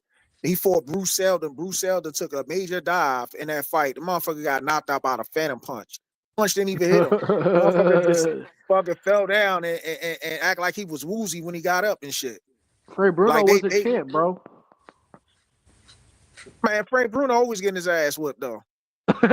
No, let's not do Frank. But okay, let's get back to the point. Is this, bro? Just because you look good again, I'm saying like I've seen a lot of fighters like have like a weird performance against somebody, and then like nobody else could do shit. So it was just a one time type thing. Like Ali got dropped by Henry Cooper. Like you know what I'm saying? Weird shit like that. I mean that happens to the best of us, bro. Like you know, No, like I'm not. I ain't talking about like the drop, but I'm just saying like overall, like I knew when Mike Tyson and Holyfield I'm not even was talking fight. about Mike Tyson. I'm just saying in general, bro. Like because that's not the point. The point is like I'm just saying like like fighter scrappy. Like that's the whole point of a gatekeeper. Like gatekeepers will give you a hard ass fight. It'll make you good. It'll build you up though, and it might actually push you over to fight like that great guy. So just because Bentley looked or gave Janabek a tough fight doesn't mean I'm automatically gonna say Andrade is going would just be in it, because if I'm not mistaken, he ducked Janabek and gave up his belt to go up to 68. I'm not gonna argue that part. That part. I mean, I think yeah, you're right. I thought he should have fought. I thought he'd have beat Janabek. Janabek has problem with movers. That's why Denzel Bentley was able to give him problems. When you Yeah. if you just like a flat footed fighter, Janabek gonna run right through you. But if you are a person with some footwork, man, Janabek will be struggling like crazy. All right, but anyway, okay, you right. So Hamza, I got y'all both. So everybody got Hamza winning. Yeah. Against who? Carlos Adames? Yeah, Carlos Adames. No, I got Carlos Adames. You got. Hey, Wow. I said he got some chance, but I'm going with Hamza, man. I got Carlos Adames, man. I might change my pick later on, man, but right now I got Carlos Adames. All right, Pop, No, who you got? I've been there on fights. I've been there on fights and shit like that. You know Pop, what who I'm you saying? got? But Who you pick? who me? I'm definitely going with Hamza. I know. I'm talking about Pop. Who did Pop pick? Oh. Fuck it. No, I Let's think go. he said he got Hamza too. Oh, he did. Okay. Well, who's after that? Shakur. Shakur and Floyd Schofield. I think this is a pretty easy one, ladies and So gentlemen. Shakur says he's gonna knock him out. That's the word I'm hearing. If he doesn't knock him out, bro, I'm done. Because this nigga does say he's gonna knock out every single fighter, and then has a whole book on why he never knocked him out, bro. Like I don't want to hear it, dude. I don't But want to hear it. it's marketing purpose, marketing. Yeah, You know what I'm saying? I I don't don't like think he's that, gonna though, mark. bro. I don't think Like, he's gonna knock out Schofield. But if he but does, like, here's the then thing, that's a though. plus. At least when Floyd did it, bro, he made the shit look entertaining, bro. Shakur don't do that. He straight be running, dude. Okay, I'm not even gonna say that, but just Blue. Yeah. I said this, Blue. To Mhm. Shakur's credit, the fact that it's not my fault that I can hit you and you can't hit me at all. You mean you can't touch me at all? Like in a 12-round fight, we going 36 minutes in a full fight. Nigga, you can't touch me at all. I ain't gonna walk away with a bruise. And I'm beating you with one hand. I mean, that's cool. But at the same time, bro, like I give props to Schofield for taking that fight with I mean, I Shakur. do too, but I just don't expect him to knock Schofield out. I expect him to go in there and pull off a master class. If he gets a knockout, it's a bonus. I But say it like this. I say Floyd, because he's younger than they. Here's the thing about Shakur.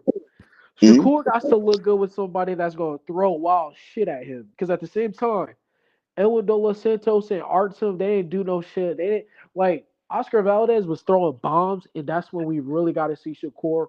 What was it? When he fought Yoshino and Robson Casal, they were really trying to exchange with Shakur. Shakur was making him look goofy, like not even funny, dropping him and Look, everything. Like, So I feel like he could drop Skull because I feel like he's green behind the ears, so he's gonna be like he's gonna think this shit is easier than what it is until he really gets in there, and then I feel like I feel like Shakur might tag him up, drop him a couple times. You know what I'm saying? Make him look goofy, like a dumbass, because he's just that much more experienced. But Shakur unanimous decision. See, I feel like that too, but at the same token, I'm not gonna sit there and bet on that. You know what I'm saying? And put Yeah, no fight. So yeah. if he doesn't get the knockout, long as he just boxes the shit out of him, you know what I'm saying? That's what That's I'm all I'm saying. saying. It I makes think him it's a makes him decision. frustrated. Makes him look really bad. Makes him look super green. You know, does what he needs to do. At the end of the day, no matter what, that's what I'm talking about. You know what I'm saying? That's what I want to And to see. be fair, it's a win. It's a win-win for Schofield. It's Yeah, a yeah, win-win yeah. because Most it's an definitely. experience. It's an experience, bro. Like that Yeah, nobody else will be able to give him. yeah. So, again, like I don't fuck with his pops, but respect to him. A lot. You know His what? pop, Hey, I'm gonna say this. I'm Nah, gonna say this. At I ain't got first, no problem with his look, pops, man. at That first I did motherfucker have a funny as problem. shit. Yeah, at His first I pops, did his have a pops problem with his funny. pops.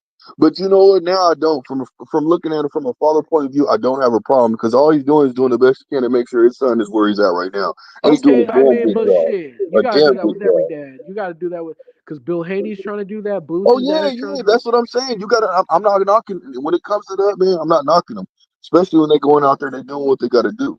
You know what I'm saying? Yeah, I I can mean, see if I can see if they were he being forced, invested then his it's a whole different story. he invested his whole and he's the one that got his son best interest in his heart. He the one that invested Yeah, all that time in his son while he was yeah. raising him. Mm-hmm. Yeah, that's true. Yeah. I can't hate on the pops. I know a lot of pops Nah. be getting hate and shit, like a lot of Because, fathers and but shit. at the same time, though, the pops be doing some extra crazy shit. It'd be like, He damn, I does. mean, they He promoting it. does. They promoting the fight. Hey, listen, Like, he got believe it or that not, fight. Listen, he got that it's fight, annoying. bro. It's annoying That's as hell, but wonderful. they promoting the fight. Yep, he got that They sitting fight. up there like that shit what Schofield be saying, man. It should be sounding funny. You sound gay as hell. He be like, Shakur can't beat my son. nigga, he be sounding Look, like a look, look, gay, look. bro, That's not bro. the point. He be Look, sounding like, hold on, y'all. Let's not attack his character. Let's not do that. But I will Nah, but say this. I'm saying he's promoting though, Yeah, regardless yeah, of yeah. yeah. But his son said something that I wanted to actually talk about, and I want to see him do against Shakur because I think this will be a better fight. He said that he said he can box. They both say that his son says he can box. He has really good skills when it comes to boxing, and he said he thinks he's better than Shakur. I want to see him go do that. That would be lovely to see him test Shakur like that. If you really got skills like that, get in there and test that water and show him who the fucking boss is. You know what I'm saying? May the best man win. You know what I'm saying? Instead of going in there swinging crazy. Tighten up. Tighten up, goddammit. Let's see a good ass fight. So okay, so right now we on to Shakur and Schofield. Yeah. So Yo, who y'all got? what if Schofield beat Shakur, man? oh Oh my man. god, that's gonna I'm be gonna laugh, that's bigger. bro. Okay, motherfucker, Hey, that's bigger than Mike Tyson and Buster Douglas, bro. Like, You think so? yes. I don't know, It's man. I Mike would say Tyson was this an invisible. impact of how much shit Shakur talks, and if he loses that fight and saying, "Yo, I got my hands back," blah blah blah. I won a war. I want to get in there with somebody with a credible name and show the same level of skill of boxing that I did against Artem and see what they say. Yada yada yada. See if they still criticize me. If you get beat by Floyd Schofield, bro, it's gonna have that same type of impact, but um, it's not going to be as big as Mike Tyson versus Buster Like, Douglas because Hell no. Mike Tyson Man, had Mike everything Tyson was behind him. invincible back then, Yeah, bro.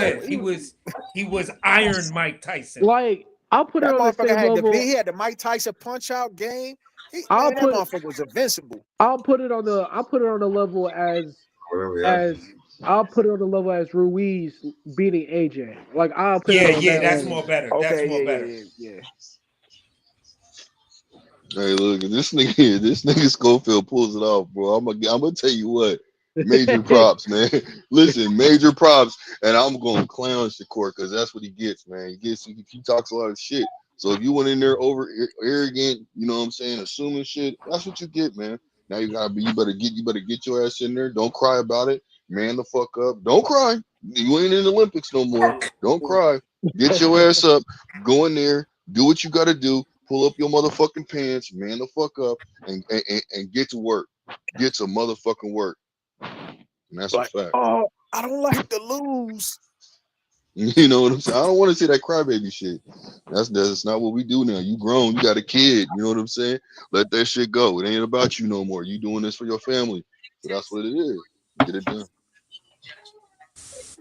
Hey, well, shit, man. Like I said, I feel like Floyd is so green where he's gonna make Shakur look good, bro. Because I feel like Floyd's gonna be doing some mistakes, man. That's gonna help Shakur, and it's gonna make Shakur look good, bro. It's gonna make Floyd look like a goddamn amateur. It's gonna again, like when he fought Oscar Valdez, Valdez was just throwing them fucking bombs at Shakur. And then Shakur was just step back, like catching them shit. Yeah. And I He's feel like Floyd precision. is He gonna very precise in that motherfucker, boy. like, and then that's another reason why Shakur's fights been really boring because Artem and De Los Santos, like De Los Santos had a couple exchanges like that, but he didn't really do like. Yeah, dude, and that's what to me what kind of makes the Shakur and Tank fight so interesting. You know what I'm saying? That's what makes that fight so interesting. Big J, Because can I ask you something real quick? yeah, Okay. I want to ask you this. Now, when it comes to the Shakur fight, you know, yeah, Shakur fighting Artem, do you feel like, okay, so I feel like you feel like that performance wasn't up to par. Now, I want to no, ask you, I do. oh, I'm okay, just, okay, cool. I do. Because a lot of people say he ran, he did all this shit. And I'm like, he walked him down. The only no, thing only did is he went out of his way trying to knock him out and he fucked up. You know what I'm saying? He fucked up. Artem did what he had to do, bro. Yo, I mean, I'm gonna put it like this, man. Autumn is no slouch, man. He's an Olympian. Yeah. He when he fought Frank Martin, he took that fight on 2 weeks' notice when he fought Frank Martin. And he was giving Frank Martin the business in that fight. I thought he actually beat Frank Martin. Look, I did too, bro. I did too. I did too. I thought he Hey, lost. bro. I thought Frank Martin lost that fight, but then he pulled it off. So it is what it is. You know what I'm saying? Yeah. It is Hey, what it is. man. Hey, man. Say, man. I I think I don't know, bro.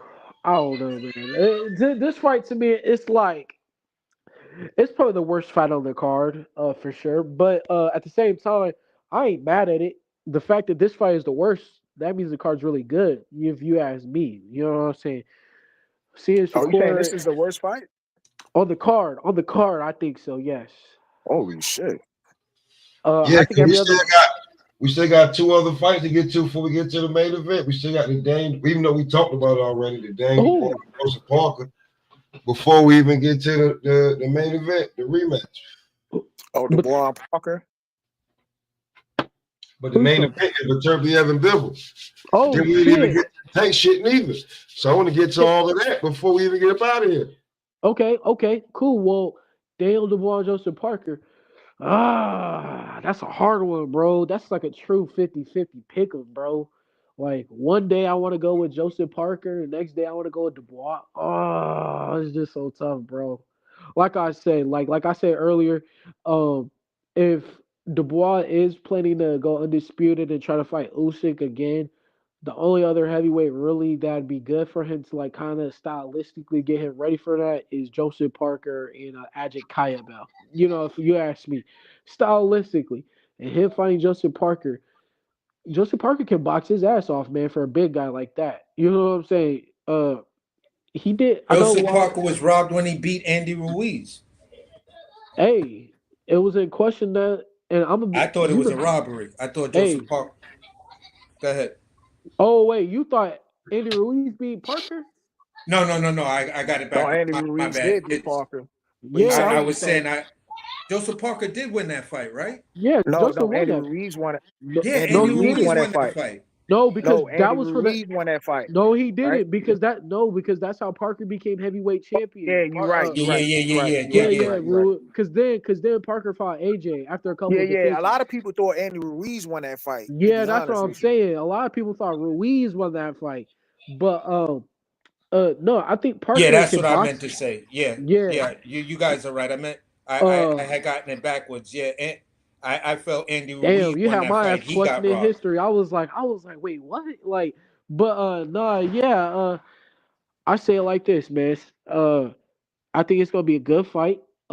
Parker got one hell of a chin, bro. I think he's only been knocked out once, and that was because of Joe Joyce. And even Yeah, then, but he got dropped like twice against Zhang, and Zhang I just mean, ran well, out of Zhang, gas. if you ask me, Zhang is the hardest puncher in the heavyweight division, bro. Like, I don't know, man. Dubois be cracking some eggs, man. I don't know, bro. I'm gonna put right now, since and Wilder's not fighting, I'm gonna give that title to Martin Bakoli. okay. Well, listen to this, all right. Well, Joseph No, Parker but I got mean, Martin Bakoli is not a one punch knockout. Or he just put the combination. He's like a big ass David Benavidez and shit. He put that Nah, I combination don't on. know, bro. No, because I don't Bro, know. Because Martin Martin Bakoli Bakoli, can knock a motherfucker bro. stupid off Hey, of one hey, hey. punch, On some bro. real shit, bro. On some real shit, I see Martin Bakoli knock a nigga, bro. When he dropped Jared Anderson, there was a couple times where he just, hey, when he dropped Anderson that first time, he just Hey, man. Hey, God damn it. Even though I'm mad at you, stop talking about Big Baby like that. Fuck shit. Boom, hey, boom, pop, hey, You know out of what? nowhere, boom, hey, down goes Big Baby. All right, but anyways, Bakoli, I think he can run his hands, but I think he can also drop you in one punch. Uh, but anyways, no, yeah, man. I think Parker could win that fight. I think he's actually I think he could win that fight, but I think Dubois is coming into his own, and his chin is And Dubois got heavy hands, man. yeah, bro. He got heavy hands. He fast, okay. and he's showing a whole new level. Like he done turned some corner after his sister did her thing, and now he's doing his thing. So they're both with different fucking teams or whatever. But I'm gonna say it like this though.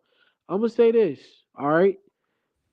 I could see the ball winning, but the way he just pressed up on Usyk, it was kind of like, damn, like nigga, you forgetting about Joseph Parker now.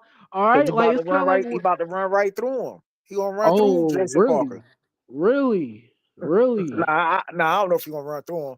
I Yeah, think really. I got Dubois with the stoppage, though. I'm not even gonna lie. I got Oh, Dubois with the bro, stoppage. no. I put it like this: if he drops Joseph Parker like Zane did, Dubois ain't gonna let him off the hook. Dubois gonna get after it. Here's the thing, though.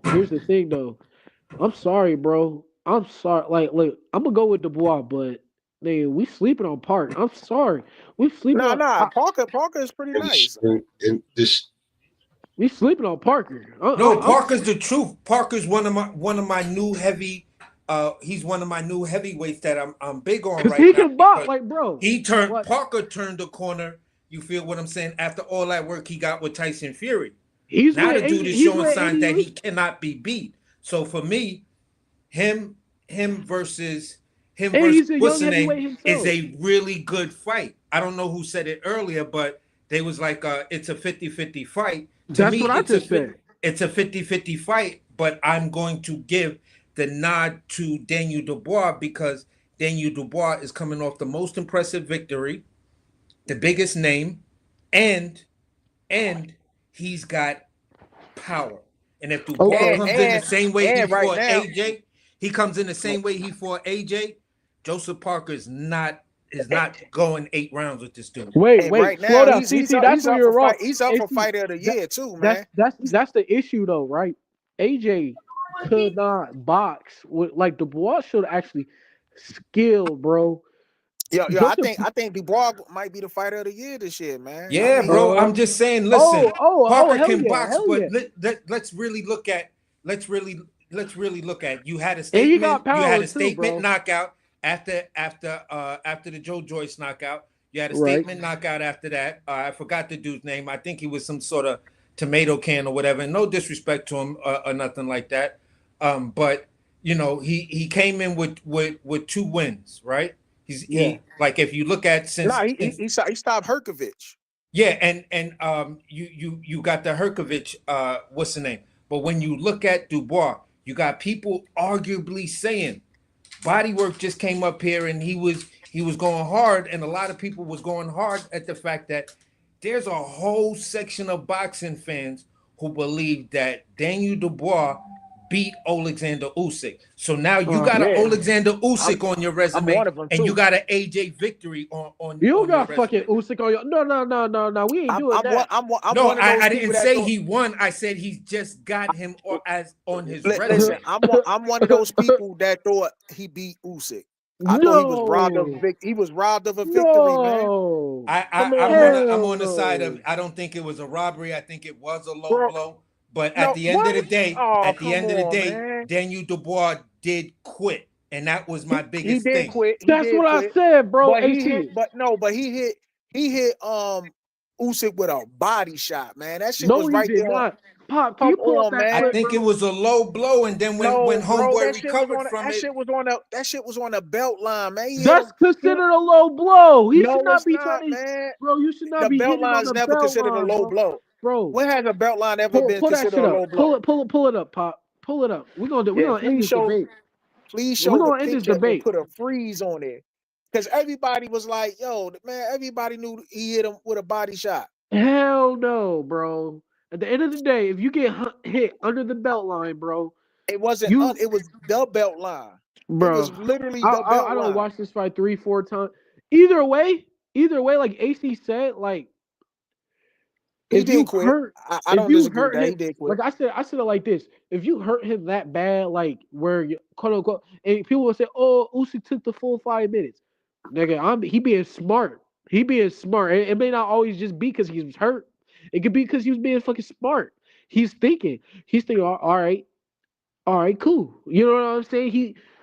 That's what makes guys like Usyk win fights. They're being smart. They're not gonna be all right. Let's get right back to it. Let's go. After a minute, he took the full 5 minutes being a Yeah, smart ass because he knew fighter. it was a body shot and he sat there and played it off, man. Oh, He knew that hey, body shot got him. no. Because look, if it was a body shot, look, if it was a knockdown, Usyk is getting up, bro. He's not gonna just sit there. He's And he gonna would get have up. got up and Dubois would have jumped on him to So stop him. why He didn't wasn't Dubois getting up just for that. do that? So why didn't No, Dubois but just do that? no, I'm saying because he had 5 minutes to recover. So 5 What I'm minutes. saying is that like that Oh, body shot, that was a body shot, and Usyk didn't get up. He was like, oh my nuts. Like, dude, that shit was on. That's why people had memes about him. They had the I don't meme give a fuck when about he no had the long goddamn ass memes. I seen that when they say shit. he had the long ass shorts that came up to his chest and whatnot. I seen Said, that. "Lo-" No, yeah, I don't give a fuck. Did we see Tyson Fury shorts this This weekend? well, nigga yeah, said he that's had what I was suspender about to shorts. mention. Like them shorts Tyson Fury had on last night. Right, This like, nigga had on. This nigga had suspender shorts on, huh? bro, this nigga has shorts damn near up to his goddamn titties, bro. Like, let's keep it a buck, bro. And look, like, I'm gonna say it like this: whether I don't care, bro. If you hurt a man, you quote unquote, oh, I won. If you're this big, he even pressed Usyk talking about, oh, you robbed me. I would have get my win. This, that. Nigga, why didn't you just go get the job done? I don't care. I'm just Okay, you saying, had man, 5 minutes to he recover. wasn't You had mentally 5 minutes. there. He Look, wasn't look, look, mentally look. all there in that fight because he knew he Oh, was robbed of a victory. nah, bro. Nah, brother. Nah, That's the brother. I craziest mean, shit. I That's can see what you're fucking saying, wild. Bo. But How can the you way I say feel is he lost momentum. You know what I'm saying? Having to he sit there and lost the wait 5 momentum? minutes, That's cool. That's cool. You he can lost say that. momentum. I'll say that then. You know what I'm saying? Because You that's can how I Now he say felt. did He lose that. lost momentum, but momentum. I'm just saying, man, you know, it's just like in any sport, right? If you know you absolutely got robbed or something, sometimes that could get Yeah. to you. You could be like, That's man, cool, bro. That's the difference. That's the difference between guys like fucking MJ and guys like Allen Iverson, nigga. That's the difference, bro. Like I said, like you go either go out and go get it, bro. You gotta go get that shit. Like, come on, bro. If yeah, you know you but you hurt already him, got it. You got it, and it was just taken okay, away but from you you. see it didn't work out. So why are you quitting in a boxing fight, nigga? Why are you quitting? To be honest, I have no answer for why he quit, You man. gotta finish it. You Yeah, gotta finish but that what I'm shit, saying bro. is that he was robbed of a victory. Oh my god, He bro. was, man. He could have Now, put that nigga no, lights I'm out. saying, but check this out, Big J. Check this out, Big J. Oh Everything man. you said after Usyk got up, you 100% right. Everything you said, you 100% right. But what I'm saying, when he dropped Usyk with that body shot, right then and there, he was robbed of a I'm victory. sorry, I just can't get down with that, man. I seen Showbiz. I remember I was watching that fight with my grandmoms, and I remember I was listening to Showbiz saying that same bullshit. Dubois should be the heavyweight champ of the world and all that. Man, I swear to God, I'm gonna be so happy if that nigga Usyk beats Dubois, bro, in this second fight. I swear to God, bro, woo, cause he I'm gonna watch the fight tonight because that was not no low blow. Matter of fact, y'all see my number in the chat, bull. I want to talk to you, man. I want to talk to you because, bro, no way. You got my I had followed you the other day on Instagram. I haven't been on Instagram in a little minute. All right, bet. Wait, which Instagram though? If it's that Sugar J one, that's my spam, bro. I haven't been on that one.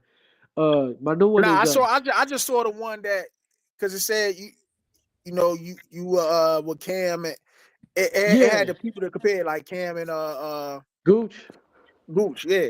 Yeah, okay, they bet. I got you. But no, yeah, man, we gonna bro, and like I said, my point is this: it's a 50-50 fight. Said, nah, and because I can't get jiggy with that pop. I can't get jiggy with I can't get bro. I ain't rocking with that one because check it right. Like, listen. I don't understand. Like, if you're under the impression that you knock somebody out, maybe, and I will say this: it's easier said than done. You know, I ain't been in that position, so I ain't gonna say like, oh, it's. But nigga, I know if that was Bud Crawford in that fucking position, right? I know if it was Terrence Crawford, nigga. Like, let's say the Amir Khan fight. They would have called it a knockout. It was a low blow. When they that said shot it was would have been called a knockout. Look. If they was like, oh, that was a low blow, that's what they were saying, right? But let's say Amir Khan that was the guy going, I know Bud would have finished his ass. But check this out. Bud would have go knock his ass out. Hey, I'm with you, Bo, when you say this. Nah, but check this out. Terrence Crawford did hit Amir Khan with a low blow, and Amir Khan quit. No, that wasn't a low blow, man. That was a legal body shot. No. That was a low blow. That was a fucking low blow. I ain't gonna lie. That was a low blow. It was an accident. The one that you claim. Yeah, it was an accident though, but it still was a low blow. Hold on. The punch that actually hurt Amir Khan, that first one to the body, was a legitimate joint. When Amir Khan, it looked like Amir Khan picked up his leg, and that's when the second one hit him. Nah, bro. That kind of gave Amir Khan the out, bro. That gave him. Yeah. He got hit with a low blow, and the referee even called it a low blow. I thought it was on the front of the thigh when they kept on playing the rematch that fight over like and 2 over. weeks ago, and Amir Khan said he quit. The crowd was booing the shit out of Amir Khan. Was trying to get a DQ. Because Virgil was Hunter, trying to get Virgil Hunter came up to him and he was like, "Hey, son, you ain't gotta keep." I just watched that fight like 2 weeks. He was like, "Hey, son, you ain't gotta keep fighting. It's a low blow or whatever." And he asked Amir Khan if he wanted to keep going. Amir Khan was like, "Yeah, I want to," but it was that fake ass, just to show you it was tough. Virgil Hunter called that shit. But Bud told him to his face, it wasn't a low blow. It wasn't a low blow like that. Okay. No, he said it wasn't a low blow like that. You just quit. You's a bitch. It was a bit of both. It was a bit of both because he did get hurt. A low blow. It's a both, AC. Like he did get hurt, but at the same time, that shit was a low blow. I think the shot before that body shot that happened before that really hurt him because for me it looked like Amir Khan kind of picked his leg up a little bit to try to block it. Like when a dude when you playing and you young and the dude catching you with your body and you pick your leg up and stuff like that. Yeah. That's what it kind of looked like to me. Like, yo, this nigga's killing my body. But I say it like this though. Either way, if Amir Khan was like, no, let's keep this shit going, baby, like and recovered after 5 minutes, Bone was gonna go knock that nigga out either way, bro. He knew the knockout was coming later on in that round. He knew the knockout was coming and let's keep it real, like that round and the next round. And when Usyk recovered, bro, he was tearing Dubois' ass up, nigga. Blah, blah, blah, blah, blah, blah. Like, not right away, because when he got up, Dubois was taking it to him, still going after him, and he still couldn't do shit though. But I'm saying, but he was robbed of a victory, man. Nigga, you know what that Usyk was does to your tearing his psyche? ass up, bro. You know what that does to your psyche, man? When you get robbed of a victory, that does something to your psyche. Man, okay, well, we gonna see this second fight. Hey, God damn it, man. We talking about Usyk. He already fought. Who y'all got between Dubois and Parker before we move on? Man, we all got Dubois. We got Dubois. We got Dubois. We got Dubois. I got Dubois. I got Dubois too. Look, And I'm I gonna gotta say give this. you I'm gonna Parker. say this. I'm gonna It's say a fuck that. 50-50 though. I'm gonna say fuck that. I'm going for Parker, the underdog, man. Fuck I'm just saying, bro. Like the man is overlooking him, talking about he want his rematch with Usyk. That's what hey Pop. That's what Yeah, I I'm going said. for. Like Because that's what listen, I they both said, don't got bro. nothing to lose when you think about it. Listen, Parker don't have nothing to lose. All you gotta do is go in there and go all out and train what he's been working on, just executing in the ring.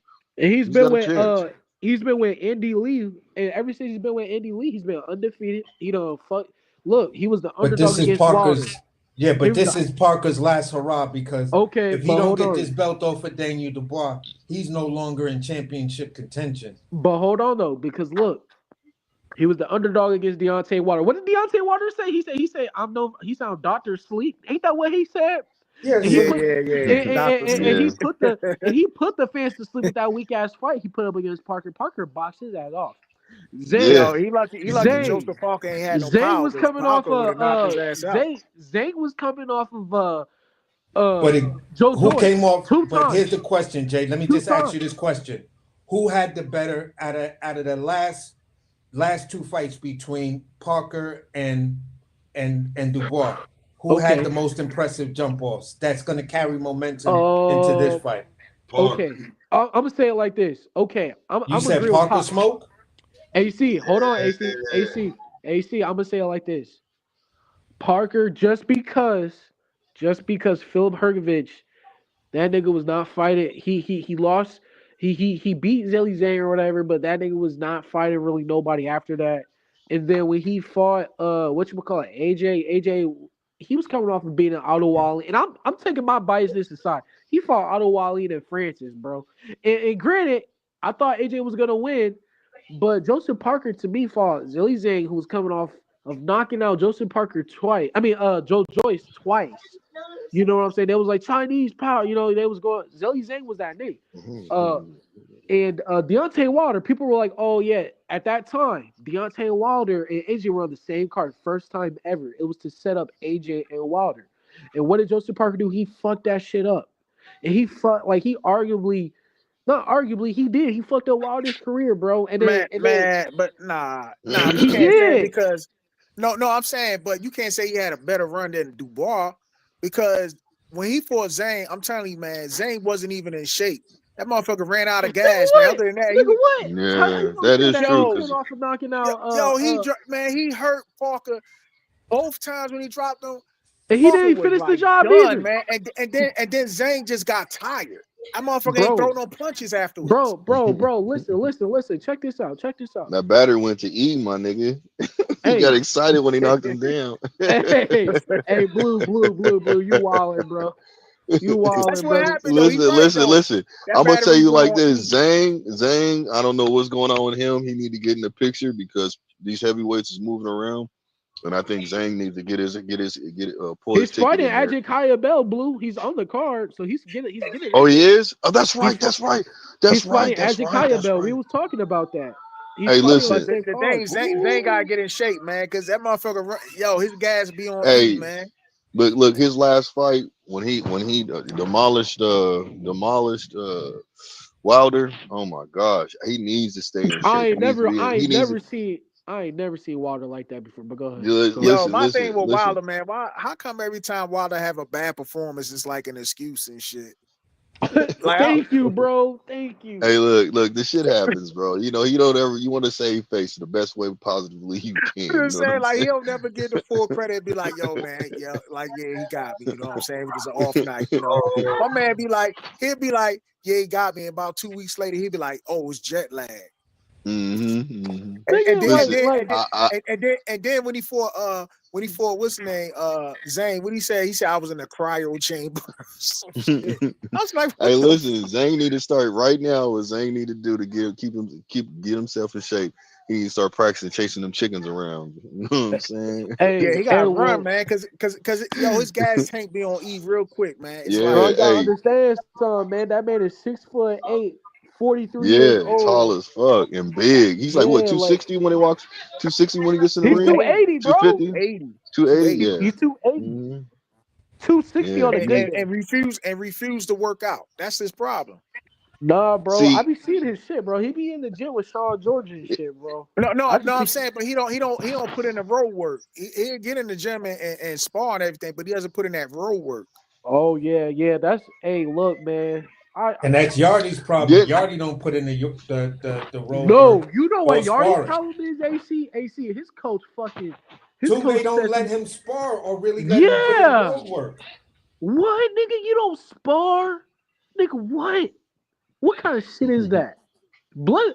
Matter of fact, that's kind of amazing how far he made it in boxing and don't be sparring, Without bro. sparring. That's crazy. So Hey, that's raw talent. But yeah. back to the topic though. But this is what I'm saying. When it comes down to Parker versus Probably why he be gassing so bad. Dubois, again, it on paper it's a 50-50 fight. I get what you guys say about Zhang. I definitely saw, I saw all the Zhang fights, and then I saw the Wilder fight, and I saw the things that happened with Joe Joyce.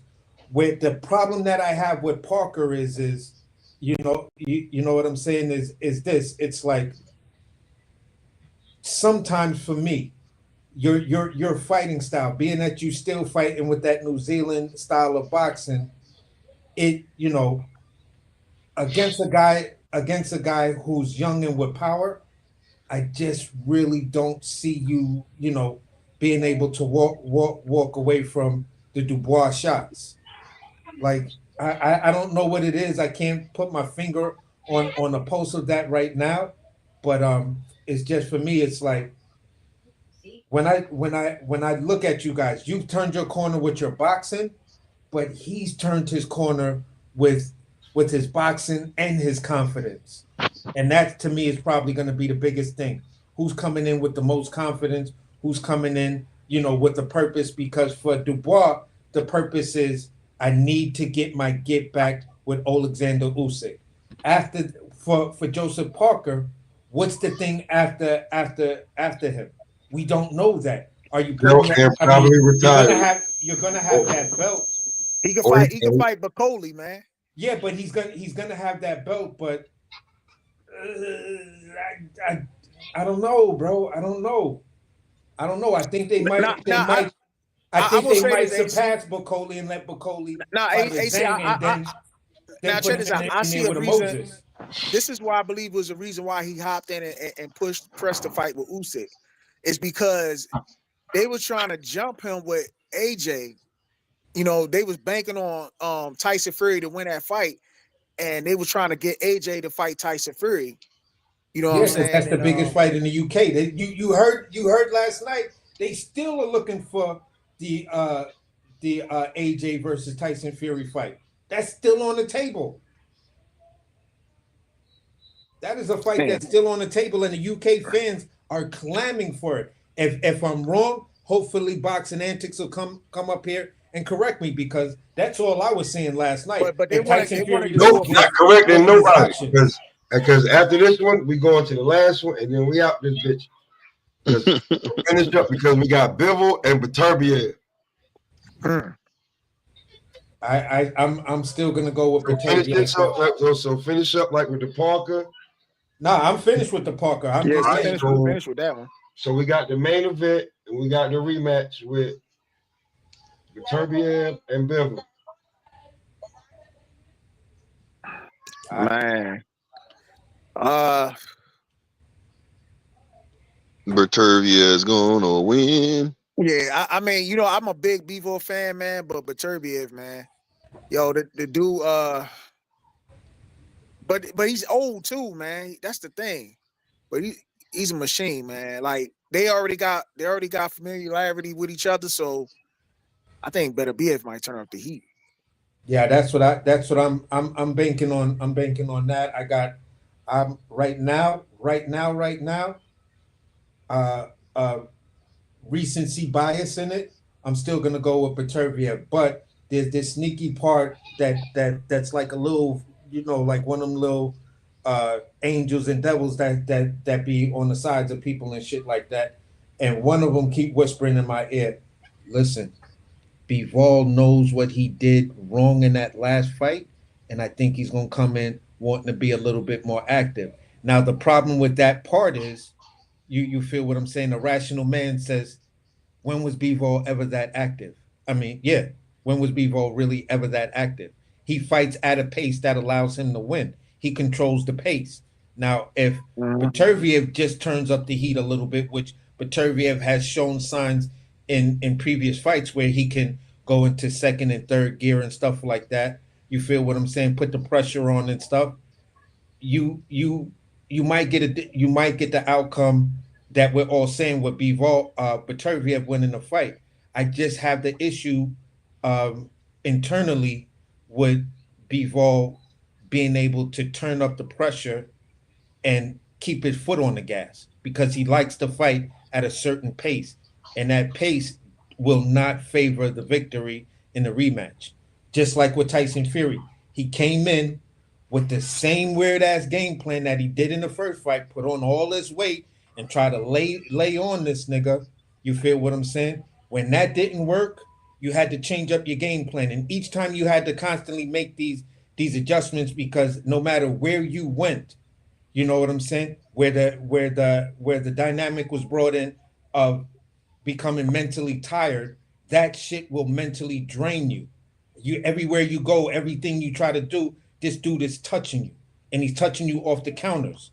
You feel what I'm saying? So when it comes down to that, if Bivol doesn't come in any different, and now the onus of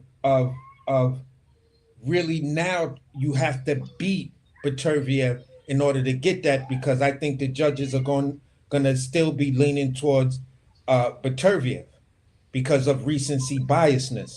So he's got to come in there with something different. He's got to come in there being willing to sell the fuck out in that fight and put in Beterbiev in a position we've never seen Beterbiev in. We've seen him hurt. We've seen him get cracked and stuff like that, but his punch resilience of how fast he recovers and then can deliver another bone crushing shot. That's what makes Beterbiev. You feel what I'm saying? So if Bivol don't come in with something new and something different, it's gonna be like Tyson Fury versus Alexander Usyk too. You feel what I'm saying? If they both come in on some heavy technical shit, it's gonna be like Tyson Fury and Alexander Usyk too. So expect the dynamic to be similar to that, but hopefully Bivol makes some serious adjustments and says, "Listen, I'm gonna be willing to sell out to get my shit back." No, I really I can't even decide who's gonna win this fight, man. I think it's still so close. I can see it going either way. The thing about Bevo, he can't give up them championship rounds like he did in the first fight. He you know, that to me, that was a big difference right there. He gave up them championship rounds and allowed Beterbiev to keep turning up the pressure. So he just got to make adjustments on the back end of the fight. If he could walk away with the first 7 rounds, go ahead. So you know how so after the fight, after they had their fight, Bivol did an interview. And when he did the interview, he was talking about the difference between Canelo's punching power and Beterbiev's punching power. And he mentioned some very, very key things to me. And what he said was that he feels like Beterbiev's, let's just start with Beterbiev. Beterbiev's punching power is in every punch. Very solid. You see what I'm saying? But he also said he felt like Canelo punched harder because he was going all out with his punches. You see what I'm saying? He was actually putting emphasis in his punches. So he said there was two different Canelo styles. put all his punch in one Yeah, shot. yeah. And with Beterbiev, he naturally has that power, so he doesn't have to sit there and load up. You see what I'm saying? So that's the reason why I feel like Bivol is going to lose the fight, because he already has a mental block, he's already mentally accepting the fact that this man punches hard. Because that's why he kept on in her interview. He was saying, yeah, I had to not let him hit me so much. And I wanted to go in sometimes, but I couldn't. He didn't want to take those punches like that. So that's the reason why he moved in there. So now unless he goes in there and he figures out a different way of like boxing, I don't see him winning this fight. I'm just gonna go with Beterbiev as usual, you know, like I said. and keep it on that point, because the simple fact is he's already putting a barrier up right then and there because he knows what he's getting into. Can he overcome that barrier? Maybe. Maybe they come up with a fucking wonderful plan. See, you know what I'm saying? To negate that power, because he's coming with those punches, and we all know that. He gonna hit you on the arm. Better be gonna hit you on the arm, the chest, probably the face, and he ain't got to put that much power in that motherfucker to let you know he's there. He's standing in front of you, so he's already gained the respect. So now we got to see, does Bivol go in there and say fuck the respect and I'm gonna go all out this fight, or what he's gonna do to change up the game to really, really, honestly be able to break through and beat this man? Better be. That's what I want to see, because I got better be winning the fight hands down. Probably by knockout this time, because Bivol's already been in there with him, and I think he has a mental barrier going on with him. Maybe. I don't know. I just think. So anybody else got any final thoughts on that? No, I'm good. No, I'm good, bro. Yeah, I'm good. Y'all good? Yeah. I gotta run. I gotta make a whole nother run. God damn, wifey is running me ragged around this bitch. But anyway, this been a good one, man. 444 on this bitch. See, that's how you run the show. Yeah, Jay, you got anything you want to say on this before we get up out of here? Jay gonna step away. Crush, anything you want to say before we get up out of here? Damn. Niggas gonna step away. Hey man, on to the next one, man. That's cool. On to the next one, man. On to the next one. You know my saying. Hey, I appreciate everybody pulling up, man. It's another one for the row, and we about to get up out of here. It's no problem, Pop. Appreciate you, my guy. Anytime, man. And listen, who you got? You got Bivol or Beterbiev before we get up out of here? Bivol. Ooh. Okay. Bivol. Hey, man. Ain't no wrong with that. Okay. Ain't no wrong with that. I got it. I got it. 55-45. Bivol. Okay. Copy that one. Yeah. Hey, Big J, I'm gonna call you and let you know what it is on that little thing that I'll be doing and shit. Oh Like yeah, I did told you you see earlier. my numbers in the chat? Yeah, I got it. Yeah, I got it. That's why I said I'm gonna call you and let you know what I do. I bet. All right. Bet. All right. All right, y'all. And on that one, man, y'all, man, we up out of here, man. We had fun. I appreciate everybody. And Cam gonna take us home.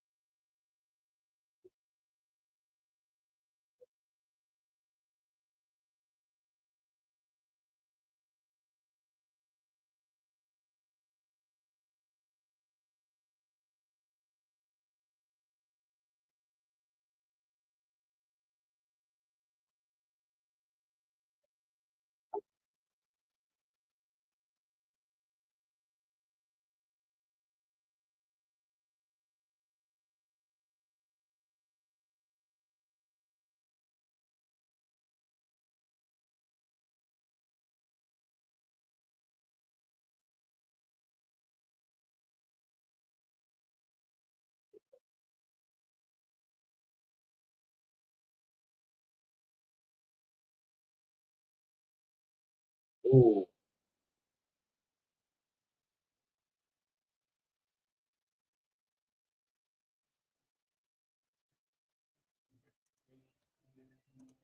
I be doing that shit like crazy. I be forgetting the damn click, and my fault, y'all. Cam the Baptist gonna take us out of here, man.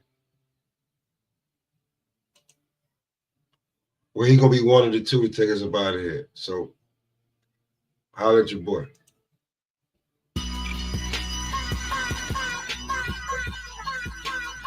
Hey, it's the sound of the O. So y'all should already know. Whoa. It's Cam. Hey, it's the sound of the O. So y'all should already know. Look. Keeping feet moving, their heads ducking. These motherfuckers hear a thunder when we come through busting. It's consequences and repercussions, ain't no discussion. They push that nigga wig back cause he kept on fronting like it was nothing. So deep in my own mind, a depth that you won't find. Can empty out my soul and the clip at the same time. These rappers, they stay lying. I kill them, they stay dying. These bullets, they stay flying. Projectiles change minds. And I'ma tell y'all niggas how it go down. Hit you with something from far away and you kissing the ground. A point blank range, it ain't no pump. It leave your body slump. The buckshot spray, leave you holy if I cock my pump. Heat a rise, speak demise out the double barrel. Now your name is a memory painted in the mural. He's alright, but he's not real. Niggas shoot for practice in between classes, but it's not intramurals. Real deal, no holy feel, he holy still. Stood over him with the Mac and overkill. Young daughter, smoke ganja, no roster. Noodles and sauce on your shirt, no pasta. Resolve issues with no problems. Salsa walking in this bitch, clip long like a chimichanga. Me no speaky with the semi-holler. I let the Ruger do your shooter. Let my sister Nina Millie rock him. Killer Cam, bitch, he been a problem. If you don't know me, this is just a fair warning. I'm a gun, my heart is the clip. My tongue is the bullets with a sensitive trigger. My brain, I'm ready to pull it and spit hollow tips that rip through your flesh and tear through your skin and make a bigger hole when it come out than when it went in. I'll dump about 6 in your mug and 3 in your chest. Open you up like surgery, nigga, believe you a mess. An hour later, sitting at home, I'm real right, cause I rearranged the whole left side of your dome. Sprinkled demise out and not in this chrome. Now your brain is splattered on the concrete. Niggas' minds was blown. And I ain't talking about you getting some head or blowing doja. Ended the road for niggas, so therefore game over. Left you missing. Jane Doe slumped off in the expedition. He didn't Molotov the body, left it swimming with the fishes. So they do the autopsy and they check the dental records. They don't know who it is, but I'm in the crib playing checkers with my kids in the middle of the living room. They never found the one who sent you to the upper room, thinking you a goon, nigga. We gonna get up out of here, man, real quick. I'ma holler at y'all.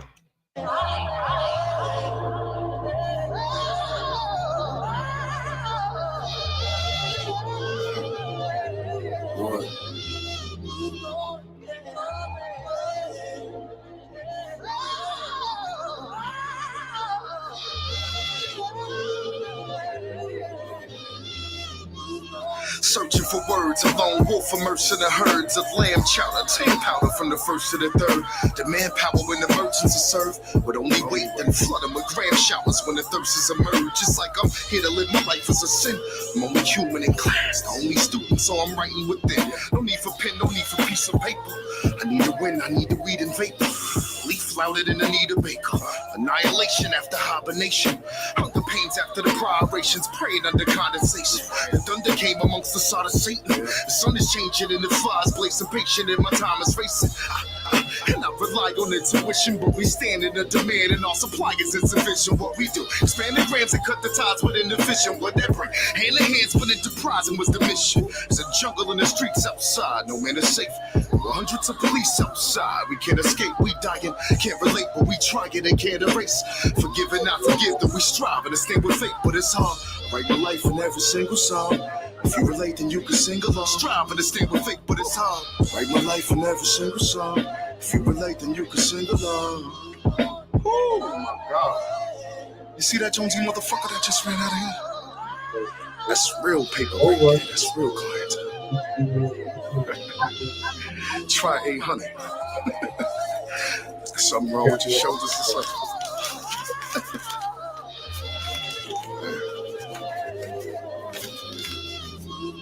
Lost in my thoughts, alive soul, lost in the corpse. My guys know, pie soul that a portion of cost. His mind cold, but that's the cost of a boss. He lies froze, he's firing eyes closed with no remorse for the loss. It's like he's here to live his life as a sin. He's only human, his past conform to lose until he rightfully wins. No need to boast, no need to feed the fakers.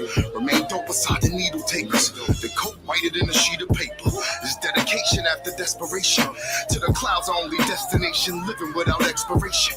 We got the gift without an explanation. Try and spot him at his resting line and dot him like an exclamation. And I rely on intuition, but we stand in the demand and our supply is insufficient. What we do, expand the grams and cut the ties within the fisher. Whatever, it's hand in hands, but enterprising was the mission. There's a jungle in the streets outside, no man is safe. 100 of police outside. Can't escape, we dying. Can't relate, but we trying and can't erase. Forgive and not forgive, though we strive and stand with faith, but it's hard. Write my life in every single song. If you relate, then you can sing along. Strive and stand with faith, but it's hard. Write my life in every single song. If you relate, then you can sing along.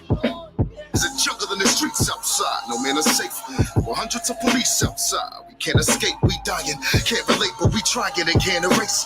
Forgive and not forgive, though we strive and stand with faith, but it's hard. I write my life in every single song. If you relate, then you can sing along. Strive and stand with faith, but it's hard. Write my life in every single song. If you relate, then you can sing along.